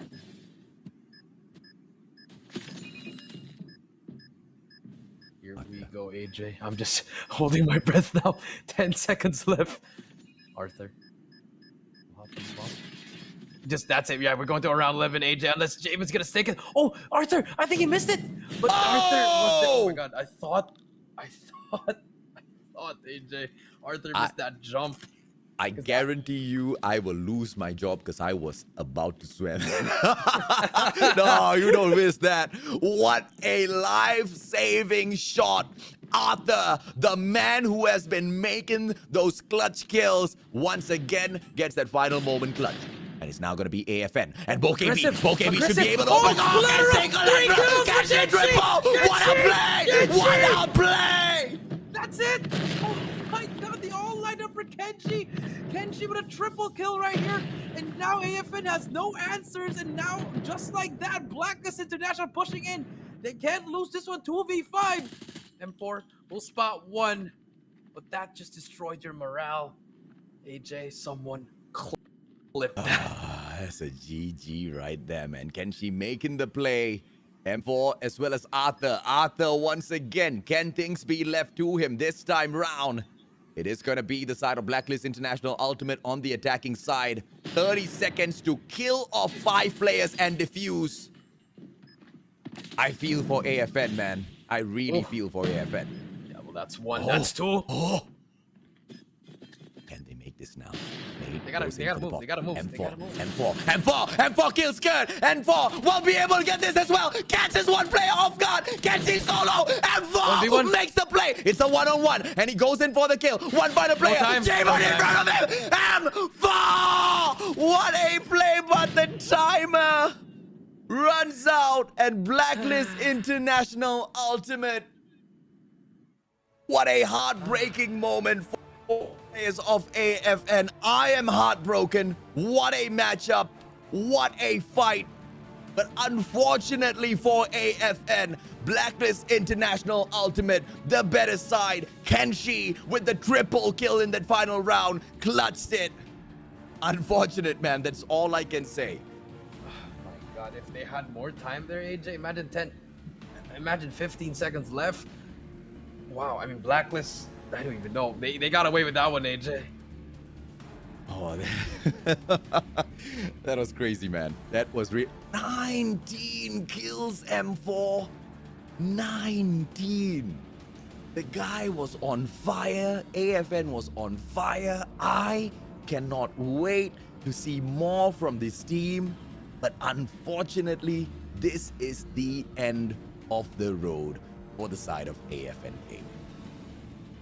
End of the road for AFN Gaming and Blacklist. But barely breathing, AJ. They need to win that next one in order for them to get that. But, you know, with that being said, Blacklist International taking it 6-5. I mean, that was... Whew. I mean, I forgot to cast at one time, AJ, because I was just really holding my breath. Yeah. Now it's gonna come down to the last map, Crossfire domination. Let's see what's gonna happen. Ah, man, what a hype, man. What a hype by Kenshi in the final round. And now into Crossfire. Will AFN be able to at least exit the building with a smile on their face to say, okay, we managed to push them through in domination at the very least and take it back. But this was an upset all through to the end, and I feel like the whole team needs to buy M4 dinner tomorrow. I mean, maybe he has to, but unfortunately, it's not gonna happen because they didn't lose that. So I mean, you're gonna keep your head up high, but there's one more game here. They can still upset Blacklist here. Because I believe if they lose this, if Blacklist loses this, I don't think they're gonna make it. Yeah, man. And it's I don't know what to say. I mean, I was so hyped up for this one series. I wanted it to go all the way, but you know, at the end of the day, it's fine that we got to see the better side even before going into the third match. Blacklist International.Ultimate finally managing to grab it. What a performance in here today. And it wasn't easy, man. AFN actually gave them a run for their money. Round 11. And that's it. Round 11. Game 2. Game 2, round 11. What more can you ask for? I mean, that's it. And now we're going to go to game 3, the final game of the group stage and the final game for Group B. Will Blacklist International make it to top 4, or will AFN Gaming stop them on their track? Well, it's going to be that ANC cap. These Rebel boys and girls, but at Crossfire, it is the players who hold on to the gorilla base who have that extra advantage because they get to hold on to Butchers, put on so much of pressure at middle lane, and then slowly flank and clear out to grab that B flag. But you need to be able to win your gunfights, and very clearly, Blacklist International.Ultimate, the ones that are getting it done. Yeah, Blacklist International already gapping B, but AFN they're just gonna be there actually, AJ. And now here comes the cap Arthur and M4 inside already. Arthur with a sniper, but Bokebi takes out 2. And now it's all going to be AFN on that double cap, and let's see if they can hold it down. Central building control will be given to them, and Blacklist International slowly pushing. Yep, and it's going to be a double cap here from AFN for the time being. I mean, I've got my fingers crossed that the boys from AFN pull this win, man. They definitely deserve it, but Blacklist International.Ultimate not looking to drop even a single point. They are headstrong, going in here for the Juggernaut victory. They've already earned their place in the playoffs. Are they going to go for the full-on punish on the players of AFN? It looks like it as they cap the B flag. And yes, this stun disc comes through, but it's going to be absolutely nothing in terms of its effect. 26-23. Let's see if or not Blacklist will be able to run away with this, or if AFN will still manage to fight it back, because they've been holding and playing the guerrilla base quite well so far, Jericho. Yeah, I mean, so far it's going well for both teams, actually. So back and forth, finally we switch it up already, AJ. 32-31, AFN a little bit struggling here, but you know, we do see Blacklist pushing in already. Kai will take out 2 right here. Will actually not take out AG. AG gets the turn on him. But the RNG gods giving them the spawns and C, and now this is what Blacklist want. They want them to be trapped at bus station, AJ, and this is what they need. Yeah, and it's going to be a play that comes through from the side of Blacklist, perhaps. Oh, with the Predator missile, AG punishes Bokebi. 45-37, triple cap will be prevented. That C flag is not going to fall into the hands of the players of Blacklist International.Ultimate. But as I say that, Kenshi punishes Momo, removing him from that C flag, whilst all of the other players from the side of AFN back up, drop on into that capture, back up, dropping in for the B flag play, and they get prevented there. So this might be the opportunity for Blacklist International now to go in and aggress and try for the triple cap. Although they don't really look like they need it, Jericho. Yeah, I don't think they don't really need it right now. They're just going in for this. The first half is going to be in the bags ready for Blacklist. Unless AFN, they can capture that B. And now that's what they're doing. Tin's going to be the last raid alive. We'll take out M4. No, actually, M4 takes him out.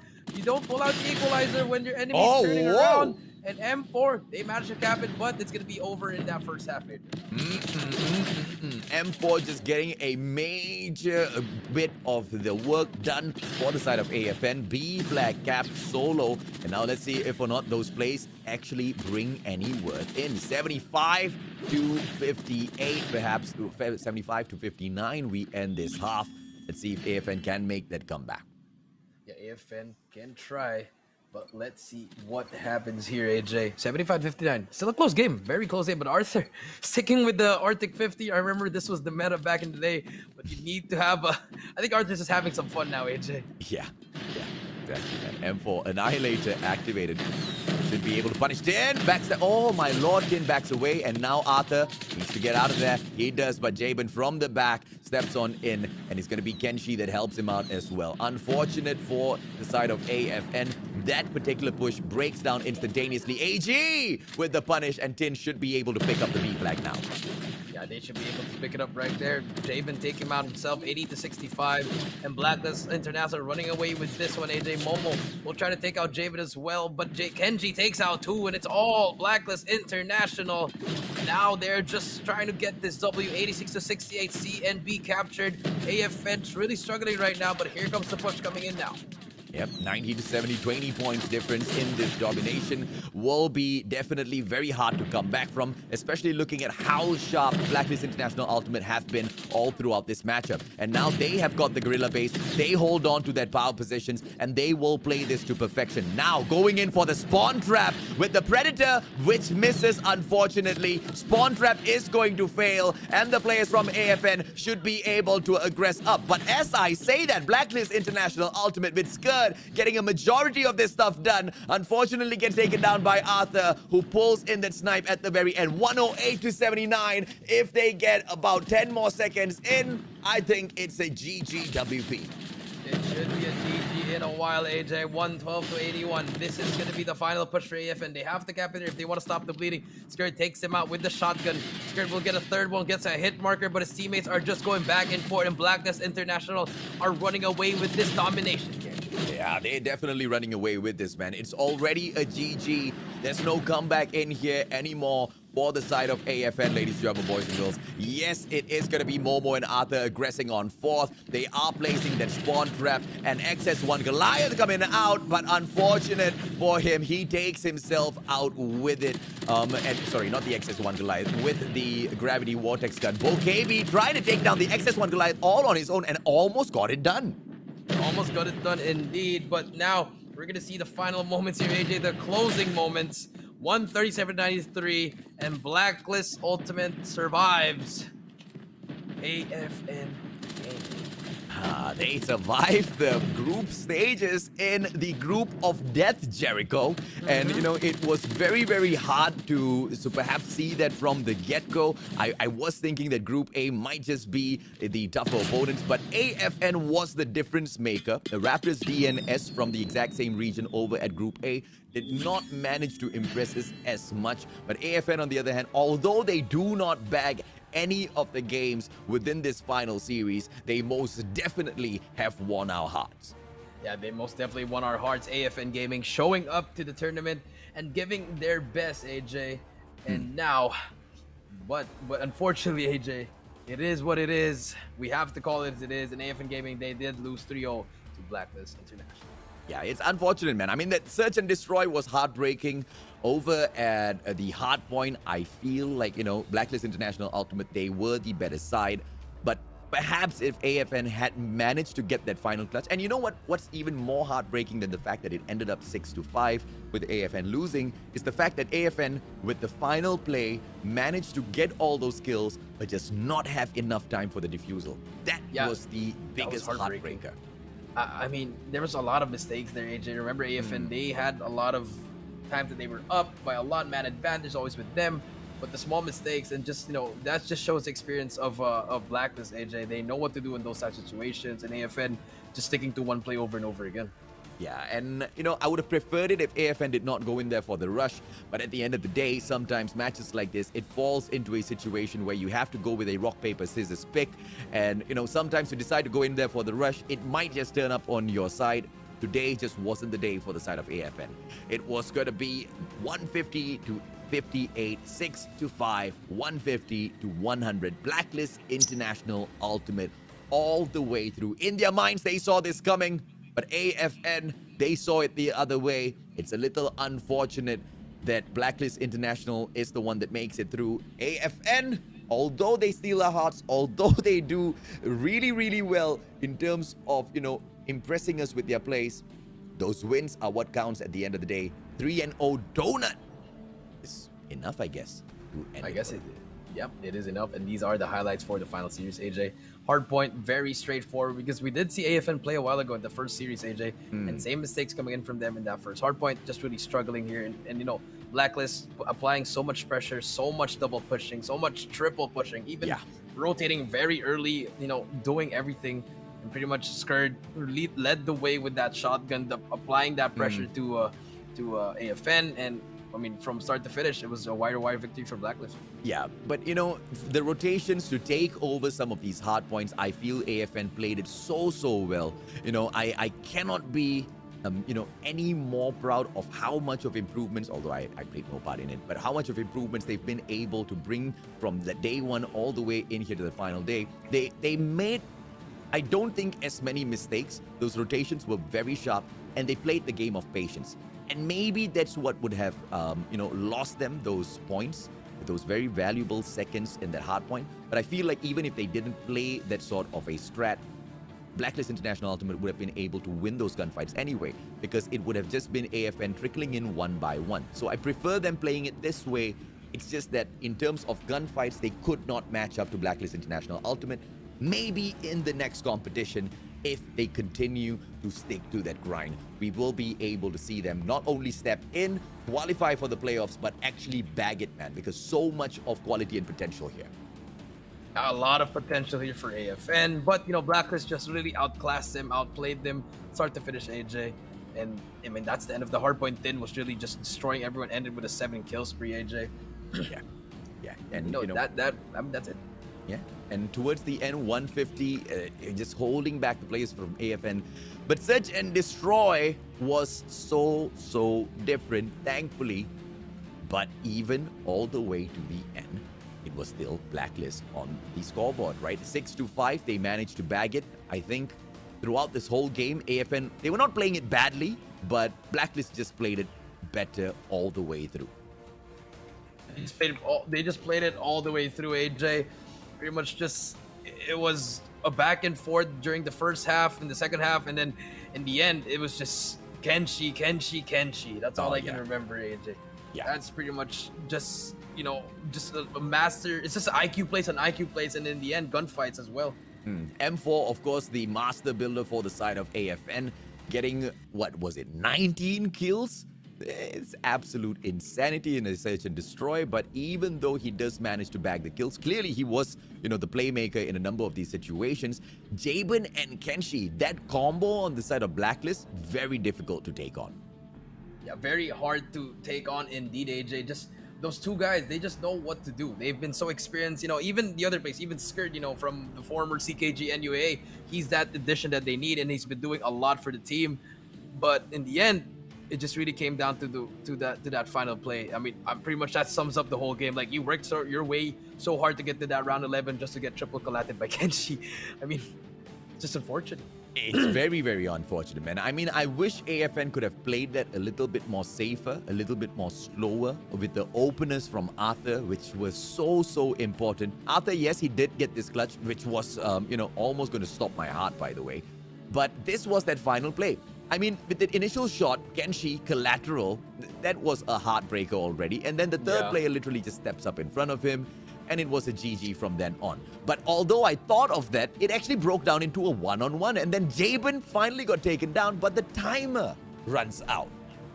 That's just a circumstance of you're moving too slow. That's pretty much, that's always been a problem for AFN, AJ. Every time on S&D, when they play retake, they spend too much time just walking around and just like waiting for it. I mean, yes, I get it. You have to look at something, but in the end, it costed you. And this is the MVP, well deserved. It's gonna be Kenshi with 14 kills, 9 deaths, 6 assists, and a score of 2,102. He is truly the MVP for this Blacklist team. Oh, definitely, man. The playmaker as well, especially in the Search and Destroy. Not just talking about his finisher, where he took that 3 kill in that final round, but even in those openers. Him as well as Jabin, instrumental, but not just in that Search and Destroy, all throughout all 3 matches. They have just been absolutely killing it out there. A well-deserved victory, a well-deserved 3-0. They hand that donut over to AFN Gaming as they move on to the playoffs. Unfortunately, AFN does not. The AFN does not indeed, AJ. And now, that was such a crazy day, number 6, AJ. It really came down to the wire, and finally here it is, AJ. AFN Gaming 4-11 with 7-9. The top 4 is going to be WDC.Freeslot with 11 points, DG Esports with 10, M42 with 9, and Blacklist International.Ultimate with 7, which sets up a Freeslot versus Sharper Esport matchup, AJ, for the first round of the playoffs. That's going to be crazy. Omega versus DG, Almighty versus M42, and I think I forgot the last team, AJ, but they're going to go up against Blacklist. Yeah, you know, at the end of the day, doesn't really matter. Sem9, AFN, they did so much. Point out here that there are only 2 regions that have been eliminated so far, and those 2 regions are Hong Kong, Macau, as well as Taiwan, as well as Malaysia. Unfortunate. And the rest of the regions, they move on through. Yeah, move on through indeed, AJ.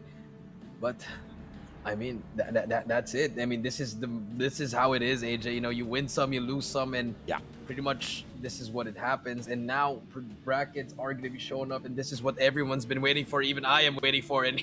Oh my, woo! Ladies and gentlemen, boys and girls, Sharper Esports will be opening up our playoffs, taking on Blacklist International.Ultimate. Dunia Games Esports will be meeting Omega Esports. Whoever who loses these fights will get instantaneously eliminated. The winners will move Finals A. And at the bottom for the third and fourth matchup, WDC.Freeslot takes on Remo Sadewa. Once again, winners move on, losers get out. Almighty takes on M42 Esports. The fight for supremacy between the Singaporeans there in itself, that's going to be very painful to watch. Only one of the brothers can make it through. Ladies and gentlemen, boys and girls, the Garena Regional Qualifier Playoffs, Saturday, 16th of October at 6 p.m. Make sure you set your reminders. This one you cannot miss. AJ, Sharper, Blacklist, that's number one. Did you get Omega DG? That's like finals. All these matchups are finals worthy already. And we're just gonna get started on October 16, AJ. I am pumped, Mr. Mustachio, AJ. It's gonna be crazy. Absolutely. Boys and girls, we are both pumped. We know you guys are absolutely pumped as well. If you cannot wait for all of that action, you know what? I cannot wait to find out if we actually unlocked a few more of those giveaways. Production, can we get an update? Are we giving away more codes? Unfortunately, answers no. Well, we didn't mean it. I hope Garena, like, collects all of these ungiven away codes, ungiven away codes, and like gives it all away at the playoffs, man. Like, we hit 1,000 views, we give away the first code. 2,000 views, that's gonna be a little bit easier, but you guys have been doing an amazing job in the comment section. Thank you so much for the likes. Thank you so much for the shares as well, helping us rake all of these numbers in, helping us remind all of your friends that the competition is running. Please do help us share all of those posters out before the playoffs, because at that point, I'm banking on getting all three of those giveaways, Jericho. I just want to get all three. Like, can we have like one viewer, then we get the first reward, 2 viewers? It's me and him. It's me and AJ already. I'm kidding, Garena. I love you, Garena. But yeah, it's been a crazy 6 days, and I am pumped. I have more energy, adrenaline's running through my veins. I'm excited for the playoffs. It's gonna be crazy. We're gonna see a lot of upsets, guys. Remember, one series. If you lose, goodbye.